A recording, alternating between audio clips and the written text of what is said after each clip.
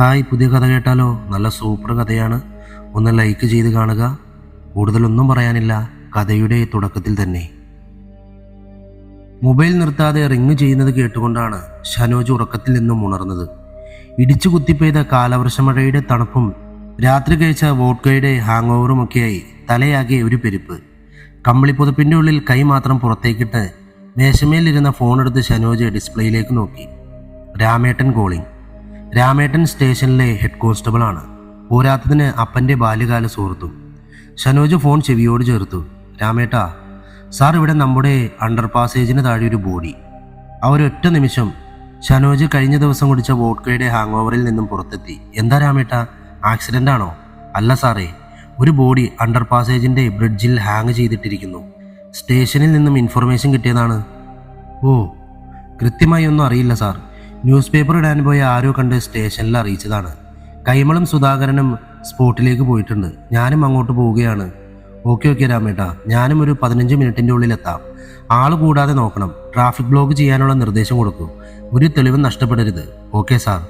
Phone cut ചെയ്ത് മേശപ്പുറത്തേക്ക് ഇട്ടുകൊണ്ട് ഷനോജ് ബാത്റൂമിലേക്ക് കയറി.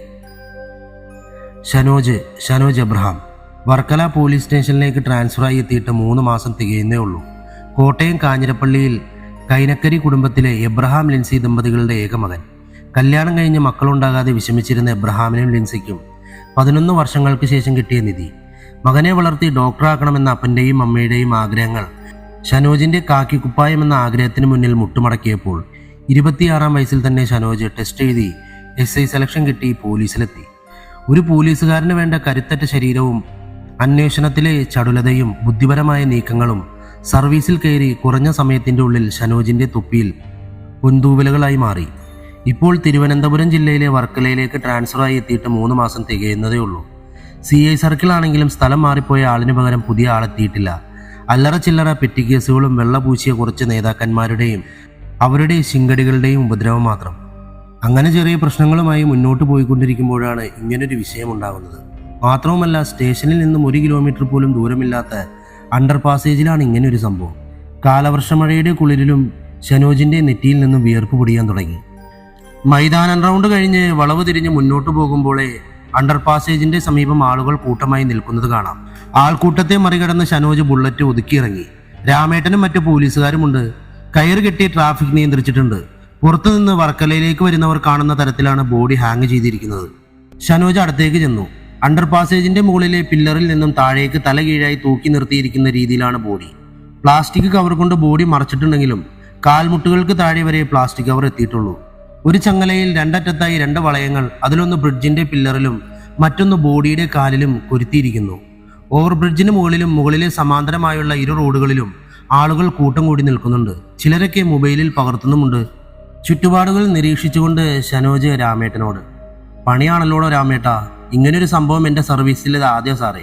ബോഡി അഴിച്ചെടുക്കാനുള്ള അറേഞ്ച്മെൻറ്റ്സ് ചെയ്തില്ലേ? ചെയ്തിട്ടുണ്ട് സാർ. സാറ് വരുന്നത് വരെ വെയിറ്റ് ചെയ്യുമായിരുന്നു. ഓക്കെ, എത്രയും പെട്ടെന്ന് അഴിച്ചിറക്ക്. മഴ പെയ്യാൻ സാധ്യതയുണ്ട്. മാത്രവുമല്ല, നേരം പുലർന്നാൽ ആളുകൾ കൂടും. ഒരു തെളിവുകളും നഷ്ടപ്പെടരുത്. Okay sir. ഷനോജ് മറ്റുള്ള പോലീസുകാരെ വിളിച്ച് വേണ്ട നിർദ്ദേശങ്ങൾ കൊടുത്തു. എന്നിട്ട് രാമേട്ടനുമായി ബ്രിഡ്ജിൻ്റെ മുകളിലേക്ക് പോയി. ബ്രിഡ്ജിൻ്റെ മുകളിൽ റെയിൽവേ ട്രാക്കാണ്. റെയിൽവേ ട്രാക്കിന് സമാന്തരമായി 2 വശത്തു കൂടിയുള്ള റോഡുകൾ. ഒന്ന് സമീപത്തെ വീടുകളിലേക്കും മറ്റൊന്ന് ശിവഗിരി, നടയറ തുടങ്ങിയ സ്ഥലങ്ങളിലേക്കും. ഒരേ സമയം 4 തരം ഗതാഗതം നടക്കുന്ന വർക്കല അണ്ടർ പാസേജ് ഒരു അത്ഭുതമാണ്. മുകളിലൂടെ വിമാനം, അതിനു താഴെ ബ്രിഡ്ജിലൂടെ ട്രെയിൻ, അതിനും താഴെ റോഡിലൂടെ വാഹനങ്ങളും, അതിനു താഴെ ശിവഗിരി കനാലിലൂടെ ജലഗതാഗതവും. ജലഗതാഗതം ഇപ്പോൾ ഇല്ലെങ്കിലും ഇങ്ങനൊരു നിർമ്മാണം അത്ഭുതമാണ്. ഷനോജ് രാമേട്ടനുമായി റെയിൽവേ ട്രാക്കിലൂടെ നടന്ന് ബ്രിഡ്ജിന്റെ മുകളിലെത്തി. ബ്രിഡ്ജിൽ നിന്നും പില്ലറിലേക്ക് ഇറങ്ങാൻ 1.5 മീറ്ററോളം വ്യത്യാസമുണ്ട്. ഷനോജ് അവിടെ നിന്നും ചുറ്റുപാടൊക്കെ ഒന്ന് നിരീക്ഷിച്ചു. വാഹനത്തിൽ കൊണ്ടുവന്ന് മുകളിലെ റോഡിന്റെ സമീപം നിർത്തി ചുവന്ന റെയിൽ പാളത്തിലൂടെ നടന്നുകൊണ്ടുവന്ന് പില്ലറിൽ ഹാങ് ചെയ്യുക മാത്രമേ ഓപ്ഷനുള്ളൂ. പക്ഷേ ഏകദേശം 100 മീറ്ററോളം നടന്നു വരേണ്ടിയിരിക്കുന്നു. ഏത് സമയത്തും വാഹനങ്ങൾ പോകുന്ന ഈ ബ്രിഡ്ജിൽ ആരാണ്, എന്തിനാണ്? ഒരു ഉത്തരവും കിട്ടുന്നില്ല. ഷനോജ് ബ്രിഡ്ജിൽ നിന്ന് ബോഡി ഹാങ് ചെയ്തിരിക്കുന്ന പില്ലറിലേക്ക് ഇറങ്ങി. 3-4 പേർക്ക് നിൽക്കാനുള്ള വീതിയുള്ള പില്ലറിൽ 2 പോലീസുകാരും ഉണ്ടായിരുന്നു. അവർ ബോഡി താഴേക്ക് അഴിച്ചിറക്കുന്നു. ഷനോജ് പില്ലറിൽ നിന്നും ചുറ്റും നോക്കി. താഴെ റോഡിലൂടെ വരുന്ന ഏതൊരാൾക്കും പില്ലറിൽ നിൽക്കുന്നയാളെ കാണാം. അതുപോലെ മുകളിൽ ഇരുവശങ്ങളിലെ റോഡുകളിൽ നിന്നാലും പില്ലർ വ്യക്തമായി കാണാം. പിന്നെ എങ്ങനെയാണ്? ഷനോജ് ആലോചിച്ചു. തലേന്ന് രാത്രി നല്ല മഴയുണ്ടായിരുന്നു. റോഡിൽ തിരക്കൊട്ടുമില്ലാതിരുന്ന സമയത്തായിരിക്കണം ബോഡി ഇവിടെ കൊണ്ടുവന്നത്. ബോഡി അപ്പോഴേക്കും നാട്ടുകാരുടെ കൂടെ സഹായത്തോടെ താഴേക്ക് അഴിച്ചിറക്കി. രാമേട്ടനും ഷനോജും താഴെ വന്നു. പ്ലാസ്റ്റിക് കവർ റിമൂവ് ചെയ്ത ബോഡിയുടെ മുഖത്തേക്ക് നോക്കി ഓരോരുത്തരും പേടിച്ച് മുഖം തിരിച്ചു. കത്തി പോലുള്ള ആയുധം കൊണ്ടുള്ള നീളമുള്ള ആഴത്തിലുള്ള മുറിവുകളും ഭാരമേറിയ വസ്തുക്കൾ കൊണ്ടുള്ള മർദ്ദനവും ഏറ്റതുപോലെ മുഖമാകെ കണ്ടാൽ പേടി തോന്നും വിധം വികൃതമായിരുന്നു. നീണ്ട മുടിയിഴകളും മൂക്കുത്തിയും കമ്മലുകളും മാത്രം അതൊരു പെൺകുട്ടിയാണെന്ന സൂചന മാത്രം നൽകി. രാമേട്ട എത്രയും പെട്ടെന്ന് നടപടികൾ തീർക്കണം, ആളുകൾ കൂടുന്നുണ്ട്, രാമേട്ടനോട് ഷനോജ ആവശ്യപ്പെട്ടു. 15 മിനിറ്റുകൾ കൊണ്ട് നടപടികൾ കഴിഞ്ഞ് ബോഡി ആംബുലൻസിൽ താലൂക്ക് ആശുപത്രിയിലേക്ക് കൊണ്ടുപോയി. സാർ, ഈ ബോഡിയിൽ നിന്നും കിട്ടിയതാണ്. കയ്യിലിരുന്നൊരു college ID card constable Sudhakaran നേരെ നീട്ടി. Aaradhya Sreekumar, department of commerce, Amrita memorial national college, Kollam. ID-യിലെ സുന്ദരമായ പാസ്പോർട്ട് സൈസ് ഫോട്ടോയിലേക്ക് നോക്കിയിട്ട് ഷനോജ് ID കാർഡ് ഒന്ന് തിരിച്ചു. അതിന്റെ പിറകുവശത്ത് വട്ടത്തിന്റെ ഉള്ളിൽ ചുവന്ന മാർക്കർ കൊണ്ട് ഒന്നെന്ന് രേഖപ്പെടുത്തിയിരുന്നു. സുധാകര, ബോഡി ആദ്യം കണ്ടതാരാണ്? സാർ, ഇവനാണ് സ്റ്റേഷനിൽ വിളിച്ചറിയിച്ചത്. സുധാകരൻ ഒരു പയ്യനെ മുന്നിലേക്ക് നിർത്തി. എന്താണ് നിന്റെ പേര്? സുധീഷ്. ഒരു വിക്കലോടെ അവൻ തന്റെ പേര് പറഞ്ഞു. സുധീഷോ? അതെന്ത് പേരാടാ? ഷനോജ് അവന്റെ കണ്ണിലേക്ക് ചൂഴ്ന്നു നോക്കി. സുധീഷ് എന്നാ സാറേ, പേടിച്ചിട്ടാ. നീയാണോടാ ഇത് ചെയ്തേ? അയ്യോ സാറേ, അല്ല സാറേ. പിന്നെന്തിനാ നീ പേടിക്കുന്നേ? നീ കണ്ടതങ്ങ് പറഞ്ഞാൽ മതി. അത് സാറേ, രാവിലെ പത്രം ഇടാൻ കുന്നിലേക്ക് പോകാൻ വേണ്ടി മുകളിലെ റോഡിലൂടെ വരുമ്പോഴാ താഴെ എന്തോ തൂക്കിയിട്ടിരിക്കുന്നത് പോലെ തോന്നിയത്. ഒന്നുകൂടെ നോക്കിയപ്പോൾ എനിക്കെന്തോ വല്ലാണ്ട് തോന്നി. അങ്ങനെ ഞാൻ സ്റ്റേഷനിൽ വിളിച്ചത്. വേറൊന്നും കണ്ടില്ല നീ? ഇല്ല സാറേ, രാവിലെ നല്ല മഴയായിരുന്നു, റോഡിൽ വണ്ടികളൊന്നും ഇല്ലായിരുന്നു. മഴ തോരുന്നതുവരെ ഞാനും ഒരു കടയുടെ മുന്നിൽ നിന്നിട്ട് ഇറങ്ങിയത്. ഷനോജ് നിരുത്തി മൂളി. റോഡിൽ വണ്ടികൾ വല്ലതും ഉണ്ടായിരുന്നോ? അത് സാറേ, ആ കുന്നിലേക്ക് ഇറങ്ങുന്ന വശത്തേക്കുള്ള ചായക്കടയ്ക്ക് സമീപം ഒരു വണ്ടി ഉണ്ടായിരുന്നു. ഞാൻ സ്റ്റേഷനിൽ വിളിച്ചിട്ട് നോക്കുമ്പോൾ അതവിടെ ഇല്ലായിരുന്നു. വണ്ടിയുടെ നമ്പറോ മറ്റോ? ഇല്ല സാർ, നല്ല ദൂരമുണ്ടായിരുന്നു. പക്ഷെ വണ്ടി കുറച്ച് നീളമുള്ള ടൈപ്പാണെന്ന് തോന്നി. പിറകിൽ ഓപ്പൺ സ്പേസ് പോലെ. ഇപ്പോൾ നീ പോയിക്കോ, ആവശ്യം വരുമ്പോൾ വിളിപ്പിക്കും, വന്നേക്കണം. ഇവന്റെ മൊഴി രേഖപ്പെടുത്തി വിട്ടേക്ക്. അതുപോലെ ഈ സ്ഥലത്തുള്ള മുഴുവൻ CCTV ദൃശ്യങ്ങളും എടുക്കണം, പ്രത്യേകിച്ച് മുകളിലെ റോഡുകളിൽ നിന്നുള്ളത്. രാത്രി 1 മണിക്ക് ശേഷം ഇങ്ങോട്ട് വന്ന മുഴുവൻ വണ്ടികളുടെയും നമ്പർ ട്രാക്ക് ചെയ്യണം. ഡീറ്റെയിൽസ് എനിക്ക് 10 മണിക്ക് മുന്നേ വേണം. ഷനോജ് സുധാകരനും മറ്റും നിർദ്ദേശം നൽകിയിട്ട് തൻ്റെ ബുള്ളറ്റിൻ്റെ അരിയിലേക്ക് നടന്നു. 10 ചുവടുകൾ വച്ചതിന് ശേഷം എന്തോ ഓർത്തതുപോലെ ഷനോജ് തിരികെ രാമേട്ടൻ്റെ അടുത്തേക്ക് വന്നു. രാമേട്ടാ, ഈ ID കാർഡിലെ പെൺകുട്ടി മിസ്സിംഗ് ആണോ എന്ന് തിരക്കണം. അതിൻ്റെ ഡീറ്റെയിൽസും എനിക്ക് രാവിലെ തന്നെ കിട്ടണം. ശരി സാർ. രാമേട്ടൻ അറ്റൻഷനായി നിന്ന് സല്യൂട്ട് ചെയ്തു. അതേസമയം തെല്ലകലെ ഒരു ചായക്കടക്ക് മുന്നിൽ നീല നിറമുള്ള ഒരു ബുള്ളറ്റ് ബൈക്കിൽ ഗോൾഡൻ ഗൂസിന്റെ ലെതർ ജാക്കറ്റ് ധരിച്ച ചാര നിറമുള്ള കണ്ണുകളുള്ള സുന്ദരനായ ഒരു യുവാവ് വന്നിറങ്ങി. ചേട്ടാ, ഒരു ലൈറ്റ് ചായ മധുരം കൂട്ടി. ബുള്ളറ്റിൽ ചാരി നിന്ന് ചായ മൂത്തി കുടിക്കുമ്പോൾ ഉയർത്തിവെച്ച ജാക്കറ്റിന്റെ കൈകൾക്കുള്ളിൽ അവന്റെ ഇടത് കൈത്തണ്ടയിൽ നെടുകെ പിളർന്ന ലവ് ചിഹ്നത്തിന് കുറുകെ ബ്രോക്കൺ ഹാർട്ട് എന്ന പച്ച കുത്തിയത് തെളിഞ്ഞു കാണാമായിരുന്നു. സമയം രാവിലെ 11 മണി. വർക്കല താലൂക്ക് ആശുപത്രിയുടെ ഗേറ്റ് കടന്ന് പോലീസ് ജീപ്പ് ഉള്ളിലേക്ക് വന്നു നിന്നു. തലയിലേക്ക് ക്യാപ്പ് ഒന്നുകൂടി ഉറപ്പിച്ചുകൊണ്ട് SI ഷനോജ് ഇറങ്ങി മോർച്ചറിക്ക് സമീപത്തേക്ക് നടന്നു. മെയിൻ ഗേറ്റിന്റെ സൈഡിൽ നിന്നും വലത്തേക്ക് മാറി ഉള്ളിലായിട്ടാണ് മോർച്ചറി. അതിന് സമീപമുള്ള മറ്റൊരു മുറിയിൽ തന്നെയാണ് പോസ്റ്റ്മോർട്ടം ചെയ്യാറുള്ളത്. രാമേട്ടനും കോൺസ്റ്റബിൾ സുധാകരനും സമീപം മോർച്ചറിക്ക് മുന്നിൽ തന്നെയുണ്ട്. രാമേട്ടാ. സാർ, എന്തായി കാര്യങ്ങൾ? പോസ്റ്റ്മോർട്ടം കഴിഞ്ഞോ? നടക്കുന്നതേ ഉള്ളൂ, ഏകദേശം 1 മണിക്കൂറിന് മുകളിലായിട്ടുണ്ട്. ഞാൻ പറഞ്ഞ കാര്യങ്ങളൊക്കെ അന്വേഷിച്ചോ? സന്ദീപ് മുന്നിലേക്ക് കയറി നിന്നു. സന്ദീപാണ് അവരുടെ കൂട്ടത്തിലെ ഏറ്റവും പ്രായം കുറഞ്ഞ പോലീസുകാരൻ. പക്ഷേ പക്വത നിറഞ്ഞ പെരുമാറ്റവും കൊണ്ട് ആ സ്റ്റേഷനിലെ എല്ലാവരുടെയും പ്രിയപ്പെട്ടവനും സന്ദീപാണ്. സാർ, ID കാർഡിൽ കണ്ട പെൺകുട്ടി കഴിഞ്ഞ 3 ദിവസമായി മിസ്സിംഗ് ആണ്. കോട്ടയം പോലീസ് സ്റ്റേഷനിൽ കേസ് രജിസ്റ്റർ ചെയ്തിട്ടുണ്ട്. ഓക്കെ, ആ പെൺകുട്ടിയാണോന്ന് കൺഫേം ചെയ്യണം. മുഖം കണ്ട് തിരിച്ചറിയാൻ പ്രയാസമാണ്. പിന്നെ ആ കുട്ടിയുടെ വീട്ടിൽ നിന്നും അച്ഛനും സഹോദരനും ഇങ്ങോട്ട് വരുന്നുണ്ട്. അന്വേഷിച്ചതിൽ നിന്നും മറ്റെന്തെങ്കിലും സൂചനകളോ മറ്റോ കിട്ടിയോ? സാർ, ഈ പെൺകുട്ടിയെ പറ്റി ആർക്കും മോശം അഭിപ്രായമൊന്നുമില്ല. കൊല്ലം അമൃത കോളേജിൽ ഡിഗ്രി 2nd ഇയർ ആണ്. മിസ്സിംഗ് ആയത് കാരണം ഫോൺ കോളുകൾ ട്രേസ് ചെയ്തിരിക്കുന്നു. ബട്ട് അതിലൊന്നിലും ഒന്നും സംശയിക്കാൻ തക്ക ഒന്നുമില്ല. നമ്മൾ വിയർക്കുമെന്ന് സാരം അല്ല രാമേട്ട. ഷനോജ് രാമേട്ടനെ നോക്കി. രാമേട്ട, CCTV നോക്കിയിരുന്നോ? യെസ് സാർ, ബട്ട് പാലത്തിന്റെ സമീപം CCTVകളൊന്നുമില്ല. മെയിൻ റോഡ് വഴി പാലത്തിലേക്ക് വന്ന വാഹനങ്ങളൊക്കെ പാലത്തിന് മുന്നും പിന്നിലുമുള്ള CCTVകളിലുണ്ട്. പിന്നെ പാലത്തിന്റെ മുകളിൽ തിയേറ്ററിൽ നിന്നുള്ള CCTVയിൽ ഒരു വണ്ടി വന്ന് ഓവർ ബ്രിഡ്ജിന്റെ കയറുന്ന ഭാഗത്തേക്ക് നിർത്തുന്നതായി കാണുന്നുണ്ട്. ബട്ട് ഇമേജസ് ഒന്നും ക്ലിയർ അല്ല. ഏകദേശം 20 മിനിറ്റുകൾ കഴിഞ്ഞ് ആ വണ്ടി തിയേറ്റർ റോഡ് വഴി താഴേക്ക് പോയി. യെസ്, അത് തന്നെയാണ്. മുകളിലെ റോഡിൽ കൂടി വന്നാൽ മാത്രമേ ഇങ്ങനെ ഒരു കാര്യം ചെയ്യാൻ സാധിക്കൂ. എത്രയും പെട്ടെന്ന് തന്നെ ആ വണ്ടിയുടെ നമ്പർ കണ്ടെത്തണം. ഷനോജ് സന്ദീപിനോട് ആവശ്യപ്പെട്ടു. ബട്ട് സാർ CCTVകളിൽ ഒന്നിലും വണ്ടിയുടെ നമ്പറില്ല. എന്തോ ഉപയോഗിച്ച് മറച്ചതുപോലെയാണ്. വണ്ടിയുടെ ഷേപ്പ് കണ്ടിട്ട് പിറകിൽ ഓപ്പൺ സ്പേസ് ഉള്ള കാർ പോലെയുണ്ട്. നമ്മൾ എത്രയും പെട്ടെന്ന് ആ വണ്ടി ഐഡന്റിഫൈ ചെയ്തേ പറ്റൂ. മുകളിൽ നിന്നും നല്ല പ്രഷർ ഇപ്പോൾ തന്നെയുണ്ട്. പോരാത്തതിന് രാവിലെ മുതൽ ഇടതിനും വലതിനുമൊക്കെ മാറി മാറി വിളിച്ചു തുടങ്ങിയിട്ടുണ്ട്. സംഗതി സെൻസേഷനിലാകുന്നതിന് മുന്നേ നമുക്കിത് ക്ലോസ് ചെയ്തേ മതിയാകൂ. Sure sir. അപ്പോഴേക്കും പോസ്റ്റ്മോർട്ടം കഴിഞ്ഞ് ഡോക്ടർ രാജീവ് നമ്പ്യാർ പുറത്തേക്ക് വന്നിരുന്നു. ഷനോജിനെ കണ്ട് ഡോക്ടർ അടുത്തേക്ക് നടന്നു വന്നു. Sir, it's a horrific murder. മറ്റൊരു രീതിയിലും വിശേഷിപ്പിക്കാൻ കഴിയില്ല. രാജീവ് നമ്പ്യാർ ഷനോജിനോടും മറ്റു പോലീസുകാരോടായി പറഞ്ഞു. What you mean? ഷനോജ് അന്താളിപ്പോടു കൂടി ഡോക്ടറുടെ മുഖത്തേക്ക് നോക്കി. അതെ സാർ, അതിപൈശാചികമായ കൊലപാതകം. ശരീരത്തിലെ പ്രൈവറ്റ് പാർട്സ് ഒഴികെയുള്ള മുഴുവൻ അവയവങ്ങളിലും ഒന്നിലധികം മുറിവുകളുണ്ട്. കയ്യിലും കാലിലും മുഖത്തും മാത്രമായി 17ഓളം മുറിവുകൾ. എല്ലാം തന്നെ 1.5 ഇഞ്ചോളം ആഴം വരുന്ന ഒരേ രീതിയിലുള്ള മുറിവുകൾ. ആ മുറിവുകളിൽ നിന്നും രക്തം വാർന്നാണ് വിക്ടിം മരണപ്പെട്ടിരിക്കുന്നത്. Oh my God. ഷനോജ് തലയിൽ നിന്ന് ക്യാപ്പ് ഊരി മാറ്റി. കഴിഞ്ഞിട്ടില്ല. ചുറ്റിക കൊണ്ടോ ഇരുമ്പ് പൈപ്പ് കൊണ്ടോ ഭാരമേറിയ മറ്റെന്തോ വസ്തു കൊണ്ടോ മുഖത്തും കൈകാലുകളിലും അടിയേറ്റിട്ടുണ്ട്. മുഖം തിരിച്ചറിയാൻ കഴിയാത്ത വിധം അടികൊണ്ട് ചതഞ്ഞു. പല്ലുകൾ പലതും പൊട്ടിയിട്ടുണ്ട്. അതുപോലെ കയ്യിലും കാലിലും വിരലുകളിലുമെല്ലാം അടിയേറ്റ് പൊട്ടിയ നിലയിലാണ്. എന്തോ വൈരാഗ്യം തീർക്കാൻ ചെയ്ത പോലെ. എപ്പോഴാണ് മരണം നടന്നതെന്ന് കൃത്യമായി പറയാൻ കഴിയുമോ? മരണം നടന്നിട്ട് ഇപ്പോൾ ഏകദേശം 18 മണിക്കൂറുകൾ കഴിഞ്ഞിരിക്കുന്നു. ഇപ്പോൾ സമയം 12 മണി. അതായത് ഇന്നലെ വൈകുന്നേരം 6 മണിയോട് കൂടിയാണ് മരണം സംഭവിച്ചിരിക്കുന്നത്. പക്ഷെ അതിനേറെ മുന്നേ തന്നെ വിക്ടിം പലതരത്തിലും ആക്രമിക്കപ്പെട്ടിരിക്കുന്നു. ഒരുപക്ഷെ നമ്മൾ സംശയിക്കുന്നത് പോലെ മിസ്സിംഗ് ആയ പെൺകുട്ടിയാണിതെങ്കിൽ 3 ദിവസമായി ഈ പെൺകുട്ടി പീഡിപ്പിക്കപ്പെടുകയായിരുന്നു അല്ലേ സാർ? രാമേട്ടൻ ഷനോജിന്റെ മുഖത്തേക്ക് നോക്കി. ഒരുപക്ഷെ അങ്ങനെയായിരിക്കും രാമേട്ട. ഡോക്ടർ, ഒരു കാര്യം കൂടി. വിക്ടിം സെക്ഷുവലി ഹറാസ് ചെയ്യപ്പെട്ടിട്ടുണ്ടോ? No sir. എന്നെ അത്ഭുതപ്പെടുത്തിയ കാര്യം അതാണ്. പെൺകുട്ടി റേപ്പിനോ സെക്ഷൽ അബ്യൂസ്മെന്റിനോ ഒന്നും തന്നെ ഇരയായിട്ടില്ല. ഓക്കെ, താങ്ക് യു ഡോക്ടറെ. പിന്നെ റിപ്പോർട്ടായി കഴിഞ്ഞാലൊന്ന് മെയിൽ ചെയ്തേക്ക്. Sure sir. ഷനോജിന് ഷേക്ക് ഹാൻഡ് നൽകി ഡോക്ടർ റൂമിലേക്കും ഷനോജും ബാക്കിയുള്ള പോലീസുകാരും ജീപ്പിന്റെ സമീപത്തേക്ക് നടന്നു. സന്ദീപ്, ഏറ്റവും ക്രൂഷ്യലായിട്ടുള്ള കാര്യം ബോഡി കൺഫേം ചെയ്യുക എന്നതാണ്. ഏറെക്കുറെ അത് മിസ്സിംഗ് ആയ എന്തായിരുന്നു പേര്? ആരാധ്യ. അതെ, അത് ആരാധ്യ തന്നെയാകാനാണ് ചാൻസ്. അതിനുള്ള കാരണങ്ങൾ മുറക്കി നടക്കട്ടെ. കൺഫേം ആവുകയാണെങ്കിൽ എത്രയും പെട്ടെന്ന് ആ പെൺകുട്ടിയുടെ മുഴുവൻ ഡീറ്റെയിൽസും ഫാമിലി ഡീറ്റെയിൽസും നമുക്ക് കിട്ടണം. പ്രണയമോ മറ്റോ ഉണ്ടായിരുന്നോന്നും മറ്റും തിരക്കണം. പറയാൻ കഴിയില്ല. പ്രതികാര പ്രണയപ്പനി ബാധിച്ചവരുടെ എണ്ണം വളരെ കൂടുതലാണ്.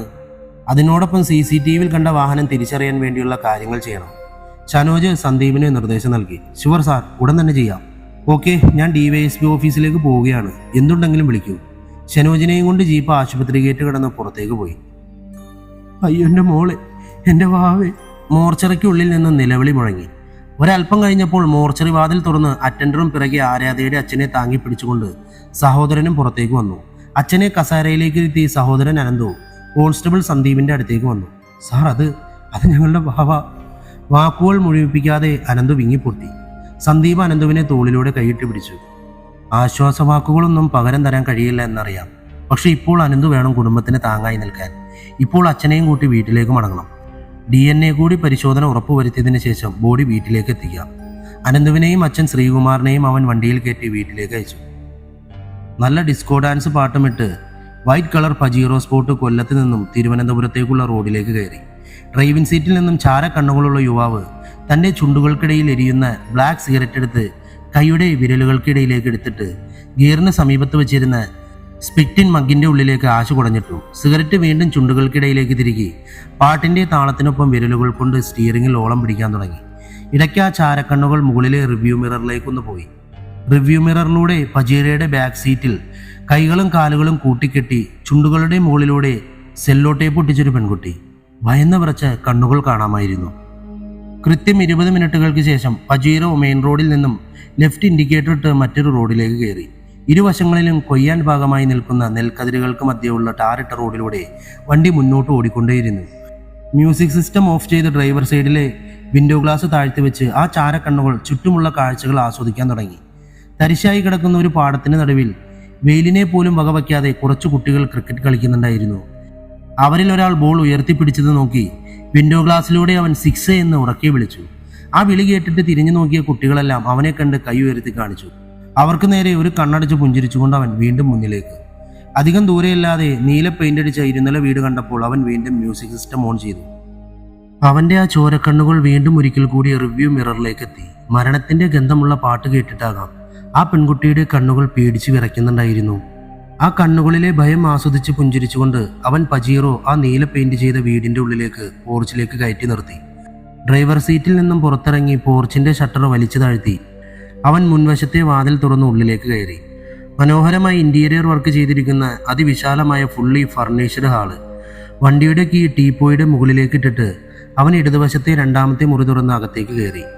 ആ മുറിയുടെ ഉള്ളിൽ ആശുപത്രികളിൽ ഉപയോഗിക്കുന്ന തരത്തിലുള്ള അത്യാധുനിക രീതിയിലുള്ള ഒരു ഇലക്ട്രിക് ബെഡിൽ ഒരു യുവാവ് ചുമരിലേക്ക് കണ്ണു നട്ടി കിടക്കുന്നുണ്ടായിരുന്നു. ആ ചാരക്കണ്ണുകൾ നടന്ന് ഇലക്ട്രിക് ബെഡിന് സമീപത്തേക്കെത്തി. ആദി വിളി കേട്ടിട്ടാകണം ചുവരിലേക്ക് പതിഞ്ഞിരുന്ന കണ്ണുകൾ ആ ചാരക്കണ്ണുകളിലേക്കൊന്ന് നോക്കി. പോയ കാര്യം എന്തായെന്ന് ചോദിക്കുന്നത് പോലെ മിഴികളൊന്ന് നോക്കി. ഡൺ ആദി, വണ്ടിയിലുണ്ട്, നിനക്ക് കാണണോ അവളെ? വേണ്ട എന്ന അർത്ഥത്തിൽ ആദി കണ്ണുകൾ അടച്ചു കാണിച്ചു. തെല്ലുന്ന ആദിയുടെ മുഖത്തേക്ക് നോക്കി നിന്ന ശേഷം അവൻ മേശമേലിരുന്ന റിമോട്ട് എടുത്ത് ആ ബെഡിന്റെ ഹെഡർ സൈഡ് ഉയർത്തി. മേശയിൽ അടച്ചു വെച്ചിരുന്ന കാസറോളിൽ നിന്നും ചെറു ചൂടുള്ള ഓട്സ് ഒരു ബൗളിലേക്ക് പകർന്ന് സ്പൂൺ കൊണ്ട് ആദിക്ക് കൊടുക്കാൻ തുടങ്ങി. കുഞ്ഞുകുട്ടികൾ അമ്മമാരുടെ കണ്ണുകളിലേക്ക് നോക്കി പാപ്പം കഴിക്കും പോലെ ആദി ആ ചാരക്കണ്ണുകളിലേക്ക് നോക്കി ഓട്സ് കുടിച്ചു. ആദിക്ക് കൊടുത്ത ശേഷം ആ ബൗളിലേക്ക് തന്നെ ബാക്കിയുള്ള ഓട്സ് പകർന്ന് അവനും കഴിച്ചു. എന്നിട്ട് റൂം തുറന്ന് പുറത്തേക്ക് ഇറങ്ങി. ഹാളിലെ ചുമരിൽ തൂക്കിയിരുന്ന വലിയ ക്ലോക്കിൽ അപ്പോൾ സമയം 5 മണി കഴിഞ്ഞിരുന്നു. ഹാളിന്റെ സൈഡിൽ വെച്ചിരുന്ന വുഡൻ ഷോക്കേസിന്റെ സൈഡിലെ ബട്ടണിൽ പ്രസ് ചെയ്തിട്ട് അവനത് ഒരു സൈഡിലേക്ക് നിരക്കി മാറ്റി. അവിടെ പ്രത്യക്ഷപ്പെട്ട വാതിൽ വഴി കൈയിട്ട് മറുവശത്തുള്ള മറ്റൊരു ഷോക്കേസ് അവൻ നിരക്കി മാറ്റി. ഇപ്പോൾ അവന്റെ മുന്നിൽ ആ പോർച്ചാണ്. മറ്റൊരാൾ കണ്ടാൽ സംശയം പോലും തോന്നാത്ത രീതിയിൽ പോർച്ചും ഹാളും തമ്മിലുള്ള ഭിത്തിയിൽ 2 ഷോക്കേസുകൾ. ആ ഷോക്കേസുകൾ സൈഡിലേക്ക് നിരക്കി മാറ്റി കഴിഞ്ഞാൽ ഹാളിൽ നിന്ന് നേരിട്ട് പോർച്ചിലേക്ക് ഇറങ്ങാം. അവൻ പജീറോയുടെ ഡ്രൈവിംഗ് സീറ്റ് തുറന്ന് അകത്തേക്ക് കയറിയിരുന്ന് മൊബൈലിൽ എന്തൊക്കെയോ അമർത്താൻ തുടങ്ങി. 2 സെക്കൻഡുകൾ. പോർച്ചിലെ ആ വണ്ടി കിടക്കുന്ന ഭാഗം മാത്രം ലിഫ്റ്റ് താഴേക്ക് പോകും പോലെ അണ്ടർഗ്രൗണ്ടിലേക്ക് പോകാൻ തുടങ്ങി. അത്യാധുനികമായി സജ്ജീകരിച്ചിരിക്കുന്ന ഒരു മുറിയുടെ ഉള്ളിലേക്ക് ലിഫ്റ്റ് വന്ന് നിന്നു. ഡ്രൈവിംഗ് സീറ്റിൽ നിന്നും ഇറങ്ങി അവൻ പിറകുവശത്തെ ഡോർ തുറന്ന് സീറ്റിൽ കിടന്ന പെൺകുട്ടിയുടെ കാലിൽ പിടിച്ച് വലിച്ചു താഴേക്കിട്ടു. ശരീരം ശക്തമായി താഴെ വന്നിടിച്ചതിന്റെ വേദനയിലാകാം അവളൊന്ന് നിലവിളിക്കാൻ ശ്രമിച്ചു. പക്ഷേ ചുണ്ടുകൾക്ക് മേലെ ഒട്ടിച്ചിരിക്കുന്ന സെല്ലോ ടേപ്പിൽ തട്ടി നിലവിളി വെറും ഒരു ഞെരുക്കമായി മാത്രം പുറത്തേക്ക് വന്നു. തന്നെ എവിടെയാണ് കൊണ്ടുവന്നതെന്നറിയാനുള്ള ആകാംക്ഷയിൽ നിലത്ത് കൈകുത്തി എണീറ്റിരുന്ന് അവൾ ചുറ്റും നോക്കി. ആ മുറിയിൽ ഒരു കട്ടിലും കബോർഡും ടേബിളും 2 കസേരകളും മാത്രം. ടേബിളിൽ ഒരു നീളമേറിയ കത്തിയും ചുറ്റിക പോലെ ഒരെണ്ണവും കമ്പിയും ചങ്ങലയും ഒക്കെ ഇരിക്കുന്നു. അവൾ വീണ്ടും വിറയ്ക്കാൻ തുടങ്ങി. വീണ്ടും ചുറ്റും നോക്കിയപ്പോൾ നേരെയുള്ള ചുമരിൽ 7 പെൺകുട്ടികളുടെ ചിത്രങ്ങൾ അക്കമിട്ട് നിരത്തിയിരിക്കുന്നു. ഒന്നാമത്തെ ചിത്രം മാത്രം റെഡ് മാർക്ക് കൊണ്ട് ക്രോസ് ചെയ്തിട്ടുണ്ട്. രണ്ടാമത്തെ ചിത്രത്തിലേക്ക് അവൾ വീണ്ടും നോക്കി. അതെ, അത് തന്റെ ചിത്രമാണ്. അവൾ വീണ്ടും നോക്കുമ്പോഴേക്കും ആ ചാരക്കണ്ണുകളുള്ള യുവാവ് അവളുടെ ചിത്രത്തിന് മുകളിൽ റെഡ് മാർക്ക് കൊണ്ട് ക്രോസ് ചെയ്യാൻ തുടങ്ങിയിരുന്നു. Sir, may I come in? Constable Sandeep SIയുടെ റൂമിന്റെ ഹാഫ് ഡോറിന്റെ മുകളിലൂടെ ചോദിച്ചു. കമോൺ സന്ദീപ്. സാർ, ആരാധ്യയുടെ ഡീറ്റെയിൽസ് എല്ലാം കളക്ട് ചെയ്തിട്ടുണ്ട്. Good job Sandeep. നമുക്ക് പ്രതീക്ഷിക്കാൻ തക്കവണ്ണം എന്തെങ്കിലും? നോ സാർ, ഇതുവരെയും യാതൊരു ഹിൻഡുമില്ല. ആരാധ്യ ഡിഗ്രി സ്റ്റുഡൻ്റ് അല്ല, PG സ്റ്റുഡൻ്റ് ആണ്. കൊല്ലം അമൃത കോളേജിൽ കൂടെ പഠിക്കുന്നവർക്കും ടീച്ചേഴ്സിനുമൊക്കെ നല്ല അഭിപ്രായമാണ്. പഠിക്കാൻ മിടുക്കി, നന്നായി പ്രസംഗിക്കും. ഈ വരുന്ന ക്യാമ്പസ് ഇലക്ഷനിൽ SPYക്ക് വേണ്ടി ചെയർപേഴ്സണായി മത്സരിക്കാൻ നോമിനേഷൻ കൊടുത്തിട്ടുണ്ടായിരുന്നു. എന്നായിരുന്നു ഈ പെൺകുട്ടിയെ കാണാതായത്? സാർ, കഴിഞ്ഞ 9-ാം തീയതി വൈകുന്നേരം ക്ലാസ് കഴിഞ്ഞ് ആരാധ്യ വീട്ടിലെത്തിയിട്ടില്ല. കോളേജിലും കൂട്ടുകാരുടെ വീട്ടിലും അന്വേഷിച്ചതിന് ശേഷം അച്ഛനും സഹോദരനും കൂടി അന്ന് രാത്രിയോടുകൂടി തന്നെ കൊട്ടിയം സ്റ്റേഷനിൽ പരാതി നൽകിയിരുന്നു. അവർ ആ കേസ് രജിസ്റ്റർ ചെയ്ത് അന്വേഷണം നടത്തി വരികയായിരുന്നു. മിസ്സിംഗ് ആയ ഡേയിൽ ആരാധ്യ കോളേജിൽ പോയിരുന്നു. യെസ് സാർ, വൈകുന്നേരം പക്ഷേ ക്ലാസ് കഴിഞ്ഞ് ഇലക്ഷൻ പ്രചരണത്തിന് നിൽക്കാതെ നേരത്തെ പോയി എന്നാണ് കൂട്ടുകാർക്കിടയിൽ നിന്നും അറിയാൻ സാധിച്ചത്. ചോദിച്ചപ്പോൾ ഒരാളെ കാണാനുണ്ടെന്നാണ് കൂട്ടുകാരോട് പറഞ്ഞത്. ആരാധ്യയുടെ മൊബൈൽ കോളുകൾ? സാർ, മിസ്സിംഗ് ആയ ദിവസം വൈകുന്നേരം 4 മണി മുതൽ ആ ഫോൺ സ്വിച്ച് ഓഫ് ആണ്. അതുവരെ വന്നിട്ടുള്ള എല്ലാ കോളുകളും പരിശോധിച്ചു. Nothing mysterious. പ്രണയം വല്ലതും ഉണ്ടായിരുന്നോ? സാർ, മുൻപൊരു പ്രണയമുണ്ടായിരുന്നു, ഡിഗ്രിക്ക് പഠിക്കുന്ന സമയത്ത്. പക്ഷെ 1.5 വർഷമായി ആ റിലേഷൻ ഇല്ല. ഇപ്പോൾ ആരാധ്യയുടെ എൻഗേജ്മെന്റ് കഴിഞ്ഞിരിക്കുമായിരുന്നു. ഏകദേശം 6 മാസമായി. ഫോൺ കോളുകളെല്ലാം മിക്കവാറും ആ പയ്യനുമായി സംസാരിക്കുന്നതാണ്. മുൻ റിലേഷൻ ഉണ്ടായിരുന്ന ആ പയ്യൻ? സാർ, അവനുമായി ഞാൻ ഫോണിൽ സംസാരിച്ചു. പേര് മെൽബിൻ മാത്യു. അവനിപ്പോൾ ബാംഗ്ലൂരാണ്, IT കമ്പനിയിൽ വർക്ക് ചെയ്യുന്നു. എന്തായിരുന്നു റിലേഷൻ ബ്രേക്കപ്പ് ആകാനുള്ള കാരണം? അവനും അത് കൃത്യമായി അറിയില്ലെന്നാണ് പറയുന്നത്. ആരാധ്യയായിട്ടാണ് തുടങ്ങിയതും വേണ്ടെന്ന് വെച്ചതും. അച്ഛനും അമ്മയ്ക്കും സുഖമില്ലെന്നും ഇനി അവരെ ഈ കാര്യം കൂടി പറഞ്ഞ് വേദനിപ്പിക്കാൻ പറ്റില്ലെന്നുമൊക്കെയാണ് പറഞ്ഞിരുന്നത്. ബട്ട് അതൊക്കെ കള്ളമായിരുന്നത്രേ. കുറച്ചുനാൾ അവൻ ഇവളുടെ പിറകെ നടന്നായിരുന്നു. പിന്നീട് ബാംഗ്ലൂർക്ക് പോയി. അവൻ കല്യാണം ഉറപ്പിച്ചതെറിഞ്ഞ് വന്ന് പകരം വീട്ടിയതാകാനും ചാൻസ് ഉണ്ടല്ലേ? ഞാനും ആ വഴിക്ക് ചിന്തിച്ചു സാർ. പക്ഷേ കഴിഞ്ഞ ദിവസങ്ങളിലെല്ലാം അവൻ ബാംഗ്ലൂർ തന്നെ ഉണ്ടായിരുന്നു. ആരാധ്യയുടെ വീട്ടുകാരോട് സംസാരിച്ചോ? ഇല്ല സാർ, ഇപ്പോൾ സംസാരിക്കാൻ പറ്റിയ അവസ്ഥയിലല്ലല്ലോ അവർ. മാക്സിമം വേഗത്തിൽ അവരുടെ മൊഴിയും എടുക്കണം. അതുപോലെ ആരാധ്യയുടെ ഏറ്റവും അടുത്ത കൂട്ടുകാരുടെയും കല്യാണം ഉറപ്പിച്ച ആ പയ്യൻ്റെയും. ഷുവർ സാർ, ചെയ്യാം. ഓക്കെ സന്ദീപ്, ആ വണ്ടിയുടെ ഡീറ്റെയിൽസ് കിട്ടിയോ? ഇല്ല സാർ, സുധാകരൻ സാർ അതിനു വേണ്ടി പോയേക്കുവാണ്. നമുക്ക് നാളെ ആരാധ്യയുടെ വീട്ടിലും കോളേജിലും പോകാം. അതിനു വേണ്ടിയുള്ള കാര്യങ്ങൾ കൂടി അറേഞ്ച് ചെയ്തേക്ക്. Okay sir. സന്ദീപ് പുറത്തേക്ക് പോയി. ആരായിരിക്കും, എന്തായിരിക്കും മോട്ടീവ്? ഷനോജ് ചെയറിലേക്ക് തല അമർത്തി വെച്ചുകൊണ്ട് ചിന്തിക്കാൻ തുടങ്ങി.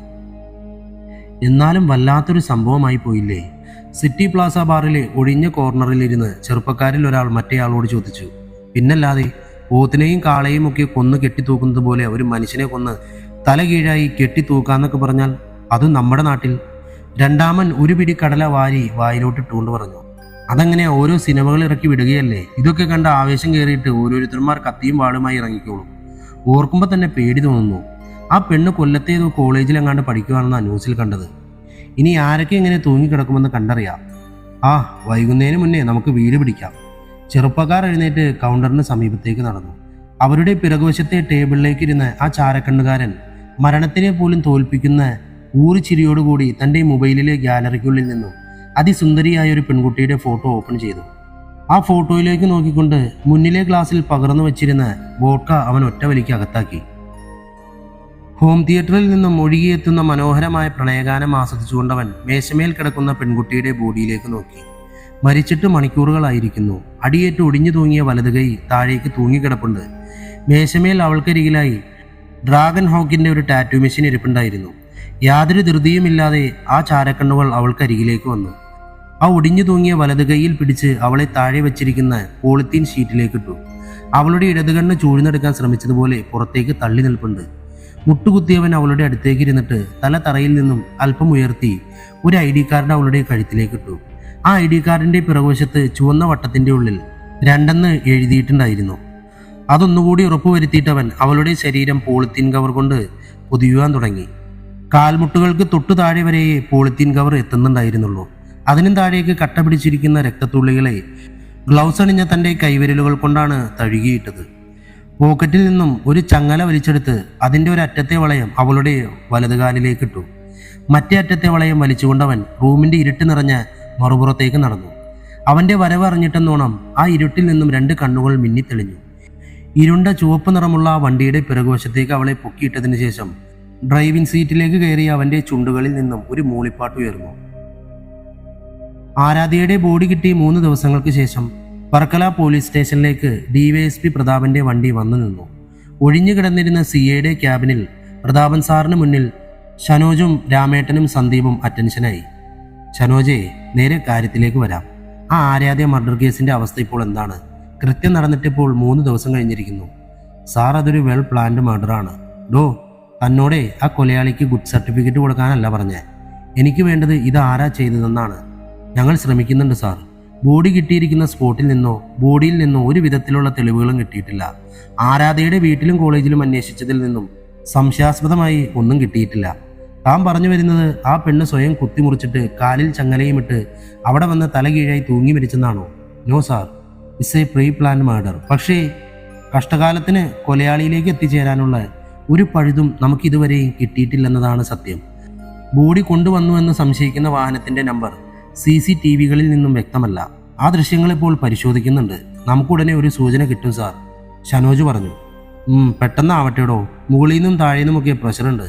സംഭവം ഏറ്റുപിടിച്ചുകൊണ്ട് കുറെ കോപ്പന്മാർ ജനകീയ സമിതിയും കൊണ്ട് ഇറങ്ങിയിട്ടുണ്ട്. അറിയാം സാർ, ഞങ്ങൾ എന്ത് വില കൊടുത്തും പ്രതിയെ കണ്ടുപിടിച്ചിരിക്കും. Okay, good. അപ്പോഴുള്ള അപ്ഡേറ്റ്സ് എന്നെ അറിയിക്കണം. Sure sir. ഇതൊരു വലിയ ഏണിയാണല്ലോ സന്ദീപേ.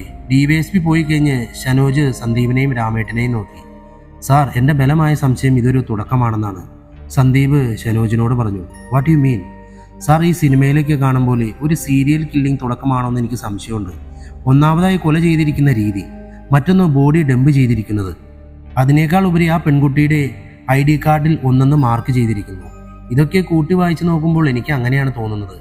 ശരിയാണ് സന്ദീപ്, പക്ഷേ ഇതുപോലൊരു നാട്ടിൽ ഇങ്ങനെയൊരു സൈക്കോ ക്രൈം. എനിവേ, നമുക്ക് ആ സാധ്യതയും തള്ളിക്കളയണ്ട. രാമേട്ട, രാത്രി പെട്രോളിംഗ് സ്ട്രോങ് ആയിരിക്കണം. സംശയം തോന്നുന്ന ഒരു വണ്ടിയും പരിശോധിക്കാതെ വിടണ്ട. Okay sir. രാമേട്ടനും സന്ദീപും ക്യാബിനിൽ നിന്നും പോയി കഴിഞ്ഞിട്ടും ഷനോജിന്റെ മനസ്സാകെ അസ്വസ്ഥമായിരുന്നു. ആദ്യമായിട്ടാണ് ഒരു കേസിൽ ഇങ്ങനെ, അല്ല ആദ്യമായിട്ടാണ് ഇങ്ങനെ ഒരു കേസ്. ഒരു തുമ്പുമില്ല, ആകെ പുകമറ മാത്രം. ഷനോജ് കൂജയിൽ നിന്നും വെള്ളമെടുത്ത് തൊണ്ടയിലേക്ക് കമഴ്ത്തി. എന്നത്തെയും പോലെ അന്നും അതിരാവിലെ ഉറക്കമെണീറ്റ് ചന്ദ്രൻചേട്ടൻ റിസോർട്ടിന്റെ പിറകുവശം തുറന്ന് പുറത്തേക്കിറങ്ങി. ചന്ദ്രൻചേട്ടൻ കാപ്പിൽപ്പുഴയ്ക്ക് സമീപമുള്ള ദി ലേക്ക് വ്യൂ റിസോർട്ടിലെ വർഷങ്ങളായുള്ള കുക്കാണ്. കടലും കായലും ഒരുമിക്കുന്ന കാപ്പിൽപ്പുഴി കേരളത്തിനകത്തും പുറത്തുമുള്ള ടൂറിസ്റ്റുകളുടെ പ്രിയപ്പെട്ട സ്ഥലങ്ങളിലൊന്നാണ്. ഇന്നലെ ഞായറാഴ്ച ആയതുകൊണ്ടും പൊഴി മുറിഞ്ഞു കിടക്കുന്നത് കൊണ്ടും നല്ല തിരക്കുണ്ടായിരുന്നു. ഒന്ന് മൂരി നിവർന്ന് കോട്ടുവായിട്ടുകൊണ്ട് ടൂത്ത് ബ്രഷിലേക്ക് അല്പം പേസ്റ്റും എടുത്ത് ചന്ദ്രൻചേട്ടൻ കായലിന്റെ അരികിലേക്ക് നടന്നു. തലേ ദിവസം പെയ്ത മഴയുടെ കുളിരിൽ ഭൂമിയാകെ തണുത്തുറഞ്ഞു കിടക്കുവാണ്. റിസോർട്ടിന്റെ ഒരു വശം കായലാണ്. ഇവിടെ വന്ന അന്നു മുതലുള്ള പതിവാണ് രാവിലെ ഇതുവഴിയുള്ള ഒരു നടത്തം. പറമ്പിലൊരു തേങ്ങ വീണ് കിടക്കുന്നത് കണ്ട് അതെടുത്ത് കുലുക്കി നോക്കുമ്പോഴാണ് പാലത്തിൽ എന്തോ തൂങ്ങിക്കിടക്കുന്നത് പോലെ ശ്രദ്ധയിൽപ്പെട്ടത്. സൂക്ഷിച്ചു നോക്കിയപ്പോൾ ഒരു ബോഡി തല കീഴായി കെട്ടിയിരിക്കുന്നത് പോലെ. കാലിന്റെ കുറച്ചു ഭാഗം മാത്രം കാണാം, ബാക്കിയൊക്കെ കവർ ഉപയോഗിച്ച് മറച്ചിട്ടുണ്ട്. സാറേ സാറേ ചന്ദ്രേട്ടൻ റിസോർട്ടിന്റെ മുൻവശത്തേക്ക് ഓടി. റിസോർട്ടിന്റെ ഓണർ രാജീവ് കുമാർ റിസോർട്ടിന് സമീപം തന്നെ വീട് വെച്ച് താമസിക്കുകയാണ്. രാവിലെ മോർണിംഗ് ടീയുമായി പത്രത്തിൽ മുഴുകിയിരിക്കുമ്പോഴാണ് ചന്ദ്രേട്ടന്റെ നിലവിളി കേൾക്കുന്നത്. എന്താടോ, എന്തിനാ രാവിലെ കിടന്ന് തൊള്ള തുറക്കണേ? അത് ഒന്നും പറയാൻ പറ്റാതെ പാലത്തിന്റെ നേരെ കൈ ചൂണ്ടിക്കൊണ്ട് ചന്ദ്രേട്ടൻ നിന്ന് കിതച്ചു. നിന്ന് വിറയ്ക്കാതെ കാര്യം പറയടോ. അത് സാറേ, ആ പാലത്തിൽ ആരെയോ കെട്ടിത്തൂക്കിയിട്ടേക്കുന്നു. പെട്ടെന്ന് തന്നെ ആരാധയുടെ കാര്യമാണ് രാജീവിന്റെ മനസ്സിലേക്ക് ഓടിയെത്തിയത്. ചന്ദ്രേട്ടന്റെ കൂടെ കായലിന്റെ വക്കത്തെത്തിയ രാജീവിന് കാര്യം പന്തിയല്ലെന്ന് മനസ്സിലായി. കായലിന് കുറുകെയുള്ള പാലത്തിന് താഴെയാണ് ബോഡി തൂങ്ങി നിൽക്കുന്നത്. ഒറ്റ നോട്ടത്തിൽ ആരാധയുടെ ബോഡി കിടന്നതുപോലെ തന്നെ. ബിസിനസിന് പുറമെ രാഷ്ട്രീയത്തിലും പിടിപാടുള്ള രാജീവ് തന്റെ ഫോൺ ഡയൽ ചെയ്ത് ചെവിയിലേക്ക് അമർത്തി. നിമിഷങ്ങൾ കൊണ്ട് പോലീസും MLAയും ഉൾപ്പെടെ എല്ലാവരും സ്ഥലത്തെത്തി. പാലത്തിന് മുകളിലും കായലിന്റെ ഇരുവശങ്ങളിലും അപ്പോഴേക്കും ആളുകൾ തടിച്ചുകൂടിയിരുന്നു. ഷനോജും സന്ദീപും മറ്റു 2 പോലീസുകാരും ഉൾപ്പെടുന്ന ഒരു സംഘവും ബോഡി അഴിച്ചിറക്കുന്നതിന് വേണ്ടിയുള്ള 4 പേരടങ്ങുന്ന മറ്റൊരു സംഘവും 2 ബോട്ടുകളിലായി പാലത്തിന്റെ താഴേക്ക് പോയി. പാലത്തിന്റെ മുകളിൽ നിൽക്കുന്ന നാട്ടുകാരുടെ സഹായത്തോടെ ബോഡി അഴിച്ച് ബോട്ടിലേക്ക് കിടത്തി കരയിലേക്ക് കൊണ്ടുവരുമ്പോഴേക്കും ബോഡി കൊണ്ടുപോകാനായി ആംബുലൻസ് എത്തിയിരുന്നു. വളരെ പെട്ടെന്ന് ഇൻക്വസ്റ്റ് തയ്യാറാക്കി ബോഡി ആശുപത്രിയിലേക്ക് കൊണ്ടുപോയി. ബോഡിയിൽ നിന്നും കിട്ടിയ ID കാർഡ് സന്ദീപ് ഷനോജിന് കൈമാറി. സാർ, ഇത് ബോഡിയിൽ നിന്നും കിട്ടിയതാണ് അല്ലേ? മനസ്സിലായടോ? സന്ദീപ് തന്റെ അമർഷം മറച്ചു വയ്ക്കാനാകാതെ ആ ID കാർഡ് വാങ്ങി. Siyana Paul, relationship manager, migrate smart consultancy, Kochi. Sandeep മിക്കവാറും ഈ പെൺകുട്ടി തന്നെയായിരിക്കും ഇത്. ഈ കുട്ടിയുടെ ഡീറ്റെയിൽസ് ഫാസ്റ്റായിട്ട് എടുക്കണം. ഒപ്പം ഈ കുട്ടിക്ക് ആരാധ്യവുമായി കണക്ട് എന്തെങ്കിലും ലിങ്ക് ഉണ്ടോ എന്ന് കൂടി കൺഫേം ചെയ്യണം. കിട്ടാൻ ചാൻസുള്ള എല്ലാ CCTV ദൃശ്യങ്ങളും കളക്ട് ചെയ്തു. ഈ പറഞ്ഞ കാര്യങ്ങളൊക്കെയും ഞാൻ DYSP ഓഫീസിലേക്ക് പോയി വരുമ്പോഴേക്കും കിട്ടിയിരിക്കണം. Sure sir. ജീപ്പിലേക്ക് കയറി പോകുന്ന ഷനോജിനെ നോക്കി കായലിന്റെ മറുകരയിൽ ആളുകൾക്കിടയിൽ നിൽക്കുന്ന ചാരക്കണ്ണുകാരൻ പുഞ്ചിരിക്കുന്നുണ്ടായിരുന്നു. ഗെറ്റ് ഷനോജ്, ഉറക്കമില്ലാത്ത രാത്രികളിലേക്ക് നിനക്ക് സ്വാഗതം. എന്താണ് ഷനോജ് ഇതൊക്കെ? തന്റെ മുന്നിൽ തലകുനിച്ചിരിക്കുന്ന SI ഷനോജ് എബ്രഹാമിന്റെ മുഖത്തേക്ക് ഈർഷ്യയോടെ DYSP പ്രതാപം നോക്കി. സാർ, ഞങ്ങൾ മാക്സിമം ശ്രമിക്കുന്നുണ്ട്. കഴിഞ്ഞ കുറെ ദിവസമായി നിങ്ങൾ ഇത് തന്നെയല്ലേ പറയുന്നത്? ഇപ്പോൾ 2ാമത്തെ പെൺകുട്ടിയെയും കൊന്ന് നിന്റെയൊക്കെ മൂക്കിന്റെ തുമ്പത്തുകൊണ്ട് കെട്ടിത്തൂക്കിയിട്ട് അവൻ പാട്ടും പാടിപ്പോയി. സാർ, ഇതൊരു സീരിയൽ കില്ലിംഗ് ആണോ എന്ന് സംശയം തോന്നിയിട്ട് പെട്രോളിംഗ് ഉൾപ്പെടെ ശക്തമാക്കിയതാണ്. ബട്ട് എന്താണ് സംഭവിച്ചതെന്ന് അറിയില്ല. പെട്രോളിംഗ് കോപ്പ് എന്നിട്ടാണോടോ? അതും കാപ്പിൽ പോലെ ഒരു ടൂറിസ്റ്റ് പ്ലേസിൽ ഒരു പെണ്ണിനെ കൊണ്ടുവന്ന് കെട്ടിത്തൂക്കിയിട്ട് നീയൊക്കെ ഇവിടെ വന്ന് ഇങ്ങനെ തലയും കുനിച്ചിരിക്കുന്നു. കോളേജ് പിള്ളേരെ പിറകെ ലാത്തിയും കൊണ്ട് ഓടാനും തേങ്ങ മോഷ്ടിച്ചവനെ വീട്ടിൽ പോയി പൊക്കാനും ഹെൽമറ്റ് വെക്കാത്തവനെ എറിഞ്ഞു കൊല്ലാനും ഒക്കെ മാത്രം മിടുക്ക് കാണിച്ചാൽ പോരാ. അതൊക്കെയാണ് നിന്റെ ഹീറോയിസമെങ്കിൽ വേറെ പണി നോക്കിക്കോ ഷനോജെ. ഡിപ്പാർട്ട്മെന്റിൽ വേറെ ചുണക്കുട്ടികളുണ്ട്. ഇല്ല സാർ, ആരാധയുടെ കാര്യത്തിൽ ഞങ്ങൾ ശരിക്കും ഹെൽപ്ലെസ് ആയിരുന്നു. ഒരു തെളിവ് പോലും കിട്ടിയിട്ടില്ല. ഇത്തവണ അങ്ങനെയൊന്നും ഉണ്ടാകില്ല സാർ. ഇത് തന്റെ അവസാനത്തെ അവസരമാണ്. അവസാനം വേറെ ആമ്പിള്ളേര് വരുമെന്നറിയുമ്പോൾ നിലവിളിച്ചിട്ട് കാര്യമില്ല. ഇല്ല സാർ, ഇത്തവണ എന്തായാലും ഞങ്ങൾ പരാജയപ്പെടില്ല. എങ്കിൽ തനിക്ക് കൊള്ളാം. ഇപ്പോൾ എന്തായി അവിടെ കാര്യങ്ങൾ? ബോഡി പോസ്റ്റ്മോർട്ടത്തിനായി കൊണ്ടുപോയിട്ടുണ്ട്. ഡോഗ് സ്ക്വാഡ് വന്ന് പരിശോധന നടത്തി. പക്ഷെ അതിൽ നിന്നും പ്രതീക്ഷയ്ക്ക് വകയായി ഒന്നുമില്ല. ഇപ്പോൾ ഫോറൻസിക് ടീം അവിടെയുണ്ട്. ബോഡി ആരുടേതാണെന്ന് കൺഫേം ആയോ? ബോഡിയിൽ നിന്നും അന്നത്തെ പോലെ തന്നെ ഒരു ID കാർഡ് കിട്ടിയിട്ടുണ്ട്. കൊച്ചിയിലെ ഒരു കൺസൾട്ടൻസിയിൽ വർക്ക് ചെയ്യുന്ന സിയാന പോളിൻ്റേതാണ്. മിക്കവാറും അത് തന്നെയാകാനാണ് സാധ്യത. ഡീറ്റെയിൽസ് എടുക്കാൻ വേണ്ടി ടീമിനെ അറേഞ്ച് ചെയ്തിട്ടാണ് ഞാൻ ഇങ്ങോട്ട് വന്നത്. മാക്സിമം ഫാസ്റ്റ് ആക്കണം. പോസ്റ്റ്മോർട്ടം റിപ്പോർട്ട് കിട്ടിയാലുടനെ ഫസ്റ്റ് റിപ്പോർട്ട് അപ്ഡേറ്റ് ചെയ്യണം. Sure sir. റിപ്പോർട്ട് കിട്ടാൻ വൈകുന്നേരമാകും. ഞാൻ അപ്ഡേറ്റ് ചെയ്യാം. ഷനോജ് എണീറ്റ് അറ്റൻഷനായി. ചാടിച്ചവിട്ടി സെല്യൂട്ട് അടിക്കുന്നതൊക്കെ കൊള്ളാം, പറഞ്ഞ കാര്യങ്ങളൊക്കെ മനസ്സിലുണ്ടാകണം. DYSP പ്രതാപൻ ഒരു മുന്നറിയിപ്പ് പോലെ പറഞ്ഞു. ഉറപ്പായും സാർ. ഷനോജ് പുറത്തേക്ക് പോയി. അന്ന് വൈകുന്നേരം 7 മണി. കൊല്ലം ഇത്തിക്കരയാറിന് സമീപമുള്ള ബസ് സ്റ്റോപ്പിലേക്ക് അഖില എന്ന പേരെഴുതിയ ബസ് വന്നു നിന്നു. മുന്നിലത്തെ ഡോറിലൂടെ പുറത്തേക്കിറങ്ങിയ യുവതി 6-ന് സമാന്തരമുള്ള റോഡിലൂടെ തൻ്റെ വീട്ടിലേക്ക് നടക്കാൻ തുടങ്ങി. ശരിക്കും ഇവിടെ നിന്നും മറ്റൊരു ബസ്സിൽ കയറിയിട്ടാണ് വീട്ടിലേക്ക് പോകേണ്ടത്. പക്ഷെ ഇന്ന് നേരം വൈകിയത് കൊണ്ട് കണക്ഷൻ ബസ് മിസ്സായി. ഓട്ടോ വിളിച്ചാൽ 19 രൂപയാകും. നടന്നു പോകാനാണെങ്കിൽ 20 മിനിറ്റ് ദൂരം മാത്രമേ ഉള്ളൂ. അവൾ ചെവിയിലേക്ക് ഇയർഫോണും തിരികെ നടക്കാൻ തുടങ്ങി. അവൾ ഏകദേശം 10 അടി മുന്നിലേക്ക് വച്ചപ്പോഴേക്കും റോഡിൻ്റെ ഇടതുവശം ചേർന്ന് പാർക്ക് ചെയ്തിരുന്ന വൈറ്റ് പജീറോയുടെ കണ്ണുകൾ തെളിഞ്ഞു. മെയിൻ റോഡിൽ നിന്നും കുറച്ചു ദൂരം നടന്നിട്ട് 6-ന്റെ സൈഡിലൂടെയുള്ള ഒരു റോഡിലൂടെ അകത്തേക്ക് നടന്നാൽ 15 മിനിറ്റ് കൊണ്ട് വീട്ടിലെത്താം. പക്ഷേ വിജനമായൊരു പറമ്പാണ്, വെട്ടവും വെളിച്ചവും ഒന്നുമില്ല. എന്ത് പേടിക്കാനാണ്, കുട്ടിക്കാലം മുതൽ ഓടി നടന്ന വഴിയല്ലേ. മാത്രമല്ല 10 മിനിറ്റ് കൊണ്ട് വീടും പിടിക്കാം. അവൾ മടിച്ചു നിൽക്കാതെ മെയിൻ റോഡിൽ നിന്നും ഉള്ളിലേക്ക് കയറി. നല്ല ഇരുട്ട് വീണിട്ടുണ്ട്. മൊബൈലിലെ ഫ്ലാഷ് ലൈറ്റിന്റെ വെളിച്ചത്തിൽ അവൾ മുന്നിലേക്ക് നടക്കാൻ തുടങ്ങി. പിറകിൽ ആരെങ്കിലും ഉണ്ടോ? ബസ് ഇറങ്ങിയ സമയം മുതലേ ആരോ പിന്തുടരുന്നത് പോലെ ഒരു തോന്നൽ. ഇല്ല, തനിക്ക് തോന്നിയതായിരിക്കും. അവൾ വീണ്ടും മുന്നിലേക്ക് ചുവട് വെച്ചു. ഇനി ഒരു 7 മിനിറ്റ് കൂടി നടന്നാൽ വീട്ടിലെത്താം. സിറ്റ് ഔട്ടിലെ ലൈറ്റ് ഇപ്പോൾ കാണാൻ പറ്റുന്നുണ്ട്. അവൾ ഫോണിലെ മ്യൂസിക് പ്ലെയർ ഓഫ് ചെയ്തു. തനിക്ക് പിറകിൽ ആരുടെയോ കാലൊച്ച കേൾക്കുന്ന പോലെ. പിറകിലേക്ക് തിരിഞ്ഞു നോക്കാനുള്ള പേടി കാരണം അവൾ നടത്തത്തിന്റെ വേഗത അല്പമൊന്നു കൂട്ടി. ഏത് സമയത്താണോ എന്തോ ഈ പറമ്പിലൂടെ വരാൻ തോന്നിയത്. മനസ്സിൽ സ്വയം ശപിച്ചുകൊണ്ടവൾ വീണ്ടും വേഗത്തിൽ നടന്നു. കാവ്യ, ആരോ തൻ്റെ പേര് വിളിച്ചതുപോലെ. പക്ഷെ പേടി കാരണം അവൾ തിരിഞ്ഞു നോക്കിയില്ല. കാവ്യ. വീണ്ടും ഒരിക്കൽ കൂടി അവൾ വ്യക്തമായി തൻ്റെ പേര് വിളിക്കുന്ന കേട്ടു. ഇനി പരിചയമുള്ള ആരെങ്കിലുമാണോ? അവൾ ഒരു നിമിഷം തിരിഞ്ഞു നോക്കി. ഇല്ല, ആരുമില്ല. വീണ്ടും നടക്കാൻ മുന്നിലേക്ക് തിരിഞ്ഞ അവളുടെ മുന്നിൽ പൊട്ടിമുളച്ചതുപോലെ ഏകദേശം 6 അടിയോളം പൊക്കം വരുന്ന ഒരാൾ. മുഖം മാസ്ക് കൊണ്ട് മറച്ചിട്ടുണ്ട്. മാസ്കിന്റെ വിടവിലൂടെ അയാളുടെ വെളുത്ത പല്ലുകളുടെ തിളക്കം മാത്രം പുറത്തു കാണാം. ഉറക്കെ നിലവിളിക്കാൻ വേണ്ടി വാ തുറക്കുമ്പോഴേക്കും അയാൾ മുഖത്തേക്ക് എന്തോ സ്പ്രേ ചെയ്തിരുന്നു. മയങ്ങി താഴേക്ക് വീണ അവളെ ഒരു കുഞ്ഞിനെ എടുക്കുന്ന ലാഘവത്തോടെ ഒരു തിടുക്കവും കൂടാതെ പൊക്കിയെടുത്ത് തോളിലേക്കിട്ട് അവൾ വന്ന വഴിയെ അവൻ തിരികെ നടന്നു. Varkala police station. സമയം രാത്രി 8 മണിയാകുന്നു. DYSP പ്രതാപൻ സാറിനെ കണ്ട് ഷനോജ് സ്റ്റേഷനിലേക്ക് തിരികെ എത്തി. സന്ദീപ്, എന്തായി കാര്യങ്ങൾ? സാർ, ബോഡി ID കാർഡിൽ കണ്ട സിയാന പോൾ എന്ന പെൺകുട്ടിയുടേത് തന്നെയാണ്. കൊല്ലം ടൗണിൽ തന്നെയാണ് ഈ കുട്ടിയുടെ വീട്. കൊച്ചിയിലെ ഒരു കൺസൾട്ടൻസിയിലാണ് വർക്ക് ചെയ്തിരുന്നത്. കഴിഞ്ഞതിന് 3-ാമത്തെ വെള്ളിയാഴ്ച 5 ദിവസത്തെ ലീവിന് നാട്ടിൽ വന്നിട്ട് സിയാന തിരികെ കമ്പനിയിൽ എത്തിയിട്ടില്ല. എന്നു മുതലാണ് സിയാന കാണാതായത്? കഴിഞ്ഞ വ്യാഴാഴ്ചയാണ് സിയാന ലീവ് കഴിഞ്ഞ് വീട്ടിൽ നിന്നും കമ്പനിയിലേക്ക് പോകാൻ വേണ്ടി ഇറങ്ങിയത്. ഓഫീസിലെത്താത്തത് കൊണ്ട് അവർ പിറ്റേ ദിവസം വിളിച്ചു. പക്ഷേ ഫോൺ സ്വിച്ച്ഡ് ഓഫ് ആയിരുന്നു.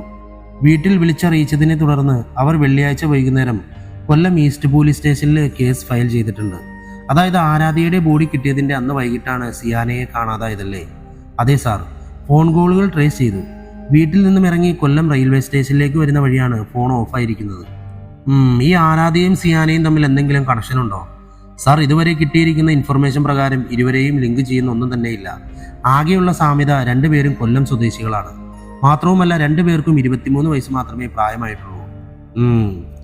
സന്ദീപ്, ഈ പറഞ്ഞ കാര്യങ്ങളിൽ നിന്നും നമുക്ക് വ്യക്തമാവുന്ന കാര്യം, ഇത് നമ്മൾ സംശയിക്കും പോലെ സീരിയൽ കില്ലിംഗ് ആണെങ്കിൽ ഒരു ബോഡി കിട്ടിയതിൻ്റെ അന്ന് മറ്റൊരു പെൺകുട്ടിയെ കിഡ്നാപ്പ് ചെയ്യുന്ന രീതിയാണ് കില്ലറിൻ്റേത്.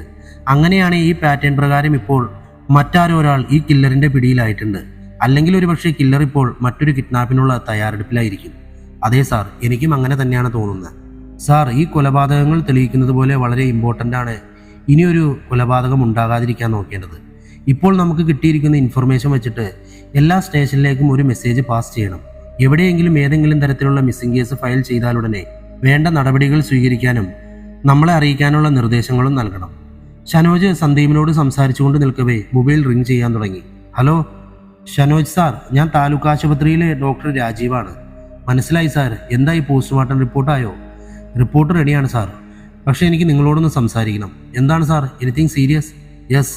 ഒരു പക്ഷേ ഞാൻ പറയാൻ പോകുന്നത് നിങ്ങൾക്കിതിൻ്റെ കെട്ടഴിക്കാനുള്ളൊരു ക്ലൂ ആയിരിക്കാം. സാർ, ഇറങ്ങിയിട്ടില്ലെങ്കിൽ ഒന്ന് ആശുപത്രിയിലേക്ക് വരാമോ? ഞാൻ ദേ എത്തി. 10 മിനിറ്റ് കൊണ്ട് തന്നെ ഷനോജ് രാജീവ് നമ്പ്യാറിൻ്റെ മുന്നിലേക്കെത്തി. കൂടെ കോൺസ്റ്റബിൾ സുധാകരനുമുണ്ട്. പറയൂ ഡോക്ടർ, എന്താണ് പറയാനുള്ളത്? മരണകാരണമെല്ലാം സെയിം തന്നെയാണ്.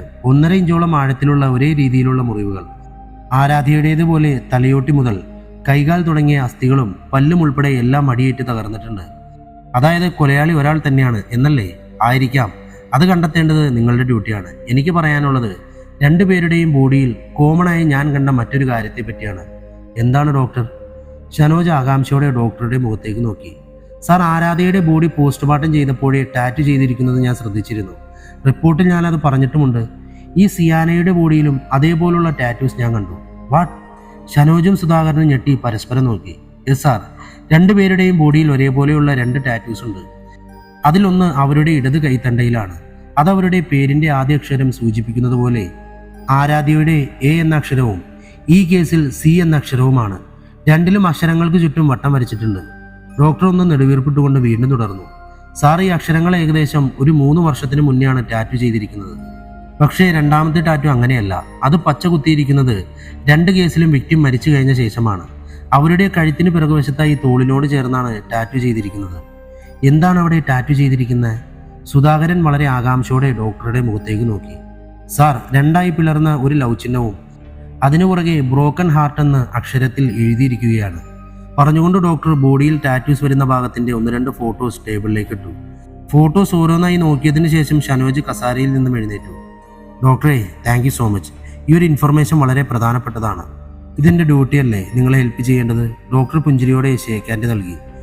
ഡോക്ടറോട് നന്ദി പറഞ്ഞ് ഇറങ്ങിപ്പോകുമ്പോൾ ഷനോജ് ഫോണിലൂടെ ആർക്കോ നിർദ്ദേശങ്ങൾ കൊടുക്കുന്നുണ്ടായിരുന്നു. ഫുട്ബോൾ കമന്ററി കേട്ടുകൊണ്ടാണ് കാവ്യ കണ്ണു തുറക്കുന്നത്. തലയാകെ ഒരു പെരുപ്പ് പോലെ. എവിടെയാണ് താനെന്നറിയാൻ വേണ്ടി അവൾ ചുറ്റും നോക്കി. അടിവസ്ത്രങ്ങൾ മാത്രം ധരിച്ച് തല കീഴായി തൂങ്ങിക്കിടക്കുവാണ് താനെന്ന് ഒരു ഞെട്ടലോടെ അവൾക്ക് മനസ്സിലായി. അതിവിശാലമായ ഒരു ഹാള്. അതിനൊത്ത നടുവിൽ ഇരുമ്പ് പൈപ്പുകൾ കൊണ്ട് നിർമ്മിച്ചതുപോലെ ഒരു ഫുട്ബോൾ പോസ്റ്റ്. അതിന്റെ മുകളിലത്തെ കമ്പിയിൽ കെട്ടിത്തൂക്കിയിരിക്കുന്ന ചങ്ങലയിൽ തന്നെ തല കീഴായി ഇട്ടിരിക്കുകയാണെന്ന് മനസ്സിലായപ്പോൾ അവളൊന്ന് ഉറക്കി നിലവിളിക്കാൻ ശ്രമിച്ചു. ഇല്ല, പറ്റുന്നില്ല. തന്റെ വായിൽ സെല്ലോ ടേപ്പോ മറ്റോ ഒട്ടിച്ചിട്ടുണ്ട്. കൈകൾ പിറകിലേക്ക് കെട്ടിവെച്ചിരിക്കുന്നു. നിസ്സഹായതയോടെ അവൾ ചുറ്റും നോക്കി. മുറിയുടെ മറുപുറത്തൊരാൾ തനിക്കെതിരെ തിരിഞ്ഞിരുന്ന് ടി-വിയിൽ ഫുട്ബോൾ മാച്ച് കാണുന്നുണ്ട്. Cristiano Ronaldo. ടി-വിയിൽ നിന്ന് നല്ല ഉച്ചത്തിൽ കമന്ററി മുഴങ്ങുന്നുണ്ട്. പെനാൽറ്റി കിക്കെടുക്കാൻ തയ്യാറായി നിൽക്കുന്ന റൊണാൾഡോ.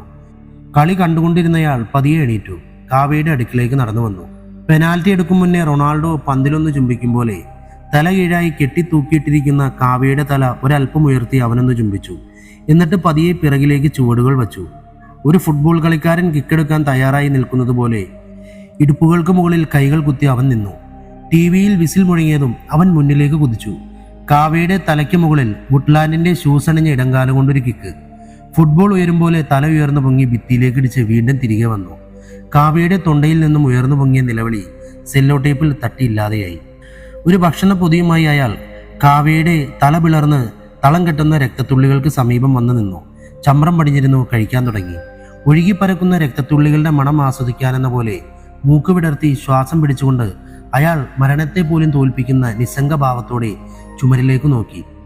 അവിടെ 4 എഴുതിയതിന് നേരെ സുന്ദരിയായ മറ്റൊരു യുവതിയുടെ മനോഹരമായൊരു ചിത്രം തൂക്കിയിരിക്കുന്നു. അതിലേക്ക് നോക്കിയവൻ ഊറിച്ചിരിച്ചുകൊണ്ട് പൊതിയിൽ നിന്നും ഫ്രൈ ചെയ്ത ചിക്കൻ്റെ ഒരു പീസ് സോസിൽ മുക്കുന്നത് പോലെ തളം കെട്ടി നിന്ന് ചുടുരക്തത്തിലേക്ക് മുക്കി വായിലേക്കിട്ടു. ചുടുരക്തത്തിന്റെ മനം മടിപ്പിക്കുന്ന ഗന്ധത്തിന്റെ നടുവിലിരുന്ന് മനുഷ്യരക്തത്തിന്റെ കൊഴുപ്പ് നുണയുമ്പോഴും അവന്റെ കണ്ണുകളിലെ നിസ്സംഗത ആരെയും മരവിപ്പിക്കാൻ പോന്നതായിരുന്നു. ഒരു ധൃതിയും കൂടാതെ പൊതിയിലെ മുഴുവൻ പൊറോട്ടയും ചിക്കൻ ഫ്രൈയും ആസ്വദിച്ച് കഴിച്ചിട്ട് തൊട്ടടുത്തിരുന്ന മിനറൽ വാട്ടറിന്റെ കുപ്പി തൊണ്ടയിലേക്ക് കമഴ്ത്തിക്കൊണ്ടവൻ കാവ്യയെ നോക്കി. കാവ്യ ഒരു ചലനവുമില്ലാതെ അങ്ങനെ തന്നെ തലകീഴായി കിടക്കുന്നു. ഫാനിന്റെ കാറ്റിൽ ചങ്ങല കുലുങ്ങുന്ന ശബ്ദം മാത്രം. പോക്കറ്റിൽ നിന്നും ഒരു ഡെൻഹിൽ ബ്ലൂ സിഗരറ്റിന് തീ കൊളുത്തിക്കൊണ്ടവൻ കാവ്യയുടെ മുഖത്തേക്ക് തന്റെ കയ്യിലിരുന്ന മിനറൽ വാട്ടറിന്റെ ബോട്ടിൽ ചരിച്ചു. ഭിത്തിയിലടിച്ചതിന്റെ ആഘാതത്തിലാകാം കാവ്യയുടെ മുഖമാകെ നീര് വന്ന് വീർത്തിരുന്നു. ഒരു പുരികം അടർന്നു തൂങ്ങി നിൽപ്പുണ്ട്. തണുത്ത വെള്ളം മുഖത്തേക്ക് വീണപ്പോൾ നേർത്ത ഞെരുക്കത്തോടെ ആയാസപ്പെട്ട് കണ്ണുകൾ വലിച്ചു തുറക്കാൻ ശ്രമിക്കുന്ന കാവ്യയെ നോക്കി വേട്ടപ്പട്ടിയെപ്പോലെ അവൻ ചിരിക്കുവാൻ തുടങ്ങി. പൂ ഇറക്കുന്ന ലാഘവത്തോടെ അവൻ അവളെ ചങ്ങലയിൽ നിന്നും അഴിച്ച് മേശമേലേക്ക് എടുത്തു കിടത്തി. മറ്റൊരു പെൺകുട്ടി മിസ്സിംഗ് ആണെന്നുള്ള വാർത്ത ഷനോജിനും പോലീസുകാർക്കും നൽകിയ ഷോക്ക് തെല്ലൊന്നുമായിരുന്നില്ല. ആരാധ്യയുടെ പോലെ തന്നെ ഒരു തെളിവും സിയാനയുടെ ബോഡി കണ്ടെത്തിയ സ്ഥലത്ത് നിന്ന് കിട്ടിയിട്ടുണ്ടായിരുന്നില്ല. ബോഡി കണ്ടെത്തിയ സ്ഥലത്ത് നിന്നും കുറച്ചു മാറിയുള്ള ഒരു CCTVയിലെ ദൃശ്യങ്ങളിൽ ഒന്നും തന്നെ കില്ലറിന്റെ രൂപമോ വണ്ടിയുടെ നമ്പറോ ഒന്നും വ്യക്തമല്ല. ഇനി ആകെ മുന്നിലുള്ളത് ഡോക്ടർ പറഞ്ഞ 2 പേരുടെയും ശരീരത്തിൽ കണ്ട ടാറ്റൂസ് മാത്രമാണ്. ടേബിൾ ബെല്ലിലേക്ക് ഷനോജ് വിരലമർത്തി. സാർ, സുധാകരൻ എന്തായി ഞാൻ പറഞ്ഞ ഡീറ്റെയിൽസ് കിട്ടിയോ? സാർ, ആരാധ്യയുടെ ബ്രദർ അനന്തുവുമായി സംസാരിച്ചു. ആരാധ്യയുടെ കൈത്തണ്ടയിൽ അങ്ങനെ ഒരു ടാറ്റു കണ്ടതായി ഓർക്കുന്നില്ലെന്നാണ് അനന്തു പറഞ്ഞത്. ആ കുട്ടിയുടെ അമ്മ ഇപ്പോഴും നോർമലായിട്ടില്ല. ഒന്നും ചോദിക്കാൻ പറ്റാത്ത സിറ്റുവേഷനാണ്. നമുക്ക് ഇനിയും വൈകിപ്പിക്കാൻ സമയമില്ല സുധാകര. ഇപ്പോൾ തന്നെ ഒന്നുകൂടി വിളിക്കണം. അതുപോലെ സിയാനയുടെ ഫാദറുമായോ അങ്കിളുമായോ എത്രയും പെട്ടെന്ന് സംസാരിക്കണം. എത്രയും പെട്ടെന്ന് ഈ ഡീറ്റെയിൽസ് നമുക്ക് കിട്ടിയേ പറ്റൂ. പെട്ടെന്ന് ഡോർ തുറന്ന സന്ദീപ് ഉള്ളിലേക്ക് കയറി വന്നു. സാർ, മേവറക്കൽ സ്റ്റേഷനിൽ നിന്നും വിളിച്ചിരുന്നു. ഇപ്പോൾ കാണാതായിരിക്കുന്ന കാവ്യയുടെ കൈത്തണ്ടയിൽ ഇങ്ങനൊരു ടാറ്റു ഉള്ളതായി അച്ഛനും സഹോദരനും കൺഫേം ചെയ്തിട്ടുണ്ട്.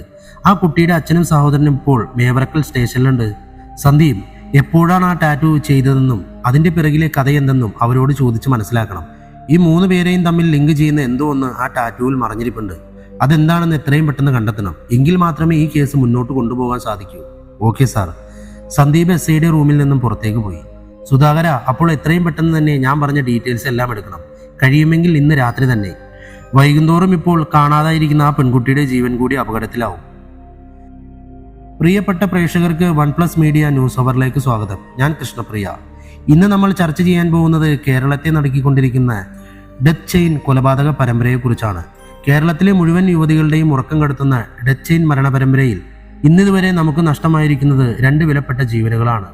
ഒന്നാമതായി കൊല്ലം അമൃത മെമ്മോറിയൽ നാഷണൽ കോളേജിലെ 2ാം വർഷ PG സ്റ്റുഡന്റ് ആരാധ്യയും, രണ്ടാമതായി കൊല ചെയ്യപ്പെട്ടത് കൊച്ചിയിലെ പ്രമുഖ കൺസൾട്ടൻസിയിൽ ജോലി ചെയ്യുന്ന സിയാനയുമാണ്. അതിക്രൂരവും പൈശാചികവും എന്ന് പോസ്റ്റ്മോർട്ടം ചെയ്ത ഡോക്ടർ രാജീവ് നമ്പ്യാർ തന്നെ വിശേഷിപ്പിച്ച ഡെത്ത് ചെയിൻ മരണ പരമ്പരയെപ്പറ്റി ഇന്നിവിടെ ചർച്ച ചെയ്യാൻ എത്തിയിരിക്കുന്നത് റിട്ടയർഡ് DGP മാത്യു തരകൻ, പ്രശസ്ത psychiatrist Akhilesh Nair, national women ഫോറത്തിന്റെ കേരളത്തിന്റെ പ്രതിനിധി പൂജ വിശ്വം എന്നിവരാണ്. ഒരിക്കൽ കൂടി നിങ്ങൾക്ക് ഏവർക്കും 1+ മീഡിയ ന്യൂസ് അവറിലേക്ക് സ്വാഗതം. ആദ്യമായി റിട്ടയർഡ് DGP മാത്യു തരകൻ സാറിനോട്, സാർ, മികച്ച രീതിയിൽ പോലീസ് ഡിപ്പാർട്ട്മെന്റ് പ്രവർത്തനങ്ങൾ കാഴ്ചവെച്ചതിന് നിരവധി തവണ പുരസ്കാരങ്ങൾ വാങ്ങിയ വ്യക്തിയാണ് താങ്കൾ. ഇന്നിപ്പോൾ കേരളത്തിലെ മുഴുവൻ ജനങ്ങളെയും ഭയപ്പെടുത്തുന്ന രീതിയിൽ 2 കൊലപാതകങ്ങൾ നടന്നിരിക്കുന്നു. ബോഡികൾ കിട്ടി മണിക്കൂറുകൾ കഴിയുമ്പോഴും യാതൊരു വിധത്തിലുള്ള തെളിവുകളും ലഭിക്കാതെ പോലീസ് ഇരുട്ടിൽ തപ്പുകയാണ്. ശരിക്കും പോലീസിന്റെ നിഷ്ക്രിയത്വമല്ലേ ഈ കൊലപാതകങ്ങൾ ഇങ്ങനെ ആവർത്തിക്കാൻ കാരണമാകുന്നത്? അങ്ങനെ ഒരിക്കലും പറയാൻ കഴിയില്ല കൃഷ്ണപ്രിയ. പോലീസിന്റെ ഭാഗത്ത് നിന്ന് ശക്തമായ രീതിയിൽ തന്നെയാണ് എല്ലായ്പ്പോഴും അന്വേഷണം നടക്കാറുള്ളത്. ഇപ്പോഴും അതേ രീതിയിൽ തന്നെയാണ് അന്വേഷണം മുന്നോട്ട് പോകുന്നതെന്നാണ് എനിക്കറിയാൻ കഴിഞ്ഞത്. പോലീസിന്റെ അന്വേഷണം വളരെ നല്ല രീതിയിൽ തന്നെ മുന്നോട്ട് പോകുന്നുവെന്ന് പറയുമ്പോഴും 3ാമതൊരു പെൺകുട്ടിയെ കൂടി കാണാതായിരിക്കുന്നുവെന്നാണ് അറിയാൻ കഴിഞ്ഞത്. എന്താണ് ഡോക്ടർ അഖിലേഷ് നായർക്ക് ഈ വിഷയത്തോട് പറയാനുള്ളത്? എനിക്ക് സംസാരിക്കാനുള്ളത് പോലീസിനെ കുറിച്ചല്ല, കില്ലറിനെ കുറിച്ചാണ്. വളരെ പൈശാചികമായ രീതിയിൽ ഒരാളെ കൊല്ലാനും അവരുടെ ബോഡി മറ്റുള്ളവർക്ക് പേടിയാകുന്ന തരത്തിൽ തലകീഴായി കെട്ടിത്തൂക്കിയിടാനും മാത്രം മാനസിക വൈകല്യമുള്ള കില്ലർ വളരെ അപകടകാരിയാണ്. അത്തരമൊരു കില്ലർ ജനങ്ങൾക്കിടയിൽ ഒളിച്ചിരിക്കുന്നുവെന്ന വാർത്ത പോലും പേടിപ്പിക്കുന്നതാണ്. എത്രയും പെട്ടെന്ന് അയാളെ കണ്ടെത്തി വേണ്ട ചികിത്സ നൽകണം. ശരിയാണ് ഡോക്ടർ. ഡോക്ടർ പറഞ്ഞ പോലെ മാനസിക വൈകല്യമുള്ള ഒരാൾക്ക് മാത്രമേ ഇങ്ങനെ ചെയ്യാൻ സാധിക്കുകയുള്ളൂ. ഇവിടെ മരണപ്പെട്ടിരിക്കുന്നത് 2ഉം 23 വയസ്സ് മാത്രം പ്രായം വരുന്ന പെൺകുട്ടികളാണ്. ഇതിനെ വനിതാ ഫോറത്തിന്റെ ആളെന്ന നിലയിൽ പൂജാ വിശ്വം എങ്ങനെ നോക്കിക്കാണുന്നു? അങ്ങേയറ്റം വിഷമകരമാണ്. സ്ത്രീകൾക്ക് നേരെയുള്ള അതിക്രമങ്ങൾ വളരെയധികം വർദ്ധിച്ചുകൊണ്ടിരിക്കുന്നു. ഇപ്പോൾ തെരുവിൽ കൊന്നു കെട്ടിത്തൂക്കുവാൻ പോലും മടിക്കുന്നില്ല. എത്രയും പെട്ടെന്ന് പ്രതിയെ കണ്ടുപിടിക്കാത്ത പക്ഷം ഞങ്ങൾ ശക്തമായി സമരവുമായി മുന്നോട്ട് പോകും. ക്ഷമിക്കണം പൂജ, ഞാൻ നിങ്ങളിലേക്ക് തിരിച്ചു വരാം. ഇപ്പോൾ കിട്ടിയ വാർത്ത, കാണാതായ 3ാമത്തെ പെൺകുട്ടിയുടെ ബോഡിയും കണ്ടുകിട്ടിയിരിക്കുന്നു. ഞങ്ങളുടെ റിപ്പോർട്ടർ രഞ്ജിത്ത് ലൈനിലുണ്ട്. പറയൂ രഞ്ജിത്ത്, എവിടുന്നാണ് ബോഡി കിട്ടിയത്? ആരാണ് കണ്ടത്? കൃഷ്ണപ്രിയ, ബോഡി കണ്ടെത്തിയിരിക്കുന്നത് പറവൂരിന് സമീപമുള്ള ഒരു കെട്ടിടത്തിൽ നിന്നുമാണ്. സ്ക്രീനിൽ എൻ്റെ പിറകിൽ കാണുന്ന പണി പൂർത്തിയാക്കാത്ത ഈ 3 നില കെട്ടിടത്തിലെ 3ാമത്തെ നിലയിൽ ചങ്ങല ഉപയോഗിച്ച് തലകീഴായി കെട്ടിത്തൂക്കിയിട്ടിരിക്കുന്ന നിലയിലാണ് ബോഡി. ആരാണ് രഞ്ജിത്ത് ബോഡി ആദ്യം കണ്ടത്? രാവിലെ പണിക്ക് വന്ന അന്യ സംസ്ഥാന തൊഴിലാളികളാണ് ബോഡി ആദ്യം കണ്ടത്. ശേഷം പോലീസിനെ അറിയിക്കുകയായിരുന്നു. പോലീസും ഫോറൻസിക് ടീമും സ്ഥലത്തെത്തി നടപടികൾ സ്വീകരിക്കുകയാണ്. നന്ദി രഞ്ജിത്ത്. കേരളത്തെ നടുക്കിക്കൊണ്ടിരിക്കുന്ന ഡെത്ത് ചെയിൻ മരണപരമ്പരയിൽ 3ാമത്തെ മരണവും സംഭവിച്ചു കഴിഞ്ഞു. കൊല്ലം ഇത്തിക്കരയിൽ നിന്നും കഴിഞ്ഞ തിങ്കളാഴ്ച കാണാതായ പെൺകുട്ടിയുടെ ബോഡി പറവൂരിൽ നിന്നും കണ്ടെത്തി. നാടിനെ നടക്കുന്ന ഈ കൊലപാതക പരമ്പരയ്ക്ക് പിന്നിലെ കറുത്ത കരങ്ങൾ ആരുടേത്? ഇനി ഈ മരണചങ്ങലയിൽ കുരുങ്ങുന്നതാര്? ഒരു ഇടവേളയ്ക്ക് ശേഷം ചർച്ച തുടരും. സാർ, DYSP പ്രതാപനും SI ഷനോജും കാണാൻ വന്നിട്ടുണ്ട്. ഭക്ഷണം കഴിച്ചുകൊണ്ടിരുന്ന ആഭ്യന്തരമന്ത്രി KT സുധാകരനോട് പേഴ്സണൽ സ്റ്റാഫ് അഖിൽ വന്ന് പറഞ്ഞു. ഡൈനിങ് ടേബിളിന്റെ മറുവശത്ത് തിരുവനന്തപുരം റേഞ്ചിന്റെ ചുമതലയുള്ള DIG സഞ്ജീവ് കുമാർ IPS ഇരിപ്പുണ്ടായിരുന്നു. കയറി വരാൻ പറ. ഉള്ളിലേക്ക് കയറി വന്ന പ്രതാപിനെയും ഷനോജിനെയും നോക്കി സുധാകരൻ ചോദിച്ചു, നീയൊക്കെ കൂടി എൻ്റെ കസേര തെറിപ്പിച്ച് അടങ്ങത്തുള്ളൂ? സാർ, ഞങ്ങൾ. DYSP പ്രതാപൻ വാ തുറന്നതും മിണ്ടരുതെന്നുള്ള അർത്ഥത്തിൽ സുധാകരൻ കൈപൊക്കി കാണിച്ചു. നല്ല കട്ടിയുള്ള മീശയുണ്ടല്ലോ, അതിങ്ങനെ വിരിച്ചു വെക്കാൻ നിനക്ക് നാണം തോന്നുന്നില്ലേ? രോഷം തീരാതെ സുധാകരൻ ഷനോജിനെ നോക്കി. ഇനിയിപ്പോൾ നീ മീശയൊക്കെ പിരിച്ചു വെച്ച് സ്റ്റൈലായിട്ട് അസിസ്റ്റന്റ് ജോലി ചെയ്തോ? കേസ് അന്വേഷണത്തിന് പുതിയ ആൾ വരുന്നുണ്ട്. എന്തായടോ, താൻ അവനെ വിളിച്ചോ? മുന്നിലിരിക്കുന്ന സഞ്ജീവ് കുമാറിനോടായി സുധാകരൻ തിരക്കി. 2 തവണ ട്രൈ ചെയ്തു സാർ, റിങ് ചെയ്യുന്നുണ്ട്, എടുക്കുന്നില്ല. അഖിലേ, നീ എൻ്റെ പേഴ്സണൽ നമ്പറിൽ നിന്നൊന്ന് അവനെ വിളിച്ചു തന്നേ. അഖിൽ ഡയൽ ചെയ്തു കൊടുത്ത മൊബൈൽ സുധാകരൻ്റെ ചെവിയോടമർത്തി. 2 ബെല്ലുകൾ. അപ്പോഴേക്കും മറുവശത്ത് നിന്നും നല്ല കട്ടിയുള്ള സ്വരത്തിൽ, good morning sir. Very good morning Ameen. നീ എവിടെയുണ്ട്? ലീവാണ് സാർ. ഞാനും നാസുവും കൂടി ഒരു ചെറിയ ട്രിപ്പിലാണ്. Ameen, it's very urgent. നീ വേഗം തന്നെ ജോയിൻ ചെയ്തേ പറ്റൂ. What happen sir? കൊടൈക്കനാലിൻ്റെ തണുപ്പിൽ തൻ്റെ നെഞ്ചിൽ പറ്റിപ്പിടിച്ചുറങ്ങുന്ന നാസുവിനെ കട്ടിലേക്ക് ചരിച്ചു കിടത്തി അമീൻ എഴുന്നേറ്റു. ഹാപ്പൻറ്റും പേറ്റൻറ്റും ഒക്കെ നിന്നെ ഇപ്പോൾ സഞ്ജീവ് വിളിച്ചു പറയും. എത്രയും പെട്ടെന്ന് എത്താമോ അത്രയും പെട്ടെന്ന് എത്തണം. ഷുവർ സാർ, ഞാൻ കഴിയുന്നതും വേഗം അവിടെ എത്താം. ഫോൺ കട്ട് ചെയ്ത് പോക്കറ്റിലേക്ക് ഇട്ടിട്ട് മുറിയിലെ കണ്ണാടിയിൽ നോക്കി നിന്ന അമീറിന്റെ പിറകിൽ നിന്നും 2 മെലിഞ്ഞ കരങ്ങൾ ചുറ്റിപ്പിടിച്ചു. വിളി വന്നുവല്ലേ പോലീസേമാന്? അവളുടെ സ്വരത്തിൽ നന്നായി പരിഭവം നിറഞ്ഞിരുന്നു. ഇന്ന് തന്നെ അവിടെ എത്തണം. പോണോ ഇക്ക? 2 ദിവസം കൂടി കഴിഞ്ഞ് പോയാൽ പോരെ? ഇല്ലടാ, സുധാകരൻ സാറ് നേരിട്ട് വിളിച്ചതാണ്. ഒരു സുധാകരൻ സാറും പോലീസേമാനും എനിക്കിങ്ങനെ ഇക്കാൻ്റെ കൂടെ ഇരുന്ന് മതിയായിട്ടില്ല കേട്ടോ. ഒരു ഇടി തന്നാലുണ്ടല്ലോ, പോയി പെട്ടി പാക്ക് ചെയ്തി എലുമ്പി. തന്നെ ചുറ്റിപ്പിടിച്ചിരിക്കുന്ന കൈകളിൽ പിടിച്ച് മുന്നിൽ നിർത്തി മൂക്കിനൊരു കിഴുക്കും കൊടുത്ത് അമീൻ പറഞ്ഞു, നീ പോടാ കൊരങ്ങ, ഒരു അമീൻ മുഹമ്മദ് വന്നിരിക്കുന്നു. അവന് നേരെ ചുണ്ട് വക്രിച്ച് കാണിച്ചുകൊണ്ടവൾ അകത്തേക്ക് ഓടി. അമീൻ മുഹമ്മദ് IPS വർക്കലയിലേക്ക്. ഡെത്ത് ചെയിൻ കൊലപാതക പരമ്പര അന്വേഷിക്കാൻ അമീൻ മുഹമ്മദ് IPSനെ നിയോഗിച്ചതായി ആഭ്യന്തരമന്ത്രി KT സുധാകരൻ. ചീയപ്പാറ കൂട്ടക്കൊലപാതകം, പൈതൽമലയിലെ മാൻ മിസ്സിംഗ് തുടങ്ങി നിരവധി കേസുകൾ ദിവസങ്ങൾ കൊണ്ട് തെളിയിച്ച ജനശ്രദ്ധ നേടിയ വ്യക്തിയാണ് അമീൻ മുഹമ്മദ് IPS. അമീൻ മുഹമ്മദ് ഇന്ന് തന്നെ വർക്കലയിലെത്തി ചാർജ് എടുക്കുമെന്നാണ് റിപ്പോർട്ട്. TV സ്ക്രീനിൽ ബ്രേക്കിംഗ് ന്യൂസായി അക്ഷരങ്ങളിൽ ഓടിപ്പോകുന്ന വാർത്ത വായിച്ചുകൊണ്ട് ആ ചാരക്കണ്ണുകാരൻ ഷർട്ടിന്റെ മുകളിലേക്ക് ഗോൾഡൻ ഗൂസിന്റെ ലെതർ ജാക്കറ്റ് ഇട്ടു.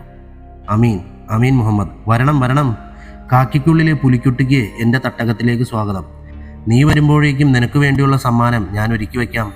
പൊട്ടിച്ചിരിച്ചുകൊണ്ടവൻ മേശമേൽ കിടന്ന പെൺകുട്ടിയുടെ ഫോട്ടോ എടുത്ത് ജാക്കറ്റിന്റെ ഉള്ളിലേക്ക് ഇട്ടുകൊണ്ട് മരണത്തിന്റെ മണമുള്ള പജീറോയുടെ മുന്നിലേക്ക് കയറി. അവനെയും വഹിച്ചുകൊണ്ട് അതിവേഗം പജീറോ മുന്നോട്ട് കുതിച്ചു. 10 കിലോമീറ്ററുകൾക്കപ്പുറം ആളൊഴിഞ്ഞൊരു ഗ്രൗണ്ടിലേക്ക് പജീറോ വന്നു നിൽക്കുമ്പോൾ ഗ്രൗണ്ടിന്റെ അങ്ങേയറ്റത്തായി ഫോഴ്സിന്റെ ഒരു മൾട്ടി സ്പെഷ്യൽ ആംബുലൻസ് പാർക്ക് ചെയ്തിട്ടുണ്ടായിരുന്നു. ആരും തന്നെ കാണുന്നില്ലെന്ന് ഉറപ്പുവരുത്തി അവൻ പജീറോയിൽ നിന്നും ഇറങ്ങി ആംബുലൻസിലേക്ക് കയറി. ഒരു മൂളിപ്പാട്ടോടുകൂടി അവൻ ആംബുലൻസ് മുന്നിലേക്ക് എടുത്തു. സെക്കുലർ കോൺഗ്രസിന്റെ പ്രാദേശിക മീറ്റിംഗ് നടക്കുന്ന ഹാളിലേക്ക് ജില്ലാ സെക്രട്ടറി ജോൺ വടക്കൻ കയറി വരുന്നത് കണ്ട് ഹാളിലെ മുഴുവൻ പേരും ഒന്നടങ്കം എണീറ്റു. യാതൊരു വിധത്തിലും പാർട്ടിക്ക് വേരോട്ടമില്ലാതിരുന്നിടത്താണ് ജോൺ വടക്കൻ മുന്നിട്ടിറങ്ങി വന്ന് പാർട്ടിയെ വളർത്തിക്കൊണ്ടുവന്നത്. കൊല്ലാനായാലും ചാകാനായാലും ജോൺ വടക്കൻ മുന്നിൽ നിൽക്കാൻ കാണും. അതുകൊണ്ട് തന്നെ താഴെത്തട്ടിലുള്ള അണികൾ തൊട്ട് അങ്ങ് മേലെ കൊമ്പത്തെ കുടികുത്തിയ നേതാക്കന്മാർ വരെ ജോൺ വടക്കനെ ഭയം കലർന്ന ബഹുമാനമാണ്. ഹാളിലേക്ക് കയറി വന്ന ജോൺ വടക്കൻ എല്ലാവരെയും നോക്കിയൊന്ന് പുഞ്ചിരിച്ചുകൊണ്ട് മുന്നിലേക്ക് വന്നു നിന്നു. എല്ലാവർക്കും നമസ്കാരം. ഇതൊരു അൺഒഫീഷ്യൽ മീറ്റിംഗ് ആയതുകൊണ്ടാണ് ഞാൻ ഫിറോസിനോട് വളരെ വേണ്ടപ്പെട്ടവരെ മാത്രം വിളിച്ചാൽ മതി എന്ന് പറഞ്ഞത്. അറിഞ്ഞു കാണുമല്ലോ അമീൻ മുഹമ്മദ് വർക്കലയിലേക്ക് വരുന്ന കാര്യം. കിട്ടിയിരിക്കുന്ന റിപ്പോർട്ട് ശരിയാണെങ്കിൽ അവനിന്ന് വൈകുന്നേരം തന്നെ ചാർജ് എടുക്കുന്ന ദിവസം തന്നെ അവൻ ഒരിക്കലും മറക്കാൻ പറ്റാത്ത രീതിയിലൊരു സ്വീകരണം കൊടുക്കണം. അത് പറയുന്നതിന് വേണ്ടിയാണ് വളരെ തിടുക്കത്തിൽ നിങ്ങളെല്ലാവരെയും വിളിച്ചു വരുത്തിയത്. ജോൺ വടക്കൻ്റെ വാക്കുകൾ അവിടെ ഇരിക്കുന്നവർ ശ്രദ്ധാപൂർവം കേൾക്കാൻ തുടങ്ങി. മുൻ MLAയും നമ്മുടെ പ്രിയങ്കരനായ നേതാവുമായ വർഗീസ് സാറിനെ തെരുവോരത്തിട്ട് പട്ടിയെ തല്ലും പോലെ അമീൻ തല്ലിയത് നിങ്ങളാരും മറന്നു കാണാനിടയില്ല. അതൊന്നും ഓർക്കുന്നത് പോലെ ജോൺ വടക്കൻ ഒരു നിമിഷം നിശബ്ദനായി. ഏകദേശം 6 മാസങ്ങൾക്ക് മുന്നെയാണ് ജോൺ വടക്കൻ പറഞ്ഞ ഈ സംഭവം നടക്കുന്നത്. നാട്ടിലാകെ കൂളിളക്കമുണ്ടാക്കിയ പ്രായപൂർത്തിയാകാത്ത പെൺകുട്ടിയെ പീഡിപ്പിച്ച കേസിൽ തലമൂത്ത പ്രാദേശിക നേതാവിനെ അറസ്റ്റ് ചെയ്യാനായി എത്തിയത് അമീൻ മുഹമ്മദായിരുന്നു. അറസ്റ്റ് തടയാനും മറ്റുമായി എത്തിയ ഒരു കൂട്ടം അണികളുടെ മുന്നിൽ വെച്ച് ആവേശം കയറിയ വർഗീസാശാൻ അമീർ മുഹമ്മദിന്റെ തന്തയ്ക്കൊന്ന് വിളിച്ചു. മുകളിൽ നിന്നുള്ള കർശന നിർദ്ദേശം ഒന്നുകൊണ്ട് മാത്രം അമീൻ പ്രതികരിക്കാതെ നിന്നു. ഒന്നും പ്രതികരിക്കാതെ നിൽക്കുന്ന കണ്ട് ആവേശം മൂത്ത വർഗീസ് നേതാവ് അമീറിന്റെ കോളറിൽ പിടിച്ചു. നിനക്ക് ഞാൻ ആരാണെന്ന് അറിയാമോടോ ചെക്കാന്ന് ഒന്ന് ചോദിച്ചു തീരുന്നതിന് മുന്നേ അമീർ മുഹമ്മദിന്റെ ഇടതുകൈ മറുപടി പറഞ്ഞിരുന്നു. വലിയ ഇഷ്യൂ ആയ ഈ സംഭവം ഒതുക്കി തീർത്തത് ആഭ്യന്തരമന്ത്രി സുധാകരൻ സാർ നേരിട്ടായിരുന്നു. ആരും മറന്നു കാണാനിടയില്ലല്ലോ ആ സംഭവം. നമ്മുടെ നേതാവിനെ തല്ലിയവൻ വരുമ്പോൾ സ്വീകരിക്കേണ്ടത് നമ്മുടെ ഉത്തരവാദിത്തമാണ്. അതുകൊണ്ട് ഇന്നവൻ ചാർജ് എടുക്കാൻ എത്തുന്ന സമയം കണക്കാക്കി നമുക്ക് പോലീസ് സ്റ്റേഷനിലേക്ക് ഒരു പ്രതിഷേധ മാർച്ച് സംഘടിപ്പിക്കണം.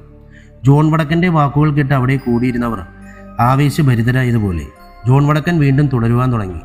പാർട്ടിയുടെ മുഖം കൊടുക്കാതെ ജനങ്ങളുടെ പ്രതിഷേധ മാർച്ചായിട്ട് വേണം നമുക്കിത് ചെയ്യാൻ. അല്ലെങ്കിൽ നമ്മൾ കരുതി കൂട്ടി ചെയ്തതാണെന്ന് പറഞ്ഞ് മീഡിയ ഏറ്റെടുക്കും. അത് സംഭവിക്കാൻ പാടില്ല. പ്രതിഷേധത്തിൻ്റെ ഇടയിൽ ഒരു ചെറിയ സംഘർഷം നമ്മളായി തന്നെ ഉണ്ടാക്കും. അവൻ്റെ സ്വഭാവം വെച്ച് ഒരു ലാത്തി ചാർജ് ഉറപ്പാണ്. അതാണ് നമുക്ക് വേണ്ടത്. വന്ന ദിവസം തന്നെ അമീർ മുഹമ്മദിന്റെ അഴിഞ്ഞാട്ടം എന്ന രീതിയിൽ നമ്മളത് മീഡിയയിൽ എത്തിക്കുന്നു. ഇതാണ് നമ്മുടെ പ്ലാൻ. എന്തു പറയുന്നു? നിങ്ങൾക്ക് എല്ലാവർക്കും സമ്മതമല്ലേ? ജോൺ വടക്കന്റെ വാക്കുകൾക്ക് അവസാനം മുഴങ്ങിക്കേട്ട നിലയ്ക്കാത്ത കയ്യടിയായിരുന്നു അവരുടെ മറുപടി. ഇക്കോയ്, ഇതേ അവിടെ ഒരു ഹോട്ടലുണ്ട്. കോ ഡ്രൈവർ സീറ്റിലിരുന്ന നാസു പുറത്തേക്ക് വിരൽ ചൂണ്ടിക്കാണിച്ചു. നിർത്തണോ? നമ്മൾ എത്താറായിട്ടുണ്ട്. പറ്റൂല, എനിക്ക് വിശക്കണേ. നാസു കുട്ടികളെ പോലെ ചിണുങ്ങാൻ തുടങ്ങി. രാവിലെ തന്നെ അവിടെ നിന്ന് ഇറങ്ങിയതാണ്. മണി ഇപ്പോൾ 4 കഴിഞ്ഞിരിക്കുന്നു. ഇടയ്ക്ക് 1-2 സ്ഥലത്ത് നിർത്തി ചായയും ചെറിയ രീതിയിൽ സ്നാക്കും കഴിച്ചെങ്കിലും വിശപ്പ് മാറാൻ വേണ്ടി ഒന്നും കഴിച്ചിട്ടില്ല. പെട്ടെന്നെത്താൻ വേണ്ടിയുള്ള തിടുക്കത്തിൽ അമീൻ വണ്ടി ചവിട്ടി വിടുകയാണ്. നാസുവിന്റെ ചിണുക്കം കണ്ടൊരു പുഞ്ചിരിയോടെ അമീൻ വഴിയോരക്കട എന്ന ബോർഡിന് താഴേക്ക് വണ്ടി ഒതുക്കി നിർത്തി. അത്യാവശ്യം വൃത്തിയും വെടിപ്പുമൊക്കെയുള്ളൊരു ഹോട്ടൽ. കൈ കഴുകി ടേബിളിലേക്ക് ഇരുന്ന അമീൻ മുന്നിലേക്ക് വന്ന സപ്ലയർ പയ്യനോട് 2 പേർക്കും നൂലപ്പവും ബീഫ് റോസ്റ്റും ചായയും പറഞ്ഞു. ഷനോജിന്റെ ഫോണിലേക്ക് വിളിച്ച് എത്താറായിട്ടുണ്ടെന്നും മീറ്റിംഗ് അറേഞ്ച് ചെയ്യാൻ നിർദ്ദേശം കൊടുത്തപ്പോഴേക്കും മുന്നിൽ നല്ല ആവി പറക്കുന്ന നൂലപ്പവും ബീഫ് റോസ്റ്റും എത്തിയിരുന്നു. കൈ അതിലേക്ക് നീളുമ്പോഴായിരുന്നു ബഹളം കേട്ട് അമീൻ തിരിഞ്ഞു നോക്കിയത്. ഓരോന്ന് വേഷം കെട്ടുമായി ഇറങ്ങിക്കോളും, ഇവിടെ നിങ്ങൾക്ക് തരാൻ ഒന്നുമില്ല, പോയേ. ഭക്ഷണം ചോദിച്ച വയസ്സായൊരു സ്ത്രീയോട് മറ്റൊരു സപ്ലയർ ചാടി കയറുകയാണ്. അവരെ കണ്ടാലറിയാം ആഹാരം കഴിച്ചിട്ട് കുറച്ചായെന്ന്. മുഖത്ത് നല്ല ക്ഷീണവും സങ്കടവും നിറഞ്ഞു നിൽപ്പുണ്ട്. ചാടി എണീക്കാൻ തുനിഞ്ഞ അമീറിന്റെ കൈത്തണ്ടയിൽ നാസുവിന്റെ പിടിമുറുകി. അവളുടെ മുഖത്തേക്കൊന്ന് നോക്കിയിട്ട് അമീൻ ആ സപ്ലയറെ വിളിച്ചു. എടാ, ആ അമ്മയെ ഇങ്ങ് വിട്, ഞാൻ ബില്ല് പേ ചെയ്തോളാം. കൈകൂപ്പി കയറി വന്ന അമ്മയെ തന്റെ അടുത്തേക്ക് അമീർ ചേർത്തിരുത്തിയപ്പോഴേക്കും നാസു തന്റെ മുന്നിലെ നൂൽപുട്ടിന്റെ പ്ലേറ്റ് അമ്മയുടെ മുന്നിലേക്ക് നീക്കി വെച്ചിരുന്നു. അവരെ അത്ഭുതത്തോടെ നോക്കിയ പലർക്കും അത് അമീൻ മുഹമ്മദ് IPS ഭാര്യയുമാണെന്ന് മനസ്സിലായി. കഴിച്ചു കഴിഞ്ഞിട്ട് കൈ കഴുകി നാസുവിന്റെ ഷാളിൽ തന്റെ കൈയും ചിറിയും തുടച്ചിട്ട് അമീൻ നേരെ പോയത് അമ്മയോട് തട്ടിക്കയറിയ സപ്ലയറിന്റെ അടുത്തേക്കായിരുന്നു. എന്താണോ തന്റെ പേര്? ബാബു. ആളിനെ അപ്പോഴേക്കും മനസ്സിലായ ബാബു വിറച്ചുകൊണ്ട് മറുപടി പറഞ്ഞു. ബാബുവിന്റെ വീട്ടിൽ ആരൊക്കെയുണ്ട്? അമ്മയും ഭാര്യയും 2 പിള്ളേരുമുണ്ട് സാറേ. അവരെ നോക്കാൻ വേണ്ടിയല്ലേ താനിങ്ങനെ കഷ്ടപ്പെടുന്നത്? അതെ സാറേ. തന്നെപ്പോലൊരു മകനോ ഭർത്താവോ ഒന്നുമില്ലാത്തത് കൊണ്ടാവും ആ പാവം ഇങ്ങനെ വന്ന് ഇരുന്നത്. കാശൊന്നും ചോദിച്ചില്ലല്ലോ, ഇത്തിരി ആഹാരമല്ലേ കൊടുത്താൽ എന്താണോ? പറ്റിപ്പോയി സാറേ, മുതലാളിയെ പേടിച്ചിട്ടാ, ഇനി ഉണ്ടാവില്ല. ബാബു സങ്കടത്തോടെ തലകുനിച്ചു. ഓട്ടെ, സാരമില്ല. ആഹാരം ചോദിച്ചു വരുന്നവരെ ഇനി ഒരിക്കലും തിരിച്ചുവിടരുത്. അത്രയ്ക്ക് ഗതികേട് കൊണ്ടാവും അവർ ആഹാരത്തിന് വേണ്ടി വന്ന് നമ്മുടെ മുന്നിൽ നിൽക്കുന്നത്. ബാബുവിന്റെ തോളത്ത് ഒരു തട്ടും കൊടുത്ത് ബിൽ പേ ചെയ്ത അമീൻ വണ്ടിയിലേക്ക് കയറി. അവിടുന്ന് 15 മിനിറ്റുകൾ കൊണ്ട് അമീറിന്റെ ഇന്നോവ ക്രിസ്റ്റ വർക്കല പോലീസ് സ്റ്റേഷന്റെ മുന്നിലേക്കെത്തി. ഗേറ്റിന്റെ മുന്നിൽ ജോൺ വടക്കൻ പ്രതിഷേധ മാർച്ചിന് ഉദ്ഘാടനം ചെയ്തുകൊണ്ട് സംസാരിക്കുകയാണ്. വണ്ടി ഒന്ന് സ്ലോ ചെയ്ത് ഗ്ലാസ് താഴ്ത്തി നോക്കിയിട്ട് അമീർ വണ്ടി സ്റ്റേഷന്റെ ഉള്ളിലേക്ക് ഓടിച്ചു കയറ്റി. അവനെ സ്വീകരിക്കാൻ എല്ലാവരും മുന്നിൽ തന്നെ ഉണ്ടായിരുന്നു. ഷനോജ്, വണ്ടിയിൽ വൈഫ് ഇരിപ്പുണ്ട്, അവളെ ഒന്ന് ക്വാർട്ടേഴ്സിലേക്ക് എത്തിക്കാനുള്ള ഏർപ്പാട് ചെയ്യണം. പിന്നെ പുറത്ത് തൊണ്ട കീറി കരയുന്ന ആ വെള്ളയും ഇട്ട കുട്ടപ്പനെ ചർച്ച ചെയ്യാനെന്ന മട്ടിൽ ഉള്ളിലേക്ക് വിളിക്കുക. ഷനോജിന്റെ നിർദ്ദേശപ്രകാരം സന്ദീപ് പുറത്തേക്ക് പോയി ചർച്ച ചെയ്യാനെന്ന മട്ടിൽ ജോൺ വടക്കനെ വിളിച്ചുകൊണ്ടുവന്നു. തന്റെ മുന്നിലേക്ക് വന്ന അധികാരഭാവത്തോടെ ഇരിക്കുന്ന ജോൺ വടക്കന്റെ കണ്ണുകളിലേക്ക് നോക്കി അമീൻ ചോദിച്ചു. പറയൂ സാർ, എന്താണ് പ്രശ്നം? പ്രശ്നമൊന്നും അറിയാതെയാണോ സാർ ഇങ്ങോട്ട് കെട്ടിയൊരുങ്ങി വന്നത്? ഉടക്കാനുള്ള ഉദ്ദേശത്തോടെയാണെന്ന് മനസ്സിലാക്കിയ അമീൻ ടോൺ മാറ്റി. പ്രശ്നം തീർക്കാൻ വേണ്ടി തന്നെയാണ് സാർ എന്നെ ഇങ്ങോട്ട് അയച്ചിരിക്കുന്നത്. ഞാൻ എത്തുന്ന ദിവസം തന്നെ ഇങ്ങനെ ഒരു പ്രതിഷേധത്തിന്റെ ആവശ്യമുണ്ടോ? ഇതൊരു മുന്നറിയിപ്പ് മാത്രമാണ് സാർ. എത്രയും പെട്ടെന്ന് പ്രതിയെ കണ്ടുപിടിച്ചില്ലെങ്കിൽ ഞങ്ങൾ ഇനിയും ഇറങ്ങും. ഞങ്ങൾ ഇറങ്ങിയാലുള്ള അവസ്ഥ അറിയാമല്ലോ. ഇന്ന് പുറത്താണെങ്കിൽ നാളെ സ്റ്റേഷന്റെ ഉള്ളിലായിരിക്കും. എങ്കിൽ പിന്നെ വടക്കൻ സാർ ഒരു കാര്യം ചെയ്യേ, ഞാൻ ഈ കാക്കി അങ്ങ് ഊരിത്തരാം. സാർ തന്നെ പ്രതിയെ അന്വേഷിച്ച് കണ്ടുപിടിക്കുക. സാർ, മാന്യമായി സംസാരിക്കണം. എന്നെ മാന്യത പഠിപ്പിക്കാൻ നീ ആരടാ കള്ള മോനെ? ഞാൻ വരുന്ന ദിവസം തന്നെ ഇവിടെ ഈ പ്രതിഷേധം ഉണ്ടാക്കിയതിന്റെ പിറകിലെ ചേതോ വികാരമൊക്കെ എനിക്കറിയാം. കൂടുതലങ്ങ് പൂണ്ട് വിളയാടാനാണ് മോനെ നിന്റെ ഭാവമെങ്കിൽ നിന്റെ കഴിഞ്ഞ സിംഗപ്പൂർ ട്രിപ്പിൽ അമ്മയുടെ പ്രായമുള്ള ആ സ്ത്രീ ഉണ്ടല്ലോ, അതിൻ്റെ കൂടെ ഉല്ലസിച്ചതിൻ്റെ വീഡിയോ എൻ്റെ കൈവശം ഇരിപ്പുണ്ട്. അത് ഞാനെടുത്തങ്ങ് പൊട്ടിക്കും. പൊന്നു മോനെ വടക്കാ, ഉടക്കാൻ നിന്നാൽ നിന്നെ ചവിട്ടി ഒടിച്ച് തെക്കേ പറമ്പിലോട്ട് എടുക്കും ഞാൻ, മനസ്സിലായോടാ? പറഞ്ഞുകൊണ്ട് മീശ പിരിക്കുന്ന അമീറിന്റെ മുഖത്തേക്ക് നോക്കി ഒന്നും മിണ്ടാൻ കഴിയാതെ ജോൺ വടക്കനിരുന്നു. എൽസ ഡ്യൂട്ടി കഴിഞ്ഞിറങ്ങുമ്പോഴേക്കും സമയം ഒത്തിരി വൈകിയിരുന്നു. ആയൂരിലെ ഏറ്റവും വലിയ ആശുപത്രിയായ ലോർഡ് മിഷനിലെ നഴ്സിംഗ് സ്റ്റുഡൻ്റാണ് എൽസ വർഗീസ്. ഇന്ന് പീഡിയാട്രിക് വിഭാഗത്തിലായിരുന്നു കോഴ്സുമായി ബന്ധപ്പെട്ട് ഡ്യൂട്ടി. കഴിഞ്ഞ ദിവസം ഡോക്ടർ ലീവായതുകൊണ്ടും ഇന്ന് നല്ല തിരക്കുണ്ടായിരുന്നു. സാധാരണ 6 മണിക്ക് ഇറങ്ങുന്നതാണ്. ഇപ്പോൾ സമയം 7 മണി കഴിഞ്ഞിരിക്കുന്നു. നഴ്സ് റൂമിൽ പോയി ഡ്രസ്സും മാറി അവൾ ലിഫ്റ്റിൻ്റെ അടുത്തേക്ക് നടന്നു. 4ാമത്തെ നിലയിലാണ് പീഡിയാട്രിക് വിഭാഗം. ലിഫ്റ്റിലേക്ക് കയറിയവൾ ബേസ്മെന്റ് ഫ്ലോർ ബട്ടൺ അമർത്തി. അവിടെയാണ് പാർക്കിംഗ്. തൻ്റെ വണ്ടി അവിടെ ഇരിപ്പുണ്ട്. ലിഫ്റ്റിന് തൊട്ടു താഴത്തെ നിലയിലെത്തിയപ്പോൾ ഒരു അറ്റൻഡർ ഉള്ളിലേക്ക് സ്ട്രെച്ചറുമായി കയറി. മുഖം മാസ്ക് കൊണ്ട് മറച്ചിട്ടുണ്ട്. ഇങ്ങനെ ഒരാളെ താൻ ഇതുവരെയും കണ്ടിട്ടില്ലല്ലോ. എൽസ അയാളെ വീണ്ടും നോക്കി. പക്ഷേ ഈ ചാരനിറമുള്ള കണ്ണുകൾ താൻ എവിടെയോ കണ്ടതുപോലെ. 30 സെക്കൻഡുകൾ. ലിഫ്റ്റ് ബേസ്മെന്റ് ഫ്ലോറിലേക്ക് എത്തി. സ്ട്രെച്ചറും തള്ളിക്കൊണ്ട് ആ യുവാവ് പുറത്തേക്ക് ഇറങ്ങി. അവിടെ പാർക്ക് ചെയ്ത ആംബുലൻസിന്റെ അടുത്തേക്ക് നടന്നു. പിറകിൽ അടയുന്ന ലിഫ്റ്റിന്റെ ഡോറുകളുടെ വിടവിലൂടെ എൽസയുടെ മൊബൈലും ബാഗും ലിഫ്റ്റിന്റെ ഉള്ളിൽ വീണ് കിടക്കുന്നത് കാണാമായിരുന്നു. എൽസ സ്ട്രെച്ചറിൽ മയങ്ങിക്കിടപ്പുണ്ടായിരുന്നു. ആംബുലൻസിന്റെ പിറകുവശത്തെ ഡോർ തുറന്നവൻ എൽസയെ ഉള്ളിലേക്ക് കിടത്തി. ഒരു ചെറിയ പുഞ്ചിരിയോടെ അവൻ ആംബുലൻസിന്റെ ഡ്രൈവിംഗ് സീറ്റിലേക്ക് കയറി.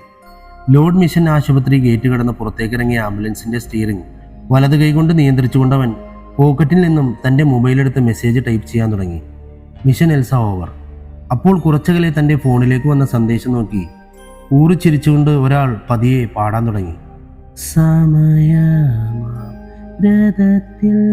ഞാൻ സ്വർഗയാത്ര ചെയ്യുമ്പോൾ. രാത്രി വളരെ വൈകിയും അമീൻ മുഹമ്മദും ഷനോജും ബാക്കിയുള്ള പോലീസുകാരും വർക്കല പോലീസ് സ്റ്റേഷന്റെ ഉള്ളിലെ കോൺഫറൻസ് റൂമിന്റെ ഉള്ളിലിരുന്ന് 3 ബോഡികളും കണ്ടുകിട്ടിയ സ്ഥലങ്ങളിലെ CCTV ദൃശ്യങ്ങൾ പരിശോധിക്കുകയാണ്. അവസാന ദൃശ്യവും കണ്ടുകഴിഞ്ഞ് അമീൻ മുഹമ്മദ് എഴുന്നേറ്റ് മുന്നിലേക്ക് വന്നു. ഷനോജിനെയും രാമേട്ടനെയും കൂടാതെ 2 വനിതാ കോൺസ്റ്റബിൾമാരുൾപ്പെടെ 5 പോലീസുകാർ കൂടി അവിടെ കസാരയിൽ ഇരിപ്പുണ്ടായിരുന്നു. ഒരു ഇൻട്രോയുടെയും ആവശ്യമില്ലാതെ തന്നെ നമുക്ക് തുടങ്ങാം. ഇപ്പോൾ നമ്മൾ കണ്ടുകൊണ്ടിരിക്കുന്ന CCTV ദൃശ്യങ്ങളിൽ നിന്നും ഒരു തെളിവും നമുക്ക് ലഭിച്ചില്ല. നമ്മുടെ സ്റ്റേഷൻ പരിധിക്കുള്ളിലെ CCTVയുടെ പോരായ്മകൾ കൃത്യമായി അറിയാവുന്ന ഒരാളായിരിക്കണം നമ്മൾ അന്വേഷിച്ചുകൊണ്ടിരിക്കുന്ന കില്ലർ. അതല്ലെങ്കിൽ ഈ കാര്യങ്ങളെപ്പറ്റി കൃത്യമായി അറിയാവുന്ന ആരോ ഒരാൾ അയാളെ സഹായിക്കുന്നുണ്ട്. അമീന്റെ വാക്കുകൾ കേട്ട് പോലീസുകാർ പരസ്പരം നോക്കി. നിങ്ങൾ പരസ്പരം നോക്കി കണ്ണുമിഴിക്കണ്ട. ഇവിടെ കൂടിയിരിക്കുന്നതിൽ ഒരാളാണെന്നല്ല ഞാൻ പറഞ്ഞതിന്റെ അർത്ഥം. ഇവിടുത്തെ കാര്യങ്ങൾ കൃത്യമായി അറിയാവുന്ന ഒരാൾ. അത് ആര് വേണമെങ്കിലും ആകാം. കാരണം നിങ്ങൾ ശ്രദ്ധിച്ചിട്ടുണ്ടാകും, ഈ 3 ബോഡിയും കിട്ടിയിരിക്കുന്ന സ്ഥലങ്ങളിലേക്ക് വരുന്ന മെയിൻ റോഡിലെല്ലാം CCTVകളുണ്ട്. പക്ഷെ അതുവഴിയൊന്നും വരാതെ ഇടറോഡുകൾ വഴി വന്നിട്ടുണ്ടെങ്കിൽ അയാൾക്ക് ഇവിടുത്തെ റൂട്ട് മാപ്പ് ഉൾപ്പെടെയുള്ള കാര്യങ്ങൾ കൃത്യമായി അറിയാം. ഒരു നിമിഷത്തേക്കൊന്ന് നിർത്തി അമീൻ ഗ്ലാസ്സിൽ ഒഴിച്ചു വെച്ചിരുന്ന വെള്ളം എടുത്തു കുടിച്ചിട്ട് CCTV ദൃശ്യങ്ങൾ കിടന്നിരുന്ന സ്ക്രീനിലേക്ക് മരണപ്പെട്ട 3 പെൺകുട്ടികളുടെയും ഇടത് കൈയുടെയും ഫോട്ടോസ് ഇട്ടു. ശേഷം സ്ക്രീനിലേക്ക് വിരൽ ചൂണ്ടി തുടരുവാൻ തുടങ്ങി. ഇനി നമ്മുടെ മുന്നിൽ ആകെയുള്ള തെളിവ് ഈ ടാറ്റൂസ് മാത്രമാണ്. മരണപ്പെട്ട 3 പേരുടെയും കൈകളിൽ കണ്ട ഈ ടാറ്റൂസിന്റെ കഥയോ അതിന്റെ ഉറവിടമോ കണ്ടെത്താൻ നമുക്ക് പറ്റിയിട്ടില്ല. ഡോക്ടർ ഷനോജിനോട് പറഞ്ഞ പ്രകാരം ഏകദേശം 3 വർഷങ്ങൾക്ക് മുന്നെയാണ് ഈ ടാറ്റൂസ് ചെയ്തിരിക്കുന്നത്. ഈ ടാറ്റൂസിലേക്കൊന്ന് ശ്രദ്ധിച്ചു നോക്കിയാൽ ഒരു കാര്യം കൂടി വ്യക്തമാകാം. ഒരേ മോഡലിൽ ഒരേ വലിപ്പത്തിലാണ് ഇത് ചെയ്തിരിക്കുന്നത്. അതായത് ഒന്നുമില്ലെങ്കിൽ ഇവരെല്ലാം പ്ലാൻ ചെയ്താണ് ടാറ്റു ചെയ്തിരിക്കുന്നത്, അല്ലെങ്കിൽ സെയിം ഷോപ്പിൽ നിന്നായിരിക്കണം ടാറ്റു ചെയ്തിട്ടുള്ളത്. TV ഓഫ് ചെയ്തിട്ട് അമീൻ വീണ്ടും അവർക്ക് നേരെ തിരിഞ്ഞു. ഇപ്പോൾ കിട്ടിയിരിക്കുന്ന വിവരങ്ങൾ വെച്ചിട്ട് ഈ പെൺകുട്ടികളെ തമ്മിൽ കണക്ട് ചെയ്യുന്ന ഒരു ലിങ്കും കിട്ടിയിട്ടില്ല. പക്ഷേ ഉറപ്പായിട്ടും അങ്ങനെ ഒരു ലിങ്ക് ഇവിടെ എവിടെയോ ഒളിഞ്ഞു കിടപ്പുണ്ട്. മിക്കവാറും അത് ഈ ടാറ്റൂസ് തന്നെയാകും. അത് കണ്ടെത്തേണ്ട വഴിയെക്കുറിച്ചാണ് ഞാനിനി പറയാൻ പോകുന്നത്. അമീന്റെ വാക്കുകൾ അവർ ശ്രദ്ധാപൂർവം കേൾക്കാൻ തുടങ്ങി. ഇപ്പോൾ സ്ക്രീനിൽ കണ്ട ദൃശ്യങ്ങളിൽ ഉൾപ്പെടെ നമ്മൾ മീഡിയാസിൽ, പ്രത്യേകിച്ച് ഫേസ്ബുക്ക്, വാട്സപ്പ് തുടങ്ങിയ സോഷ്യൽ മീഡിയാസിൽ ഒരു ന്യൂസ് ഷെയർ ചെയ്യുന്നു. ഒരുപക്ഷെ ഇവരുടെ കൂട്ടത്തിലുള്ള മറ്റാരെങ്കിലും ഇത് കാണുകയോ മറ്റോ ചെയ്താൽ നമുക്ക് കാര്യങ്ങൾ കുറച്ചുകൂടി എളുപ്പമാകും. സാർ, കോൺസ്റ്റബിൾ സന്ദീപ് എന്തോ പറയാനുണ്ടെന്ന പോലെ തന്റെ കൈയൊന്നുയർത്തി. യെസ്, പറയൂ സന്ദീപ്. സാർ, നമ്മളിങ്ങനെ ഒരു ന്യൂസ് കൊടുക്കുന്നത് ജനങ്ങൾക്കിടയിൽ ഒരു നാണക്കേട് മാത്രമല്ലേ ഉണ്ടാക്കുകയുള്ളൂ. പ്രതിയെ പിടിക്കാൻ കഴിവില്ലാഞ്ഞിട്ട് നമ്മൾ ജനങ്ങളുടെ സഹായം തേടുന്നു എന്നല്ലേ പറയൂ. തീർച്ചയായും അങ്ങനെ ഒരു സംസാരമുണ്ടാകും. പക്ഷെ നമുക്കത് പേടിച്ചൊന്നും ചെയ്യാതിരിക്കാൻ പറ്റില്ല. കാരണം കഴിഞ്ഞ 9 ദിവസങ്ങൾക്കിടയിൽ കൊല്ലപ്പെട്ടത് 3 പേരാണ്. ഇനിയും എത്ര പേർ കൂടി കൊല്ലപ്പെടുമെന്നോ ഇപ്പോൾ ആരെങ്കിലും ആ കില്ലറിന്റെ കൈവശമുണ്ടോ എന്നൊന്നും നമുക്കറിയില്ല. So we have to move on. നാണക്കേട് ഭയന്ന് നിന്നിട്ട് കാര്യമില്ല. അമീറിന്റെ വാക്കുകൾ കേട്ട് എല്ലാവരും സമ്മതമെന്ന ഭാവത്തിൽ തലകുലുക്കി. അപ്പോൾ എത്രയും പെട്ടെന്ന് തന്നെ ഈ ന്യൂസ് മീഡിയാസിൽ പോയിരിക്കണം. അതോടൊപ്പം നമ്മൾ 9 പേരാണ് ഇനി മുതൽ ഒരു ടീമായി മുന്നോട്ട് പോകുന്നത്. ഇപ്പോഴുള്ള രാമേട്ടൻ, സന്ദീപ്, സുധാകരൻ എന്നിവർക്ക് പുറമെ പ്രണവും, ലക്ഷ്മിയും, വിഷ്ണുപ്രിയയും, ഫോറൻസിക്കിൽ നിന്നും അനന്തവും, പിന്നെ ഷനോജും ഞാനും ഉൾപ്പെടുന്നതായിരിക്കും നമ്മുടെ ടീം. വീണ്ടും ഒന്ന് നിർത്തിയ ശേഷം ഷനോജിന്റെ മുഖത്തേക്ക് നോക്കിയിട്ട് അമീൻ തുടർന്നു. ഈ ടീമിനെ ഞാനും ഷനോജും ഒരുമിച്ചായിരിക്കും ലീഡ് ചെയ്യുന്നത്. അവസാനത്തെ വാചകം ഷനോജ് ഉൾപ്പെടെ അവിടെ കൂടിയിരുന്ന എല്ലാവർക്കും ഒരുപോലെ ഞെട്ടലുണ്ടാക്കി. അത് കണ്ടിട്ടാകണം അമീൻ വീണ്ടും പറഞ്ഞു. ഷനോജ് വളരെ നല്ല രീതിയിൽ തന്നെയാണ് കാര്യങ്ങൾ മുന്നോട്ട് കൊണ്ടുപോയിരിക്കുന്നത്. പക്ഷേ ജനങ്ങൾക്കിടയിൽ നിന്നുള്ള പ്രഷർ കാരണം സർക്കാർ എന്നെ നിയോഗിച്ചു എന്ന് മാത്രം. അതുകൊണ്ട് തന്നെ ഞങ്ങൾ ഒരുമിച്ചായിരിക്കും ടീമിനെ ലീഡ് ചെയ്യുന്നത്. ആർക്കെങ്കിലും എതിർപ്പുണ്ടോ? തകർപ്പൻ കയ്യടിയായിരുന്നു മറുപടി. ഓക്കെ, ന്യൂസ് പോകുന്നതിനോടൊപ്പം തന്നെ നമ്മൾ 3 ടീമായി പിരിഞ്ഞ് മരണപ്പെട്ട 3 പേരുടെയും വീട്ടിൽ പോകണം. പോകുന്ന വീട്ടിൽ കൊല ചെയ്യപ്പെട്ട മറ്റ് 2 പെൺകുട്ടികളുടെയും ഫോട്ടോസ് കാണിച്ച് അതിലൂടെ അവർക്ക് ഇവരെ ഐഡന്റിഫൈ ചെയ്യാൻ കഴിയുമോ എന്ന് നോക്കണം. 3 പേരുടെയും മുറിയും മറ്റും പരിശോധിച്ച് തെളിവെടുക്കണം. എല്ലാവരും ഒരേ സ്വരത്തിൽ സമ്മതം അറിയിച്ചു. ഗുഡ്, നമുക്ക് മുന്നിൽ അധികം സമയമില്ല. Be quick. തന്റെ മുന്നിൽ മുട്ടുകുത്തി നിൽക്കുന്ന എൽസയെ നോക്കിക്കൊണ്ട് ആ ചാരക്കണ്ണുകാരൻ കസാരയിലേക്ക് അമർന്നിരുന്നു. വലിയൊരു മുറിക്ക് മധ്യത്തിലായി മുട്ടുകുത്തി നിൽക്കുന്ന എൽസയുടെ 2 കൈകളും മേലേക്ക് ഉയർത്തിയ റൂഫിൽ കൊളുത്തിയിട്ടിരിക്കുന്ന ചങ്ങലയുടെ ഒരു അറ്റം കൊണ്ട് കെട്ടിയിട്ടുണ്ടായിരുന്നു. ചുണ്ടുകൾക്ക് മീതെ ഒട്ടിച്ചിരുന്ന സെല്ലോ ടേപ്പിന്റെ കട്ടിയിൽ അവളുടെ കരച്ചിലിന്റെ ശബ്ദമൊന്നും പുറത്തേക്ക് വരുന്നുണ്ടായിരുന്നില്ല. തൻ്റെ മുന്നിലിരിക്കുന്ന ആ ചാരക്കണ്ണുകളിൽ തന്നെയായിരുന്നു അവളുടെ നോട്ടം. മാസ്ക് കൊണ്ട് മറച്ചിരുന്നതിനാൽ മുഖം കാണാൻ സാധിക്കുമായിരുന്നില്ല. പക്ഷേ ഈ കണ്ണുകൾ താൻ എവിടെയോ കണ്ടിട്ടുണ്ട്, തീർച്ചയാണ്. മനസ്സിൽ പറഞ്ഞുകൊണ്ട് എൽസ കണ്ണുകൾ തൻ്റെ ഓർമ്മയിൽ തിരയാൻ തുടങ്ങി. മുട്ടുകുത്തി നിൽക്കുന്ന എൽസയ്ക്കും തനിക്കും നടുവിലെ ടേബിളിലേക്കിരുന്ന് അവനൊരു ഗ്ലാസ്സിലേക്ക് മദ്യം പകർന്നു. ഐസ് ക്യൂബ് ഇട്ടതിന് ശേഷം മുഖത്ത് നിന്ന് മാസ്ക് ഊരി മാറ്റി അവൻ ഗ്ലാസ് ചുണ്ടോട് ചേർത്തു. ആര്യൻ. അവൻ്റെ മുഖം വ്യക്തമായി കണ്ട എൽസ പേടിച്ച് വിറക്കുവാൻ തുടങ്ങി. ഒറ്റ വലിക്ക് ഗ്ലാസ്സിലെ വോഡ്ക തീർത്തിട്ട് അവൻ ഒരു പിടി വറുത്ത കശുവണ്ടി വാരി വായിലേക്ക് ഇട്ടുകൊണ്ട് ഒരറ്റത്ത് വീതി കൂടിയ ചുറ്റിക പോലൊരു ഇരുമ്പ് ദണ്ടുമായി എൽസയുടെ മുന്നിലേക്ക് വന്നു. ദണ്ടിന്റെ ഒരു വശം കൊണ്ടവൻ എൽസയുടെ താടിയിലേക്ക് കുത്തി മുഖം മുകളിലേക്ക് ഉയർത്തി. ഒന്ന് നോക്കി നിന്നിട്ടവൻ ഇരുമ്പ് ദണ്ട് വീശിയൊരടി. അടിയുടെ ആഘാതത്തിൽ ആടിയുലഞ്ഞ എൽസയുടെ ചെവിക്കുള്ളിൽ നിന്നും കുടുകൂടെ ചോരയൊലിക്കാൻ തുടങ്ങി. ഒരിക്കൽ കൂടി അവൻ്റെ കയ്യിലിരുന്ന ഇരുമ്പ് ദണ്ട് ഉയർന്നതാണ്. നെറ്റിയിൽ നിന്നും കുതിച്ചൊഴുകിയ ചോരച്ചാലുകൾ കണ്ണുകളിലേക്ക് എത്തുമ്പോഴേക്കും എൽസയുടെ കണ്ണുകളിൽ ഇരുട്ട് പടർന്നിരുന്നു. യാതൊരു ധൃതിയും കൂടാതെ ബോധരഹിതയായി കിടക്കുന്ന എൽസയെ അവൻ അരികിലായി കിടന്ന ടേബിളിലേക്ക് എടുത്തു കിടത്തിയിട്ട് റൂമിലെ ഭിത്തിയിൽ ഘടിപ്പിച്ചിരുന്ന TV ഓൺ ചെയ്തു. വീണ്ടും മരണച്ചങ്ങല കിലുങ്ങുന്നു. ഒരു പെൺകുട്ടിയെ കൂടി കാണാതായിരിക്കുന്നു. എൽസ വർഗീസ് എന്ന 23-കാരി നഴ്സിംഗ് സ്റ്റുഡൻസിനെയാണ് ഇപ്പോൾ കാണാതായതായി വാർത്തകൾ വരുന്നത്. അമീൻ മുഹമ്മദ് IPS ചാർജ് എടുത്ത ദിവസം തന്നെ മറ്റൊരാളെ കൂടി കാണാതായിരിക്കുന്നത് ജനങ്ങളിൽ പരിഭ്രാന്തി പടർത്തുന്നു.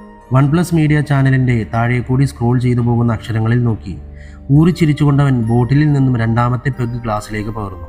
ഗ്ലാസ്സിലെ മദ്യം സിപ്പ് ചെയ്തുകൊണ്ടവൻ ഫോൺ എടുത്ത് മെസ്സേജ് ടൈപ്പ് ചെയ്യാൻ തുടങ്ങി. Can I proceed? ഒരേ ഒരു നിമിഷം അവൻ്റെ ഫോണിലേക്ക് മറുപടി വന്നു. യെസ്. എത്രയും വേഗം അവളെയും നരകത്തിലേക്ക് പറഞ്ഞുവിടും.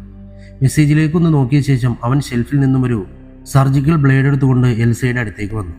സർജിക്കൽ ബ്ലേഡിൻ്റെ കൂർത്ത മുനഭാഗം അവളുടെ മുഖത്തേക്ക് കുത്തിയിറക്കുമ്പോൾ തൻ്റെ ചുണ്ടുകളിലേക്ക് തെറിച്ചു വീണ കൊഴുത്ത രക്തത്തുള്ളിയെ അവൻ നാവ് നീട്ടി നക്കിയെടുത്തു.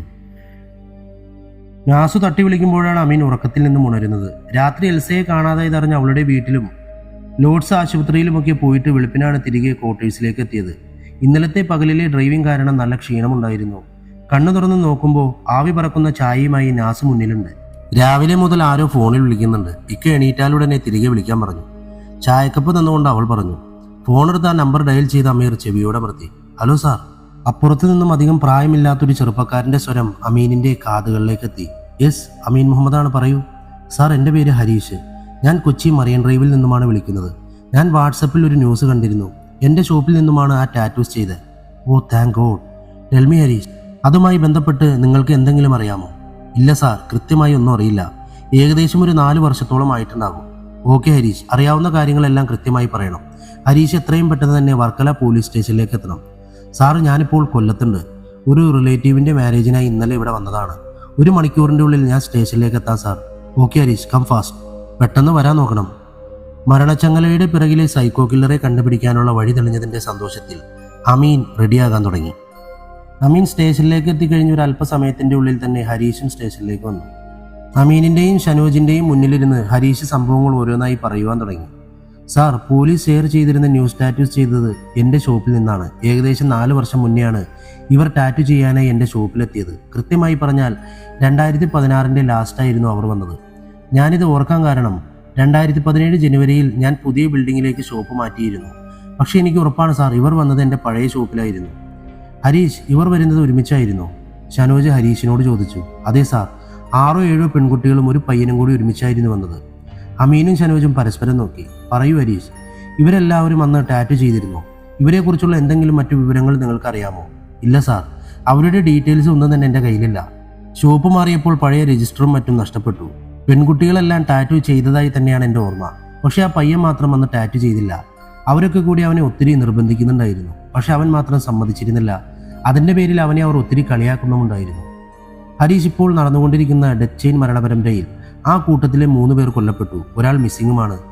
ഇപ്പോൾ കാണാതായ ആളിൻ്റെ ഉൾപ്പെടെ 4 പേരുടെയും വീട് കൊല്ലം, തിരുവനന്തപുരം ഭാഗങ്ങളിലാണ്. പക്ഷേ മരണത്തിന് ആകെയുള്ള തെളിവെന്ന് പറയാൻ പറ്റുന്ന ഈ ടാറ്റു ചെയ്തിരിക്കുന്നത് കൊച്ചിയിൽ നിന്നും. ഇവരെന്തിനാണ് അന്ന് അവിടെ എത്തിയതെന്നോ മറ്റോ ഓർമ്മയുണ്ടോ? അമീൻ ഹരീഷിൻ്റെ മുഖത്തേക്ക് നോക്കി. സാർ, കൊച്ചി സെൻറ് തെരേസ്യ കോളേജിൽ എന്തോ ക്യാമ്പിനോ മറ്റോ ഇവർ വന്നതാണെന്നാണ് എൻ്റെ ഓർമ്മ. അന്ന് അവർ അവിടെ വന്ന സമയം ഷോപ്പിൽ പവർ സപ്ലൈ ഇല്ലായിരുന്നു. അതുകൊണ്ട് ഞാൻ കുറച്ചധികം നേരം അവരുമായി സംസാരിച്ചിരുന്നു. അന്ന് അവർ ക്യാമ്പിനോ മറ്റോ വന്നതായാണ് എന്നോട് പറഞ്ഞത്. കണ്ടിട്ട് പ്രശ്നക്കാരാണെന്നോ ഒന്നും എനിക്ക് തോന്നിയതുമില്ല. വളരെ ജോളിയായിട്ടൊക്കെയായിരുന്നു സംസാരവും മറ്റും. ഹരീഷ് മറുപടി പറഞ്ഞു. ഓക്കെ, വളരെ നിർണായകമായ ഒരു തെളിവാണ് ഹരീഷിലൂടെ ഞങ്ങൾക്ക് കിട്ടിയിരിക്കുന്നത്. ഷനോജ് അഭിനന്ദിക്കാൻ തുടങ്ങിയതിൻ്റെ ഇടയിൽ ഹരീഷ് വീണ്ടും ഇടക്ക് കയറി. സാർ, എനിക്കൊരു കാര്യം കൂടി പറയാനുണ്ട്. ഇവരന്ന് വന്നു പോയതിനു ശേഷം 2-3 ദിവസങ്ങൾ കഴിഞ്ഞിട്ടുണ്ടാകും ഈ പയ്യനെ പറ്റി പത്രത്തിൽ ഒരു വാർത്തയുണ്ടായിരുന്നു. അമീനും ഷനോജും ഹരീഷിന്റെ വാക്കുകൾ ശ്രദ്ധാപൂർവം കേൾക്കാൻ തുടങ്ങി. ഊമയായ പെൺകുട്ടിയെ പീഡിപ്പിക്കാൻ ശ്രമിച്ച കോളേജ് വിദ്യാർത്ഥി അറസ്റ്റിലെന്നോ മറ്റോ ആയിരുന്നു വാർത്ത. അന്ന് ഞാൻ ഈ പയ്യൻ ഷോപ്പിൽ വന്ന കാര്യം എൻ്റെ ഭാര്യയോട് പറയുകയും ചെയ്തിരുന്നു. മറ്റെന്തെങ്കിലും ഹരീഷിന് ഇതേപ്പറ്റി അറിയാമോ? ഇല്ല സാർ, കൂടുതലായി എനിക്ക് ഒന്നും അറിയില്ല. Anyway, thank you so much Harish. നിങ്ങളിത് തുറന്നു പറയാൻ കാണിച്ച ധൈര്യത്തിനെ ചേർത്ത് പിടിച്ചൊന്നും അഭിനന്ദിക്കാതെ വയ്യ. പക്ഷേ നിലവിൽ നമ്മൾ രാജ്യമൊട്ടാകെ ഒറ്റക്കെട്ടായി നേരിടുന്ന കൊറോണ വൈറസ് ഒന്നുകൊണ്ട് മാത്രം ഞാൻ നിങ്ങളോടുള്ള സ്നേഹം വാക്കുകളിൽ അറിയിക്കുകയാണ്. ഇനിയും എന്തെങ്കിലും ആവശ്യമുണ്ടെങ്കിൽ ഞങ്ങൾ വിളിക്കും. അമീൻ എണീറ്റ് നിന്ന് ഹരീഷിനോടായി പറഞ്ഞു. തീർച്ചയായും സാർ, എന്നെക്കൊണ്ടാകുന്ന എന്തുവിധ സഹായങ്ങൾക്കും ഞാൻ കൂടെയുണ്ടാകും. ഹരീഷ് പോയി കഴിഞ്ഞതിന് ശേഷം അമീൻ ഷനോജിനെയും സന്ദീപിനെയും സുധാകരനെയും അകത്തേക്ക് വിളിപ്പിച്ചു. വളരെ നിർണായകമായ തെളിവുകളാണ് നമുക്ക് കിട്ടിയിരിക്കുന്നത്. എത്രയും പെട്ടെന്ന് തന്നെ ഹരീഷ് പറഞ്ഞ കോളേജുമായി ബന്ധപ്പെട്ട് അങ്ങനെ ഒരു ക്യാമ്പോ മറ്റോ അവിടെ നടന്നിട്ടുണ്ടോ എന്നും ഉണ്ടെങ്കിൽ അത് പങ്കെടുക്കുന്ന മുഴുവൻ ആളുകളുടെയും പേരും വിവരങ്ങളും ഉൾപ്പെടെ എല്ലാ ഡീറ്റെയിൽസും എടുക്കണം. അതിനോടൊപ്പം ഹരീഷ് പറഞ്ഞ ഊമയായ പെൺകുട്ടിയുടെയും അവിടെ നടന്ന ബാക്കി ഇഷ്യൂസിൻ്റെയും ഡീറ്റെയിൽസ് എടുക്കണം. അമീൻ ഷനോജിനും മറ്റു പോലീസുകാർക്കുമായി നിർദ്ദേശം നൽകി. Yes sir, please don't delay this. Maximum 1 മണിക്കൂർ. അതിൻ്റെ ഉള്ളിൽ നമുക്ക് ഈ ഡീറ്റെയിൽസ് കിട്ടിയേ പറ്റൂ. അതിലൂടെ മാത്രമേ ഇപ്പോൾ കാണാതിരിക്കുന്ന പെൺകുട്ടിയിലേക്ക് കൂടി നമുക്ക് എത്താൻ സാധിക്കുകയുള്ളൂ. Sure sir. അമീൻ്റെ വാക്കുകൾ കേട്ട് മറുപടി നൽകിക്കൊണ്ട് ഷനോജ് മറ്റുള്ള പോലീസുകാരെയും വിളിച്ച് പുറത്തേക്ക് പോയി. എയർപോർട്ടിൽ നിന്നും ഒഴുകി വരുന്ന പാട്ടും ആസ്വദിച്ച് കണ്ണടച്ച് കിടക്കുമ്പോഴാണ് ചാരക്കണ്ണുകാരൻ്റെ മൊബൈലിൽ മെസ്സേജ് ടൂൺ മുഴങ്ങുന്നത്. പാട്ടൊരു നിമിഷത്തേക്ക് നിന്നതിൻ്റെ ഈർഷ്യയോടെ മെസ്സേജ് ഓപ്പൺ ചെയ്ത് അവൻ ചിരിക്കുവാൻ തുടങ്ങി. വാട്സപ്പിൽ അവന് ലഭിച്ച സന്ദേശം മറ്റൊരു യുവതിയുടെ ഫോട്ടോയായിരുന്നു. അതിൻ്റെ താഴെ ഇങ്ങനെ എഴുതിയിരുന്നു: Sabira Saleem, Phoenix technology, techno park, Trivandrum. അത് വായിച്ചുകൊണ്ടിരിക്കുമ്പോൾ തന്നെ അടുത്ത മെസ്സേജും എത്തി. ബി കെയർഫുൾ, അമീൻ നമ്മുടെ പിറകിൽ തന്നെയുണ്ട്. പൊട്ടിച്ചിരിച്ചുകൊണ്ടിരുന്നവൻ സോഫയിൽ നിന്നും എണീറ്റു. സോഫയുടെ അരികിലായി ഇട്ടിരിക്കുന്ന ടേബിളിൽ എൽസ കിടപ്പുണ്ട്. അവൻ അവൾക്ക് അരികിലേക്ക് നടന്നു വന്നു. മീൻ വരയണ പോലെ അവളുടെ ദേഹമാകെ കത്തികൊണ്ട് വരഞ്ഞിരുന്നു. ആ മുറിയിലൂടെ ഒഴുകിയിറങ്ങിയ രക്തത്തുള്ളികൾ കട്ട പിടിച്ചു തുടങ്ങിയിട്ടുണ്ട്. യാതൊരു ചലനവുമില്ലാതെ കിടക്കുന്ന എൽസയുടെ മുഖത്തേക്ക് നോക്കിയവൻ പറഞ്ഞു: ഓ മൈ ഡിയർ എൽസ, നിന്നെ അതിവേഗം പറഞ്ഞുവിടാൻ എനിക്കൊട്ടും മനസ്സുണ്ടായില്ല. നിന്റെ രക്തം വാർന്ന് നീ ഇല്ലാതാകുന്നത് എനിക്ക് കാണണമായിരുന്നു. പക്ഷെ എനിക്ക് വീണ്ടും വിളി വന്നു എൽസ. നിന്റെ പ്രിയപ്പെട്ടവരിൽ ഒരുവൾ കൂടി എന്നെ കാണാനുള്ള സമയമായിരിക്കുന്നുവെന്ന്. വിഷമിക്കേണ്ട എൽസ, നിന്നെ സുഖകരമായ ഉറക്കത്തിലേക്ക് പറഞ്ഞു വിട്ടിട്ടേ ഞാൻ പോവുകയുള്ളൂ. ഭ്രാന്തനെ പോലെ ഉറക്കെ പൊട്ടിച്ചിരിച്ചുകൊണ്ടവൻ അടുക്കളയിൽ ഉപയോഗിക്കുന്ന തരത്തിലുള്ള നീളമുള്ളൊരു കത്തിയെടുത്ത് അതിൻ്റെ മുന അവളുടെ കഴുത്തിലേക്ക് അമർത്തി. അവിടുന്ന് കത്തി അവളുടെ മാരടങ്ങൾക്ക് നടുവിലേക്ക് കൊണ്ടുവന്നു. ഒരിക്കൽ കൂടി അവൻ്റെ മിഴികൾ അവളുടെ കണ്ണുകളിൽ ഉടക്കി. ഒരൊറ്റ സെക്കൻഡ് അവൻ്റെ കൈ വായുവിലേക്ക് ഒന്ന് ഉയർന്നു താഴ്ന്നു. എൽസയുടെ ശരീരം ഒന്ന് പിടച്ച പോലെ. 2 അടി പിറകിലേക്ക് മാറി നിന്ന് ചിത്രകാരൻ തൻ്റെ പെയിന്റിംഗ് ആസ്വദിക്കുന്നത് പോലെ അവൻ എൽസയുടെ നെഞ്ചിൽ തറഞ്ഞിരിക്കുന്ന കത്തിയുടെ മനോഹാരിത ആസ്വദിച്ച് ചിരിക്കുന്നുണ്ടായിരുന്നു. 1 മണിക്കൂർ കൊണ്ട് തന്നെ ഷനോജും സംഘവും അമീൻ ആവശ്യപ്പെട്ട വിവരങ്ങളെല്ലാം കോളേജിൽ നിന്നും കൊച്ചി സിറ്റി പോലീസ് സ്റ്റേഷനിൽ നിന്നുമൊക്കെ ശേഖരിച്ചു. സാർ, ഹരീഷ് പറഞ്ഞ കാര്യങ്ങളൊക്കെ വാസ്തവമാണ്. NSS ക്യാമ്പിൽ പങ്കെടുക്കാൻ വേണ്ടിയായിരുന്നു ഇവരുൾപ്പെടുന്ന 36 പേർ സെന്റ് തെരേസ കോളേജിലെത്തിയത്. ഷനോജ് ഡീറ്റെയിൽസ് അമീനോടായി പറഞ്ഞു തുടങ്ങി. എല്ലാവരും തിരുവനന്തപുരം മുതൽ കൊച്ചി വരെയുള്ള സ്ഥലങ്ങളിൽ നിന്നും പല പല കോളേജുകളിലായി പഠിക്കുന്ന ഡിഗ്രി 2ാം വർഷ വിദ്യാർത്ഥികളായിരുന്നു. 1ാം വർഷം കോളേജിൽ വെച്ച് നടക്കുന്ന വെക്കേഷൻ ക്യാമ്പിൽ നിന്നും കുറച്ചുപേരെ നാഷണൽ ക്യാമ്പിലേക്ക് സെലക്ട് ചെയ്യും. അത്തരമൊരു നാഷണൽ ക്യാമ്പായിരുന്നു ഇതും. 10 ദിവസത്തെ നാഷണൽ ക്യാമ്പിൻ്റെ ഇടയിൽ 8ാമത്തെ ദിവസം ഈ ക്യാമ്പിലുണ്ടായിരുന്ന ഊമയായ ഒരു പെൺകുട്ടിയെ ബാത്റൂമിൽ വെച്ച് പീഡിപ്പിക്കാൻ ശ്രമിച്ച കേസിൽ അവിടുന്ന് ഒരു പയ്യൻ അറസ്റ്റിലായിരുന്നു. അതിൻ്റെ ഡീറ്റെയിൽസ് കൊച്ചി പോലീസ് സ്റ്റേഷനിൽ നിന്നും നമുക്കിപ്പോൾ തന്നെ മെയിൽ ത്രൂ അയക്കാമെന്ന് പറഞ്ഞിട്ടുണ്ട്. ഷനോജ് സംസാരിച്ചുകൊണ്ടിരിക്കെ തന്നെ കോൺസ്റ്റബിൾ വിഷ്ണുപ്രിയ മെയിലിൻ്റെ ഒരു പ്രിന്റുമായി വന്നു. അമീനിൻ്റെ നിർദ്ദേശപ്രകാരം വിഷ്ണുപ്രിയ അത് വായിക്കുവാൻ തുടങ്ങി. Crime number 137/2016. ഊമയായ പെൺകുട്ടിയെ പിന്തുടർന്ന് ബാത്റൂമിൽ വെച്ച് പീഡിപ്പിക്കാൻ ശ്രമിച്ച കേസിൽ കൊല്ലം മൈത്രി കോളേജിലെ 2ാം വർഷ ബികോം വിദ്യാർത്ഥിയും കൊല്ലം ആദികേശ് വീട്ടിൽ വിശ്വനാഥവർമ്മ സാവിത്രി ദമ്പതികളുടെ മകനുമായ ആദികേശിനെ ആരാധ്യ, കാവ്യ, രുദ്ര, സാബിറ തുടങ്ങിയവരുടെ സാക്ഷിമൊഴിയുടെ അടിസ്ഥാനത്തിലും സാഹചര്യ തെളിവുകളുടെ അടിസ്ഥാനത്തിലും പ്രതിയായി അറസ്റ്റ് ചെയ്യുന്നു. സാർ, ഈ ആദികേശിൻ്റെ കംപ്ലീറ്റ് ഡീറ്റെയിൽസ് ഞാൻ എടുത്തിട്ടുണ്ട്. സുധാകരൻ അമീറിൻ്റെ മുന്നിലേക്ക് വന്നു. പറയൂ സുധാകരൻ. അമീനും ഷനോജും ഉൾപ്പെടെ എല്ലാവരും സുധാകരൻ്റെ മുഖത്തേക്ക് നോക്കി. സാർ, കൊല്ലത്തെ ഏറ്റവും വലിയ ടെക്സ്റ്റൈൽസ് ഗ്രൂപ്പായിരുന്ന ആദിത്യ ടെക്സ്റ്റൈൽസിൻ്റെ ഓണർ വിശ്വനാഥവർമ്മയുടെ ഏക മകനാണ് ആദി. യാതൊരു വിധത്തിലുള്ള മോശം സ്വഭാവങ്ങളും ഇല്ലാതിരുന്ന ആദി മൈത്രി കോളേജിൽ പഠിക്കുമ്പോഴാണ് ഈ സംഭവം നടക്കുന്നത്.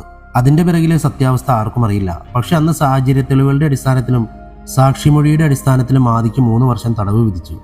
ആദിയുടെ ഈ ഇഷ്യൂ മുതലെടുത്ത് വിശ്വനാഥ വർമ്മയുടെ ബിസിനസ് ശത്രുക്കൾ അവരുടെ വീടും സ്ഥാപനങ്ങളും ഒക്കെ അടിച്ചു നശിപ്പിക്കുകയും മറ്റും ചെയ്തു.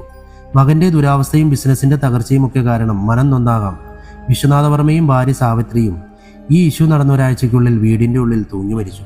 ഓ മൈ ഗോഡ്, അങ്ങനെയാണെങ്കിൽ ജയിൽ ശിക്ഷ കഴിഞ്ഞ് പുറത്തിറങ്ങിയ ആദി പക തീർക്കുന്നതായിരിക്കുമല്ലേ? സുധാകരൻ പറഞ്ഞു നിർത്തിയപ്പോൾ ആകാംക്ഷ അടക്കാൻ കഴിയാത്തവണ്ണം സന്ദീപ് അമീനോടായി ചോദിച്ചു. മേ ബി, ഒന്നും ഉറപ്പ് പറയാൻ കഴിയില്ല. ഇപ്പോൾ തൽക്കാലം നമുക്ക് അങ്ങനെ തന്നെ വിശ്വസിക്കാം. പ്രത്യേകിച്ച് അവനെതിരെ മൊഴി കൊടുത്ത പെൺകുട്ടികൾ കൂടി കൊല്ലപ്പെട്ട സാഹചര്യം കണക്കിലെടുക്കുമ്പോൾ അവനെ തന്നെയാണ് സംശയിക്കേണ്ടതും. സുധാകരൻ, ആദിയുടെ ഇപ്പോഴത്തെ സ്റ്റാറ്റസ് എന്താണ്? എന്തേലും ഇൻഫർമേഷൻ? ഇല്ല സാർ, ഒരു വിവരവുമില്ല. ജയിലിൽ നിന്നും കഴിഞ്ഞ ഡിസംബറിൽ പുറത്തിറങ്ങി. കൊല്ലം പോലീസ് സ്റ്റേഷനിൽ വിളിച്ച് പറഞ്ഞതനുസരിച്ച് അവർ വീട്ടിൽ പോയി നോക്കിയിരുന്നു. അവിടെ ഇപ്പോൾ വിശ്വനാഥ വർമ്മയുടെ സഹോദരിയും കുടുംബവും മാത്രമാണുള്ളത്. ആരൊക്കെയായിരുന്നു അന്ന് ആദിക്കെതിരെ മൊഴി കൊടുത്തത്? അതിനെപ്പറ്റി എന്തെങ്കിലും ഇൻഫർമേഷൻ? അമീൻ വീണ്ടും സുധാകരന്റെ മുഖത്തേക്ക് നോക്കി. സാർ, 4 പേരായിരുന്നു മൊഴി കൊടുത്തത്. കൊല്ലപ്പെട്ട ആരാധ്യ, കാവ്യ എന്നിവർക്ക് പുറമെ ഒരു രുദ്ര, പിന്നെ ഒരു സാബിറ. ഇവരുടെ ഡീറ്റെയിൽസ് എടുക്കാനുള്ള ഏർപ്പാട് ചെയ്തിട്ടുണ്ട്. ഗുഡ്. അവരുടെ ഡീറ്റെയിൽസ് എത്രയും പെട്ടെന്ന് എടുക്കണം. എടുത്തു കഴിഞ്ഞാലുടൻ അവർക്ക് വേണ്ട സെക്യൂരിറ്റി നൽകണം. അതിനോടൊപ്പം ഏറ്റവും ഇമ്മീഡിയറ്റായി നമ്മൾ ചെയ്യേണ്ട കാര്യം അവനെ കൊടുക്കുക എന്നുള്ളതാണ്. പക്ഷെ അത് അത്ര എളുപ്പമല്ല. അവൻ്റെ ഫാമിലി പൂർണ്ണമായി നിരീക്ഷണത്തിലായിരിക്കണം. Okay sir. ഷനോജ് ഒഴികെയുള്ള ബാക്കി പോലീസുകാരെല്ലാം തന്നെ പുറത്തേക്ക് പോയി. എന്തു തോന്നുന്നു ഷനോജ്? സാഹചര്യ തെളിവുകൾ വെച്ച് ആദ്യ തന്നെയാകാനാണ് സാധ്യത. പക്ഷെ മൊഴി കൊടുത്തവരിൽ ഉൾപ്പെടാത്ത സിയാന, അതുപോലെ ഇപ്പോൾ കാണാതായിരിക്കുന്ന എൽസ, ഇവരൊക്കെ എന്തിനാണ്? ശരിയാണ്, ഈ ചോദ്യങ്ങൾക്കെല്ലാം മറുപടി കിട്ടണമെങ്കിൽ മൊഴി കൊടുത്ത മറ്റ് 2 പെൺകുട്ടികളെയോ ആ ക്യാമ്പിൽ പങ്കെടുത്തിരുന്ന മറ്റാരെയെങ്കിലുമോ അല്ലെങ്കിൽ ഇവനെയോ നമുക്ക് കിട്ടണം. എത്രയും പെട്ടെന്ന് തന്നെ നമുക്കിത് സോൾവ് ചെയ്യാൻ പറ്റുമെന്ന് കരുതാം. അമീൻ അവനെ പിടിക്കാനുള്ള വഴികൾ ഓരോന്നായി ആലോചിച്ചുകൊണ്ട് തൻ്റെ കസാരയിലേക്ക് ചാഞ്ഞു കിടന്നു. പതിവ് പോലെ അന്ന് വൈകുന്നേരവും കുട്ടികളും മുതിർന്നവരും ഒക്കെ സംഘം ചേർന്ന് തേക്കിൻകാട് മൈതാനത്ത് ഫുട്ബോൾ കളിച്ചുകൊണ്ടിരിക്കുകയാണ്. ഏകദേശം 10 ഏക്കറോളം വരുന്ന തേക്കിൻകാട് മൈതാനത്തിന്റെ ഒരറ്റത്ത് വലിയൊരു കുളമാണ്. ഇപ്പോൾ കുളത്തിലേക്ക് ആരും അങ്ങനെ വരാറില്ല. അങ്ങനെ ആകെ പായൽ മൂടിക്കിടക്കുന്നു. കുളത്തിന്റെ മറുവശത്ത് കാടാണ്. എല്ലാ ദിവസവും വൈകുന്നേരങ്ങളിൽ കുട്ടികളും മുതിർന്നവരും മൈതാനത്ത് ഫുട്ബോൾ കളിക്കുമെങ്കിലും ആരും ആ ഭാഗത്തേക്ക് വരാറില്ല. ആരോമൽ പാസ്. ഷാരൂഖിന്റെ വിളി കേട്ട് ആരോമൽ ഫുട്ബോൾ ഉയർത്തിയടിച്ചു. ലക്ഷ്യം തെറ്റിയ ഫുട്ബോൾ കുളത്തിന്റെ അടുത്തേക്ക് ഉരുണ്ടുപോയി. ഏകദേശം ഗ്രൗണ്ടിൽ നിന്നും 200 മീറ്ററോളം ദൂരമുണ്ട് കുളത്തിലേക്ക്. ഫുട്ബോൾ എടുക്കാൻ വേണ്ടി ഷാരൂഖ് കുളത്തിന്റെ അടുത്തേക്ക് നടന്നു. കുളത്തിന്റെ അടുത്തായി ഒരു ആംബുലൻസ് പാർക്ക് ചെയ്തിരിക്കുന്നു. സാധാരണയായി ആരും ഇങ്ങോട്ട് വരാറുകൂടിയില്ല. ഉച്ചയോടെ ഇതുവഴി ബൈക്കിൽ പോയപ്പോഴും ഈ ആംബുലൻസ് ഇവിടെ കിടക്കുന്നത് ഷാരൂഖ് കണ്ടിരുന്നു. ഫുട്ബോൾ എടുത്തിട്ട് ഷാരൂഖ് ആംബുലൻസിലേക്ക് ഒന്ന് നോക്കി. 10 മീറ്ററേ ഉള്ളൂ ആംബുലൻസും ഷാരൂഖും തമ്മിലുള്ള ദൂരം. പിറകുവശം കാണുന്ന രീതിയിൽ തിരിച്ചിട്ടിരിക്കുന്ന ആംബുലൻസിന്റെ ബാക്കിലെ ഡോർ ഒരല്പം തുറന്നു കിടക്കുന്ന പോലെ ഷാരൂഖിന് തോന്നി. ആരോ പാർക്ക് ചെയ്തു പോയപ്പോൾ അടയ്ക്കാൻ മറന്നതാകും. അങ്ങ് അടച്ചേക്കാമെന്ന് കരുതി ഷാരൂഖ് അടുത്തേക്ക് നടന്നു. അടയ്ക്കുവാനായി ഡോറിൽ പിടിച്ചതും ഡോർ മലർക്കെ തുറന്നതും ഒരുമിച്ചായിരുന്നു. ഉള്ളിലേക്ക് നോക്കിയ ഷാരൂഖ് നിലവിളിച്ചുകൊണ്ട് മൈതാനത്തേക്ക് തിരിഞ്ഞോടി. മലർക്കെ തുറന്നു കിടന്നിരുന്ന ആംബുലൻസിന്റെ ഉള്ളിൽ മുകളിലെ പ്ലാറ്റ്ഫോമിൽ ബന്ധിപ്പിച്ചിരുന്ന ഇറച്ചിക്കൊളുത്തുകളിലായി ഇറച്ചിക്കടകളിൽ മാടുകളെ തൂക്കിയിടുന്നത് പോലെ ഒരു സ്ത്രീയുടെ ശരീരം കഷ്ണങ്ങളായി മുറിച്ച് തൂക്കിയിട്ടിട്ടുണ്ടായിരുന്നു. നിമിഷ നേരം കൊണ്ട് തേക്കിൻകാട് മൈതാനം ജനസാന്ദ്രമായി. തിങ്ങി നിറഞ്ഞ ജനങ്ങൾക്ക് നടുവിൽ ലൂയിസ് ഫിലിപ്പിന്റെ ഇളം നീല ചെക്ക് ഷർട്ട് ധരിച്ചൊരു യുവാവ് ചൂട് കപ്പലടയും കുറച്ചുകൊണ്ട് ആംബുലൻസിലേക്ക് നോക്കി നിൽപ്പുണ്ടായിരുന്നു.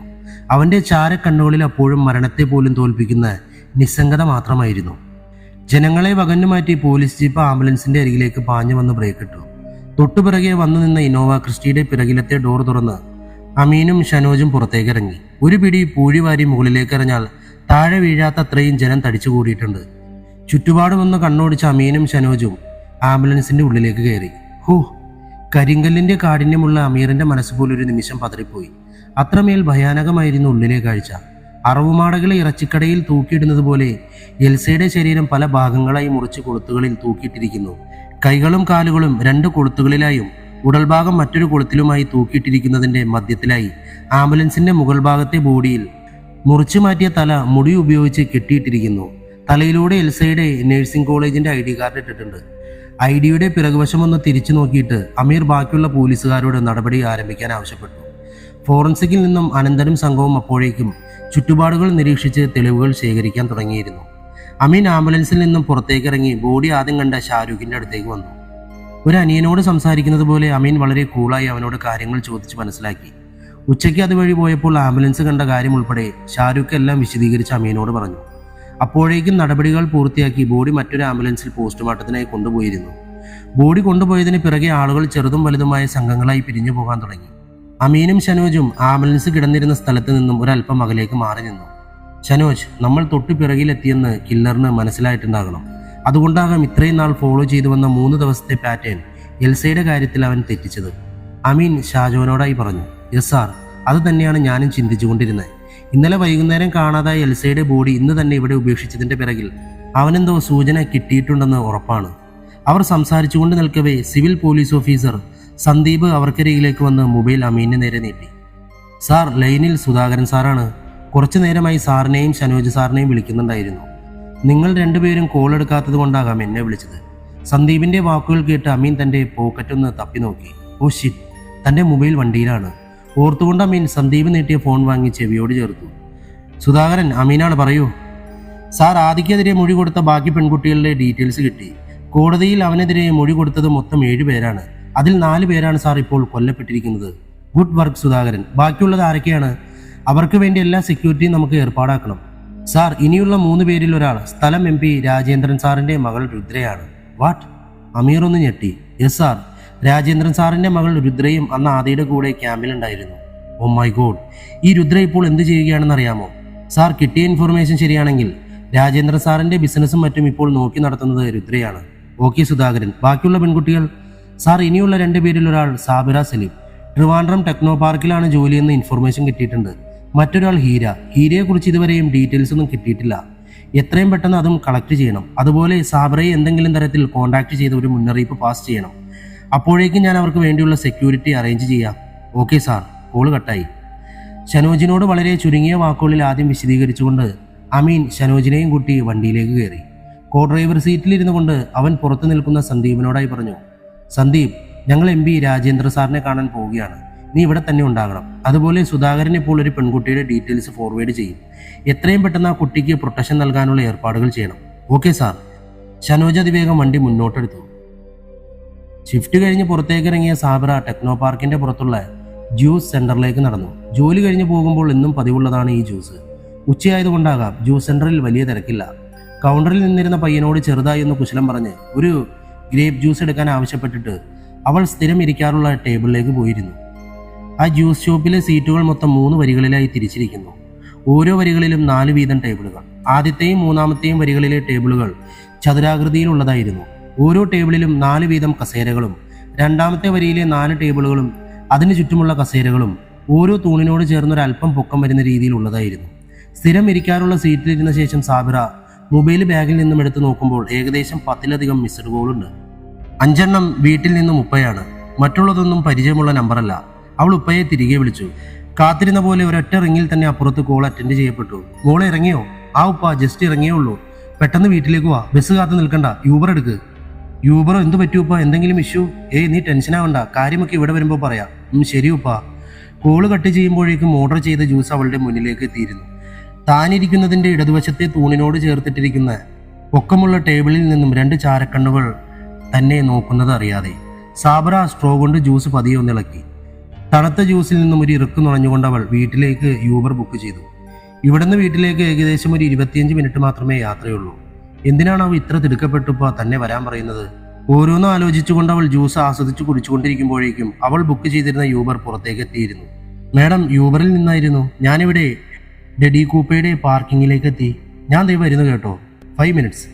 സാബിറ ബുക്ക് ചെയ്ത യൂബർ പുറത്തെത്തിയെന്ന് മനസ്സിലായതും ചുറ്റുപാടുകളൊന്ന് നിരീക്ഷിച്ച ശേഷം അവൾക്ക് പിറകിലുണ്ടായിരുന്ന ചാരക്കണ്ണുകൾ പേഴ്സിൽ നിന്നും പൈസ എടുത്ത് തൻ്റെ മുന്നിലുണ്ടായിരുന്ന ബില്ലിലേക്ക് വെച്ചിട്ട് അവിടെ നിന്നും പതിയെ എണീറ്റ് പുറത്തേക്ക് നടന്നു. N95 ടൈപ്പ് മാസ്ക് മുഖത്തേക്ക് അമർത്തി നെറ്റിയിലേക്ക് വീണ് കിടക്കുന്ന നീണ്ട മുടിയിഴകൾ മാടിയൊതുക്കി പുറത്തേക്ക് നടക്കുന്ന അവൻ്റെ കണ്ണുകളിൽ ക്രൂരത കലർന്ന നിസ്സംഗത ഭാവമായിരുന്നു. ഏകദേശം 5 മിനിറ്റുകൾക്ക് ശേഷം സാബിറയും ബിൽ പേ ചെയ്ത് പുറത്തേക്ക് ഇറങ്ങി പാർക്കിങ്ങിലേക്ക് നടന്ന് അവൾ ബുക്ക് ചെയ്തിരുന്ന യൂബറിലേക്ക് വണ്ടിയുടെ നമ്പർ നോക്കി കയറി. അവൾ കാറിലേക്ക് കയറുന്നത് കണ്ടതും ജ്യൂസ് സെന്ററിന്റെ കോമ്പൗണ്ടിന്റെ വെളിയിൽ മഫ്തിയിലുണ്ടായിരുന്ന സിവിൽ പോലീസ് ഓഫീസർ പ്രണവ് ചാവി തിരിച്ച് ബൈക്ക് സ്റ്റാർട്ടാക്കി. തനിക്ക് ചുറ്റും നടക്കുന്നതൊന്നും അറിയാതെ സാബിറ ആ മാരുതി സെലോറിയോയുടെ പിറകിലെ സീറ്റിൽ പുറംകാഴ്ചകളൊക്കെ കണ്ടുകൊണ്ടേയിരുന്നു. റിവ്യൂ മിററിലൂടെ വണ്ടിയുടെ തൊട്ടുപിറകെ പൾസർ ബൈക്കിൽ ഫോളോ ചെയ്തു വരുന്ന പ്രണവിനെ നോക്കി ഊറി ചിരിച്ചുകൊണ്ട് ആ ചാരക്കണ്ണുകാരൻ തൻ്റെ പോക്കറ്റിൽ നിന്നും ഒരു ചെറിയ ബോട്ടിലെടുത്തു. റോഡിന്റെ ഇരുവശങ്ങളും ശ്രദ്ധിച്ചുകൊണ്ടവൻ മിന്നൽ വേഗത്തിൽ തിരിഞ്ഞ് അത് സാബിറയുടെ മുഖത്തേക്ക് സ്പ്രേ ചെയ്തു. സാബിറ മയക്കത്തിലേക്ക് വീഴാൻ 15 സെക്കൻഡുകൾ പോലും എടുത്തില്ല. വീണ്ടും ഒരിക്കൽ കൂടി അതൊന്ന് ഉറപ്പുവരുത്തിയിട്ട് ആ ചാരക്കണ്ണുകാരൻ ഒരു മൂളിപ്പാട്ട് കൂടി പാടി ആക്സിലേറ്ററിൽ കാലമർത്തി. അപ്പോഴും അതൊന്നും അറിയാതെ പ്രണവ് ആ യൂബർ ടാക്സി ഫോളോ ചെയ്തുകൊണ്ടേയിരുന്നു. ആ വണ്ടിയുടെ യഥാർത്ഥ ഡ്രൈവർ അപ്പോൾ ഡെഡി കൂപ്പയുടെ പാർക്കിങ്ങിലുള്ള ബെഞ്ചിൽ മയങ്ങിക്കിടപ്പുണ്ടായിരുന്നു. MP രാജേന്ദ്രൻ സാറിന്റെ വീട്ടിൽ സോഫയിൽ MPക്കും മകൾക്കും മുന്നിലിരുന്ന് അമീനും ഷനോജും ഡച്ചൈൻ മരണപരമ്പരയിൽ നടന്ന അന്വേഷണങ്ങളിൽ നിന്നും ഇതുവരെ കിട്ടിയ വിവരങ്ങളെ പറ്റിയും ആദിയെ പറ്റിയുമൊക്കെ വിവരിക്കുകയാണ്. അവർ പറഞ്ഞു കഴിഞ്ഞപ്പോഴേക്കും MPയും മകളും പരസ്പരം നോക്കിയൊന്ന് പുഞ്ചിരിച്ചു. നിങ്ങൾ പറഞ്ഞു വരുന്നത് ആദിയാണ് ഈ കൊലപാതകങ്ങൾ ചെയ്യുന്നതെന്നാണോ? രുദ്ര രാജേന്ദ്രൻ എന്ന 23-കാരി കാലിന്മേൽ കാല് കയറ്റി വെച്ചുകൊണ്ട് അമീനോടായി ചോദിച്ചു. പണത്തിന്റെയും അച്ഛന്റെ പദവിയുടെയും ഹുങ്ക് അവളുടെ മുഖത്ത് തന്നെ കാണാമായിരുന്നു. അതെ മാഡം, ഇപ്പോൾ ഞങ്ങളുടെ അന്വേഷണം എത്തി നിൽക്കുന്നത് ആദിയിലാണ്. അന്ന് ആദിക്കെതിരെ മൊഴി കൊടുത്ത 7 പേരിൽ 4 പേരും കഴിഞ്ഞ 12 ദിവസങ്ങൾക്കുള്ളിൽ കൊല ചെയ്യപ്പെട്ടു. ഇനി ബാക്കിയുള്ളത് മേഡം ഉൾപ്പെടെ 3 പേരാണ്. എപ്പോഴും മുൻകരുതൽ നല്ലതാണ്. അതുകൊണ്ടാണ് ഞങ്ങൾ ഇത്രയും കാര്യങ്ങൾ വെളിപ്പെടുത്തിയത്. അമീന്റെ വാക്കുകൾ കേട്ട് ഉറക്കെ പൊട്ടിച്ചിരിച്ചുകൊണ്ട് അവൾ പറഞ്ഞു. സാർ, എനിക്ക് മരിക്കാൻ പേടിയൊന്നുമില്ല. പിന്നെ സാറിന്റെ ഈ കണ്ടുപിടുത്തമൊക്കെ വെറുതെയാണ്. ആദി അവൻ ഇനി ഒരിക്കലും വരില്ല. മകളുടെ വായിൽ നിന്നും വിഡ്ഢിത്തം വീഴാതിരിക്കാൻ എന്നോണം രാജേന്ദ്രൻ മകളുടെ കയ്യിൽ ഒന്ന് പിടിച്ചു. അമീൻ, എനിവേ നിങ്ങൾ തന്ന ഇൻഫർമേഷന് വളരെ നന്ദി. എന്ന് കരുതി മുൻകരുതലിന്റെ ഭാഗമായി തന്നെ വീട്ടിലിരിക്കാനൊന്നും എനിക്കും മകൾക്കും പറ്റില്ല. വളരെ ഹാർഷായി തന്നെ രാജേന്ദ്രൻ അമീനോടായി പറഞ്ഞു. ഓക്കെ സാർ, ഞങ്ങൾക്ക് കിട്ടിയ ഇൻഫർമേഷൻ പാസ് ചെയ്തു എന്ന് മാത്രമേ ഉള്ളൂ. അതാണല്ലോ ഞങ്ങളുടെ ജോലിയും. പിന്നെ ഒരു പക്ഷേ പോലീസിന്റെ ഭാഗത്ത് നിന്ന് എന്തെങ്കിലും പ്രൊട്ടക്ഷനോ മറ്റോ ആവശ്യമുണ്ടെങ്കിൽ വിളിക്കൂ. പ്രൊട്ടക്ഷനോ? ഞങ്ങൾക്കോ? അമീന്തോ ആ പുറത്തു നിൽക്കുന്ന ആ ജിമ്മന്മാരെ കണ്ടോ? എനിക്കും എൻ്റെ മകൾക്കും പ്രൊട്ടക്ഷൻ നൽകാൻ വേണ്ടി അങ്ങ് ദൂരേന്ന് ഇറക്കുമതി ചെയ്തിരിക്കുന്നവരാ. നിങ്ങൾ പോലീസുകാർക്ക് എന്തിനും ഏതിനും കുറെ ഓർഡറുകൾ വേണ്ടേ? ഇവർക്ക് അങ്ങനെയൊന്നുമില്ല. എൻ്റെ കണ്ണൊന്ന് അനങ്ങിയാൽ മതി. വളരെ പുച്ഛത്തിൽ MP രാജേന്ദ്രൻ പറഞ്ഞു. അത് ശരിയാ സാറേ. പോലീസ് ജോലി സ്വപ്നം കണ്ട് ഒത്തിരി കഷ്ടപ്പെട്ട് പഠിച്ച് പരീക്ഷ എഴുതി പാസ്സായി ഞങ്ങളെപ്പോലെ കുറെ എണ്ണം ജോലിയിൽ കയറിയാലും ഇവിടുത്തെ ജനങ്ങൾ കുറെ കോപ്പന്മാരെ ജയിപ്പിച്ചു വിടുമല്ലോ. സാറിനെ അല്ലാട്ടോ. തലയ്ക്കകത്ത് 10 പൈസയുടെ വെളിവില്ലാത്ത ആ കൊണാപ്പന്മാരുടെ ഓർഡറിന് ഞങ്ങൾക്ക് വെയിറ്റ് ചെയ്തല്ലേ പറ്റുള്ളൂ. ഇത് ഇന്ത്യയല്ലേ, ഇവിടെ ഇങ്ങനെയാണല്ലോ. സാറിന്റെ മകൾക്ക് ഒന്നും സംഭവിക്കാതിരിക്കട്ടെ. പറഞ്ഞു കഴിഞ്ഞവൻ പുറത്തേക്ക് നടന്നു. പുറത്ത് പാർക്ക് ചെയ്തിരുന്ന വണ്ടിയുടെ അടുത്തേക്ക് നടക്കുമ്പോഴും സിവിൽ പോലീസ് ഓഫീസർ പ്രണവിന്റെ കോൾ ഷനോജിന്റെ ഫോണിലേക്ക് വരുന്നുണ്ടായിരുന്നു. സാർ, സാബിറ സലീം. അപ്പുറത്തു നിന്നും ശ്വാസമെടുക്കാൻ പറ്റാത്ത വിധത്തിൽ പ്രണവ് കിതയ്ക്കുന്നുണ്ടായിരുന്നു. എന്തു പറ്റി പ്രണവ്? ടെൽമി. സാർ, കില്ലർ സാബിറയെയും കൊണ്ടുപോയി. ഇത്രയും നേരം ഞാൻ ഫോളോ ചെയ്തിരുന്ന കാർ ഓടിച്ചിരുന്നത് കില്ലറായിരുന്നു. സാബിറയുടെ വീട്ടിലേക്ക് തിരിയാതെ മുന്നിലേക്ക് പോയ കാർ തടയുന്നതിന് വേണ്ടി ഞാൻ ബൈക്ക് മുന്നിലേക്ക് കയറ്റി നിർത്താൻ നോക്കി. പക്ഷെ എൻ്റെ കണക്കുകൂട്ടലുകളൊക്കെ തെറ്റിച്ചുകൊണ്ട് അവൻ ബൈക്ക് ഇടിച്ച് താഴെയിട്ടു. എന്നിട്ട് നിർത്താതെ പോയി. ഓ ഷീറ്റ്. ലൗഡ് സ്പീക്കറിൽ പ്രണവിന്റെ വാക്കുകൾ കേട്ട അമീൻ കൈ ചുരുട്ടി വണ്ടിയിലിടിച്ചു. പ്രണവ്, അവൻ ഏത് റൂട്ടിലേക്കാണ് പോയതെന്നറിയാമോ? സാർ, കൊല്ലം റൂട്ടിലേക്കാണ്. ഏകദേശം മംഗലാപുരത്തിന്റെ അടുത്ത് വെച്ചാണ് എന്നെ ഇടിച്ചിട്ടത്. ഷനോജ്, എല്ലാ സ്റ്റേഷനിലും വിളിച്ച് ട്രാഫിക് ബ്ലോക്ക് ചെയ്യാൻ നിർദ്ദേശം കൊടുക്കുക. Come on quick. ഷനോജിന്റെ സന്ദേശം വയർലെസ്സുകളിലൂടെ പോലീസ് സ്റ്റേഷനിലേക്ക് പോകുമ്പോൾ യാതൊരു ഭാവവ്യത്യാസവുമില്ലാതെ മൂളിപ്പാട്ടും പാടി ആ ചാരക്കണ്ണുകാരൻ വണ്ടി മുന്നിലേക്ക് ഓടിച്ചുകൊണ്ടേയിരുന്നു. ഷനോജിന്റെ സന്ദേശം കിട്ടിയ നിമിഷ നേരം കൊണ്ട് തന്നെ വിവിധ പോലീസ് സ്റ്റേഷനുകളിലെ ജീപ്പുകൾ നിരത്തുകളിൽ നിരന്നു. സിവിൽ പോലീസ് ഓഫീസർ പ്രണവ് പറഞ്ഞ മാരുതി സെലോറിയോയുടെ കടും നീല നിറത്തിലുള്ള കാറിനെ അവരുടെ കണ്ണുകൾ തേടിക്കൊണ്ടേയിരുന്നു. പക്ഷേ നിരാശ മാത്രമായിരുന്നു ഫലം. പരിശോധന ആരംഭിച്ച് മണിക്കൂറുകൾ പിന്നിട്ടിട്ടും സംശയിക്കാൻ പാകത്തിലുള്ള ഒന്നും തന്നെ അമീനും സംഘത്തിനും കിട്ടിയില്ല. വർക്കല നഗരത്തിലേക്ക് വരുന്ന വാഹനങ്ങൾ നഗരത്തിലേക്ക് പ്രവേശിക്കുന്നതിന് മുന്നായി പരിശോധിക്കുകയാണ് അമീനും ഷനോജും ഉൾപ്പെടുന്ന സംഘം. ഒരല്പം മാറി നിൽക്കുന്ന അമീന്റെ അരികിലേക്ക് ഷനോജ് നടന്നു വന്നു. സാർ, നമുക്കൊരു ചായ കുടിച്ചാലോ? ഷനോജിന്റെ മുഖം കണ്ടപ്പോൾ അവനെന്തോ പറയാനുണ്ടെന്ന് അമീന് മനസ്സിലായി. ഞാനും അത് പറയാൻ തുടങ്ങുമായിരുന്നു. വരൂ ഷനോജ്. ഇരുവരും കൂടി റോഡ് മുറിച്ചു കടന്ന് മറുവശത്തുള്ള ചായക്കടയുടെ മുന്നിലേക്ക് എത്തി. 2 ചായ, സ്ട്രോങ് ആയിക്കോട്ടെ. ഷനോജ് ഓർഡർ ചെയ്തുകൊണ്ട് പുറത്തുള്ള ബെഞ്ചിലേക്ക് ഇരുന്നു. സാർ, എനിക്കൊരു കോൺസ്പിറസി ഫീൽ ചെയ്യുന്നുണ്ട്. വളരെ ആലോചിച്ചു പറയുന്നത് പോലെ ഷനോജ് അമീനോട് പറഞ്ഞു. പറയൂ, എന്താണ് ഷനോജിന്റെ മനസ്സിൽ? സാർ, ആദിയുമായി ബന്ധപ്പെട്ടും ഇപ്പോൾ നടക്കുന്ന കൊലപാതകങ്ങളുമായി നമ്മുടെ MPക്കും മകൾക്കും എന്തോ അറിവുള്ളതുപോലെ. തീർച്ചയായും സുധാകരൻ ഫോണിലൂടെ രുദ്രയുടെ പേര് പറഞ്ഞപ്പോൾ തന്നെ എനിക്ക് നേരിയ സംശയം തോന്നിയിരുന്നു. അവരെ കണ്ടു കഴിഞ്ഞപ്പോൾ എനിക്കത് തീർച്ചയായി ഷനോജ്. നമ്മൾ കൊലയാളിയേക്കാൾ പേടിക്കേണ്ടത് MP രാജേന്ദ്രനെയാണ് സാർ. അയാളുടെ കൂടെ അയാളുടെ മകളും കൂടി ചേർന്നാൽ കൊല്ലുന്ന രാജാവിനെ തിന്നുന്ന മന്ത്രി കോംബോ ആയിരിക്കും. പക്ഷേ ഞാൻ നോട്ട് ചെയ്ത മറ്റൊരു കാര്യമുണ്ട് ഷനോജ്. നമ്മുടെ മുന്നിൽ വലിയ വീരവാദങ്ങളൊക്കെ നിരത്തിയെങ്കിലും ഉള്ളിൽ അവർക്കും നല്ല ഭയമുണ്ട്. അതുകൊണ്ടാണ് അവർ പുറത്തു നിന്നും സെക്യൂരിറ്റികളെ ഏർപ്പാടാക്കിയിരിക്കുന്നത്. സാർ, ഈ രുദ്രയെ നമുക്കങ്ങ് പൊക്കിയാലോ? 2 എണ്ണം കിട്ടുമ്പോൾ പുന്നാരമോൾ തത്ത പറയും പോലെ എല്ലാം പറയും. അത് മണ്ടത്തരമായി പോകും. കൊലയാളിയെ പിടിക്കുകയാണ് നമ്മൾ ചെയ്യേണ്ടത്. അതിൻ്റെ പിറകിലെ ഹേതു എന്താണെങ്കിലും അതിപ്പോൾ പ്രസക്തിയില്ല. ഇപ്പോൾ നമ്മൾ എടുത്തു ചാടി എന്ത് ചെയ്താലും കില്ലറിന് രക്ഷപ്പെടാൻ അവസരമാകും. അത് പാടില്ല. അവനെ കെട്ടിക്കഴിഞ്ഞ് അവളെ പൊക്കണം. ചൂട് ചായ ഊതി കുടിച്ചുകൊണ്ട് അമീൻ പറഞ്ഞു. പക്ഷെ ഇപ്പോൾ എന്തു ചെയ്യും സാർ? അഞ്ചാമത്തെ പെൺകുട്ടിയെ നമ്മുടെ മൂക്കിൻ തുമ്പിലൂടെ അവൻ കടത്തിക്കൊണ്ടു പോയിരിക്കുന്നു. അവിടെയാണ് ശരിക്കും നമുക്ക് പിഴവ് പറ്റിയത്. സുധാകരൻ ഈ പെൺകുട്ടികളെ പറ്റി വിളിച്ചു പറഞ്ഞപ്പോൾ നമ്മൾ ആദ്യം കാണാൻ പോകേണ്ടിയിരുന്നത് രുദ്രയെ ആയിരുന്നില്ല, സാബറയെ ആയിരുന്നു. എങ്കിലൊരു പക്ഷെ നമുക്ക് ആ കുട്ടിയെങ്കിലും രക്ഷപ്പെടുത്താൻ പറ്റുമായിരുന്നു. അമീൻ വളരെ നിരാശയോടെ പറഞ്ഞു. ശരിയാണ് സാർ, സാബറയെ നമുക്ക് കാണാൻ സാധിച്ചിരുന്നുവെങ്കിൽ ഒരുപക്ഷെ നമുക്ക് കില്ലറിലേക്ക് എത്താനുള്ള എന്തെങ്കിലും ഒരു വഴി തുറന്നു കിട്ടിയേനെ. അവർ സംസാരിച്ചു കൊണ്ടിരിക്കെ ഷനോജിന്റെ ഫോണിലേക്ക് ചാത്തൻപാറ പോലീസ് സ്റ്റേഷനിലെ SI വിനോദിന്റെ കോൾ വന്നു. ഹലോ വിനോദ്. ഷനോജ്, നിങ്ങളുടെ മെസ്സേജിൽ പറഞ്ഞ മാരുതി സെലോറിയോ വണ്ടി ഞങ്ങൾ കണ്ടെത്തിയിട്ടുണ്ട്. ബട്ട് അതിൻ്റെ ഉള്ളിൽ ആരുമില്ല. Oh shit.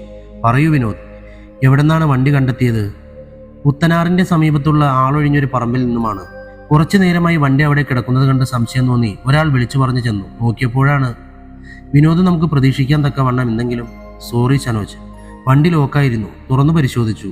നമുക്ക് ഉപകാരപ്പെടുന്ന ഒന്നും കിട്ടിയില്ല. മാത്രവുമല്ല വണ്ടിക്കുള്ളിൽ നന്നായി പെപ്പർ സൊല്യൂഷൻ സ്പ്രേ ചെയ്തിട്ടുണ്ട്. ഒരു കാര്യം കൂടി വിനോദ്, ആ ചുറ്റുവട്ടം കൂടി ഒന്ന് പരിശോധിക്കണം. സംശയിക്കാൻ തക്കവണ്ണം എന്ത് കിട്ടിയാലും അറിയിക്കണം. തീർച്ചയായും. വിനോദിന്റെ കോള് കട്ട് ചെയ്ത് കഴിഞ്ഞ് ഷനോജ് അമീനെ വളരെ നിരാശയോടെ നോക്കി. അവൻ കടന്നു കളഞ്ഞുവല്ലേ? ചായയുടെ കാശ് കൊടുത്തുകൊണ്ട് അമീൻ ഷനോജിനോട് ചോദിച്ചു. നിരാശ കലർന്ന ഒരു മൂളൽ മാത്രമായിരുന്നു മറുപടി. ചായക്കടയിൽ നിന്നും പുറത്തേക്കിറങ്ങി ഹാൻഡ് സാനിറ്റൈസർ ഉപയോഗിച്ച് കൈകൾ വൃത്തിയാക്കിയതിനു ശേഷം സാനിറ്റൈസർ ഷനോജിന് നേരെ നീട്ടിക്കൊണ്ട് അമീൻ പറഞ്ഞു. ഇനി നമുക്ക് മുന്നിൽ ഒരു വഴിയേ ഉള്ളൂ. ആകാംക്ഷയോടെ ഷനോജ് അമീനെ നോക്കി. അപ്പോഴേക്കും അവർ നടന്ന് വാഹനങ്ങൾ പരിശോധിച്ചുകൊണ്ടിരുന്ന് പോലീസ് ജീപ്പിന്റെ സമീപം എത്തിയിരുന്നു. ഷനോജ്, നമുക്ക് എത്രയും പെട്ടെന്ന് ഒരു പത്രസമ്മേളനം വിളിക്കണം. പറ്റുമെങ്കിൽ 1 മണിക്കൂറിന്റെ ഉള്ളിൽ. പത്രസമ്മേളനത്തിന് മുന്നോടിയായി ആദിയുടെയും കഴിയുമെങ്കിൽ ഹീരയുടെയും ഓരോ ഫോട്ടോ കൂടി സംഘടിപ്പിക്കണം. അമീന്റെ മനസ്സിൽ എന്താണെന്ന് മനസ്സിലാക്കിയ ഷനോജ് പുഞ്ചിരിച്ചുകൊണ്ട് തലകുലുക്കി. ആവർത്തിച്ചുള്ള ആസ്വാദനം കാരണം മനുഷ്യനെ മരണത്തിലേക്ക് തള്ളിവിടാൻ കഴിയുമെന്ന് കരുതി BBC 66 വർഷം നിരോധിച്ച ഹംഗേറിയൻ സൂയിസൈഡ് ഗാനത്തിന്റെ വിഷാദ വരികളിൽ മുഴുകിയിരിക്കുകയാണ് അവൻ. പറവൂരിൽ നിന്നും ബീച്ച് റോഡ് വഴി കൊല്ലത്തേക്ക് പോകുന്ന ബസ്സിലെ സൈഡ് സീറ്റിലിരിക്കുന്ന ആ ചാരക്കണ്ണുകളെ നോക്കി ഒരു സീറ്റ് മുന്നിലായിരിക്കുന്ന യുവതിയുടെ കയ്യിലുള്ള കുട്ടി മോണ കാട്ടിച്ചിരിക്കുന്നുണ്ട്. മരണത്തിന്റെ നിസ്സംഗത മാത്രം വിളങ്ങി നിൽക്കുന്ന ആ ചാരക്കണ്ണുകളിലേക്ക് അറിയാതെ ഒരു നിമിഷം കുട്ടിത്തം കടന്നു വന്നതുപോലെ അവനും ആ കുട്ടിയെ നോക്കി ഒന്ന് ചിരിച്ചു. അപ്പോഴേക്കും ബസ് ബീച്ച് റോഡ് കഴിഞ്ഞ് മെയിൻ റോഡിലേക്ക് പ്രവേശിച്ചു. തനിക്കിറങ്ങാനുള്ള സ്റ്റോപ്പായി എന്ന് മനസ്സിലാക്കിയ അവൻ ഡോറിന്റെ അരികിലേക്ക് നടന്നു. നേരം ഇരുട്ടി തുടങ്ങിയിരിക്കുന്നു. ബസ്സിൽ നിന്നും ഇറങ്ങിയ അവൻ തൊട്ടു മുന്നിലെ കടയിലേക്ക് കയറി. പരിചയക്കാരനെ കണ്ടതുപോലെ കടക്കാരൻ അവനെ നോക്കിയൊന്ന് പുഞ്ചിരിച്ചിട്ട് 2 പാക്കറ്റ് ഡെൻഹിൽ സിഗരറ്റ് അവന് നേരെ എടുത്തു നീട്ടി. ചേട്ടാ, ഒരു ചെറിയ ബോട്ടിൽ പെപ്സി കൂടി വേണം. ക്യാനുണ്ടെങ്കിൽ അത് മതി. കടക്കാരൻ എടുത്തു നൽകിയ പെപ്സിയുടെ ക്യാനും വാങ്ങി കാശും കൊടുത്തവൻ കടയുടെ സമീപത്തുള്ള റോഡിലൂടെ പാടത്തിന്റെ നടുവിലേക്ക് ഇറങ്ങി നടന്നു. നടന്നുകൊണ്ട് തന്നെ അവൻ പെപ്സിയുടെ ക്യാൻ പൊട്ടിച്ച് വായിലേക്ക് കമഴ്ത്തിക്കൊണ്ട് പോക്കറ്റിൽ നിന്നും മൊബൈൽ പുറത്തേക്കെടുത്തു. സ്വിച്ച് ഓഫ് ആയിരുന്ന മൊബൈൽ ഓണാക്കിയിട്ട് അവൻ ഗാലറിയിൽ നിന്നും ഒരു വീഡിയോ പ്ലേ ചെയ്തു. ഒത്തിരി നാളായി പൂട്ടിയിട്ടിരിക്കുന്നതെന്ന് തോന്നിക്കുന്ന ഒരു കെട്ടിടത്തിന്റെ ഉള്ളിൽ ആക്രി സാധനങ്ങളും മറ്റും കൂട്ടിയിരിക്കുന്നതിന് നടുവിലായി ജനലിനോട് ചേർന്ന് സാബരയെ കെട്ടിയിട്ടിരിക്കുന്നു. 2 കൈകളും ജനലിന്റെ ഇരുവശങ്ങളിലേക്കും കാലുകൾ തമ്മിലും ബന്ധിച്ചിട്ടുണ്ട്. അവൾക്ക് മുന്നിലേക്ക് വന്ന ആ ചാരക്കണ്ണുകൾ അനങ്ങാൻ പോലുമാകാതെ നിൽക്കുന്ന സാബറയുടെ ചുണ്ടുകൾക്ക് മുകളിൽ ഒട്ടിച്ചിരിക്കുന്ന സെല്ലോടേപ്പിന് മുകളിലൂടെ ഒന്ന് തഴുകിയിട്ട് എന്തോ തിരയുന്നത് പോലെ ചുറ്റും നോക്കാൻ തുടങ്ങി. റൂമിൽ അങ്ങിങ്ങായി ചിതറിക്കിടക്കുന്ന 3 ഇരുമ്പാണികൾ അവൻ പെറുക്കിയെടുത്തു. ശേഷം അവൻ അവിടുന്ന് തന്നെ കിട്ടിയ ഒരു ഇരുമ്പിന്റെ കട്ടിയുള്ള കഷ്ണവും കൊണ്ട് അവളുടെ മുന്നിലേക്ക് വീണ്ടും വന്നു. അവളുടെ ഇടത് കൈ ബന്ധിച്ചിരിക്കുന്ന ജനലിലേക്ക് തന്നെ നിവർത്തി വെച്ചിട്ടവൻ ആ ഇരുമ്പാണികളിൽ ഒന്ന് അവളുടെ ഇടത് കൈപ്പത്തിക്കുള്ളിലേക്ക് അടിച്ചു താഴ്ത്തി. വേദന കൊണ്ടൊന്ന് പുളയാൻ നോക്കിയ സാബറയുടെ മുഖത്തേക്ക് അവന്റെ കയ്യിലിരുന്ന ഇരുമ്പുതണ്ട് ആഞ്ഞു പതിച്ചു. നിമിഷ നേരം കൊണ്ട് അവളുടെ വലത് കൈപ്പത്തിയിലേക്കും അവൻ ഇരുമ്പാണി അടിച്ചു താഴ്ത്തിയിരുന്നു. നിറഞ്ഞൊഴുകുന്ന അവളുടെ കണ്ണിലേക്കൊന്ന് നോക്കി നിന്നിട്ട് അവളുടെ കഴുത്തിലേക്ക് തന്റെ കയ്യിലിരുന്ന 3ാമത്തെ അണിയും അടിച്ചു താഴ്ത്തിക്കൊണ്ടവൻ ഭ്രാന്തനെ പോലെ ചിരിച്ചു. ആ വീഡിയോ ഒരിക്കൽ കൂടി കണ്ടിട്ട് അവനത് ഒരു നമ്പറിലേക്ക് വാട്സപ്പ് ചെയ്തു. മിനിറ്റുകൾക്കുള്ളിൽ തന്നെ മെസ്സേജിന് നീല ടിക്ക് വീണു. Wow, very good. ആരാണ് അടുത്തത്? Just wait, get ready for a big surprise. മറുപടി മെസ്സേജ് കണ്ടവൻ തന്റെ കയ്യിലിരുന്ന പെപ്സിയുടെ ക്യാൻ പാടത്തേക്ക് വലിച്ചെറിഞ്ഞിട്ട് ഡെൻഹിലിന്റെ ഒരു സിഗരറ്റ് തീയും കൊളുത്തിക്കൊണ്ട് ദൂരെ കാണുന്ന നീല പെയിന്റടിച്ച വീടിനെ ലക്ഷ്യം വെച്ച് നടക്കാൻ തുടങ്ങി. ഹാൾ നിറഞ്ഞിരിക്കുന്ന മാധ്യമപ്രവർത്തകരുടെ മുന്നിലിരിക്കുകയാണ് അമീൻ മുഹമ്മദും ഷനോജും. Good evening all. വളരെ ഇമ്പോർട്ടൻ്റായ ഒരു കാര്യം നിങ്ങളോട് ഷെയർ ചെയ്യുന്നതിന് വേണ്ടിയാണ് നേരം ഇത്രയും വൈകിട്ടും അടിയന്തരമായി ഇങ്ങനെയൊരു മീറ്റിംഗ് സംഘടിപ്പിച്ചിരിക്കുന്നത്. അമീൻ മുഹമ്മദിന്റെ വാക്കുകൾ ഒരു സെക്കൻഡ് പോലും വിടാതെ ക്യാമറ കണ്ണുകൾ ഒപ്പിയെടുക്കാനും TV-യിൽ ലൈവായി പോകുവാനും തുടങ്ങി.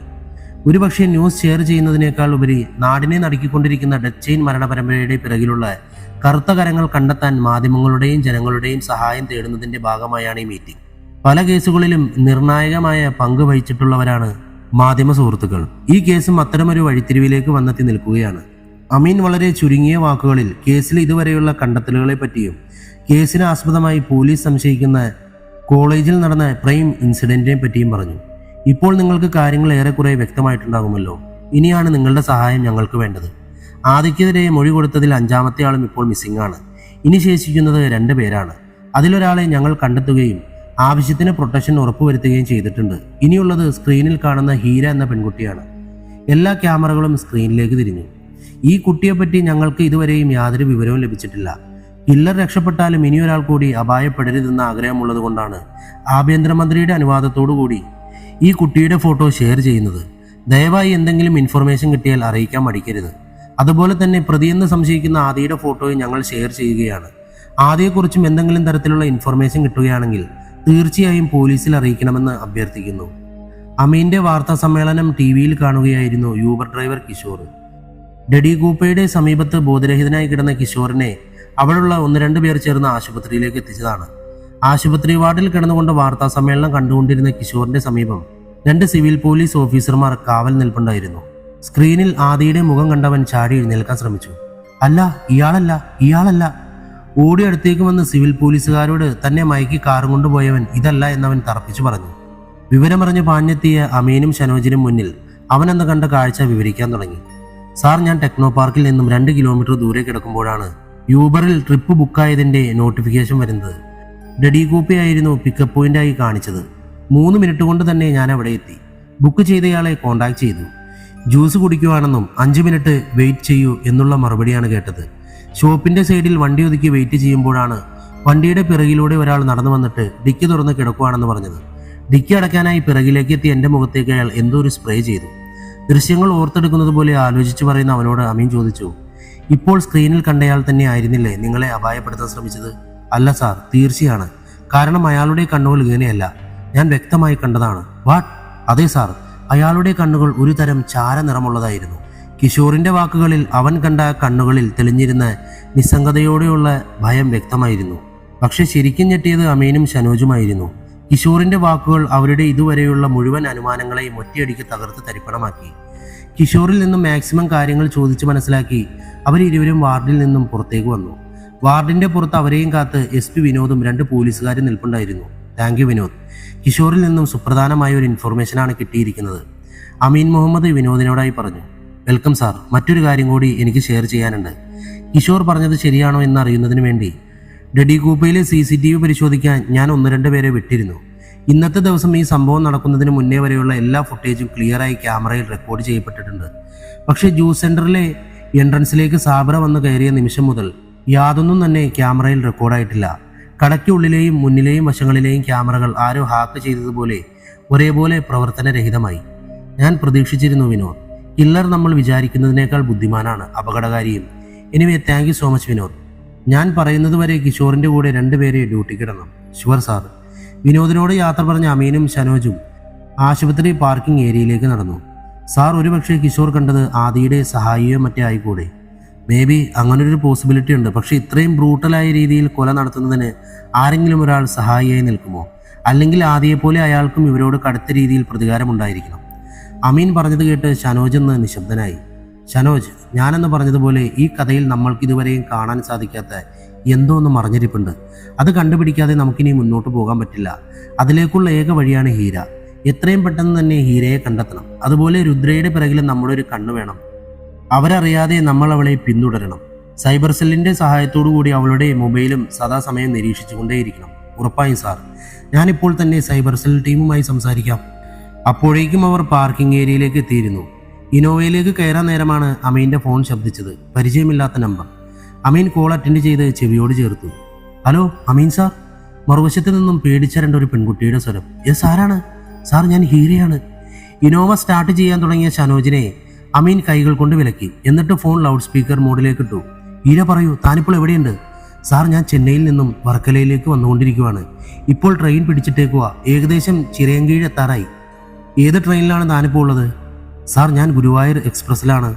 ഹീരയോട് സംസാരിച്ചു കൊണ്ടിരിക്കെ തന്നെ അമീൻ ഷനോജിനോട് ട്രെയിൻ എത്ര സമയം കൊണ്ട് വർക്കല എത്തുമെന്ന് നോക്കാൻ ആവശ്യപ്പെട്ടു. ഹീര, തൻ്റെ കൂടെ ആരെങ്കിലും ഉണ്ടോ? ഇല്ല, എനിക്ക് പേടിയാകുന്നു സാർ. ഞാൻ ഇപ്പോഴാണ് ന്യൂസ് കണ്ടത്. പേടിക്കണ്ട ഹീര, ഞങ്ങൾ കൂടെ തന്നെയുണ്ട്. തനിക്കൊന്നും സംഭവിക്കില്ല. അപ്പോഴേക്കും ഷനോജ് ലൈവ് സ്റ്റാറ്റസ് നോക്കി ഇനി ഏകദേശം 20 മിനിറ്റുകൾ കൊണ്ട് ട്രെയിൻ വർക്കലയിലേക്ക് എത്തുമെന്ന് കൺഫേം ചെയ്തു. അതല്ല സാർ, കുറച്ചു നേരമായി ഒരാൾ എന്നെ ശ്രദ്ധിക്കുന്നത് പോലെ. കഥ തീർന്നിട്ടില്ല. അടുത്ത പാട്ടിൻ്റെ ലിങ്ക് ഞാൻ ഡിസ്ക്രിപ്ഷനിൽ കൊടുത്തിട്ടുണ്ട്. അത് പുതിയ ചാനലാണ്. അതിൽ കയറുക, ഒന്ന് സബ്സ്ക്രൈബ് ചെയ്യുക, ആ ചാനലൊന്ന് സപ്പോർട്ട് ചെയ്യുക. അടുത്ത പാട്ടിൻ്റെ ലിങ്കിൽ കയറി അടുത്ത പാട്ട് കേട്ടോളൂ. ബൈ.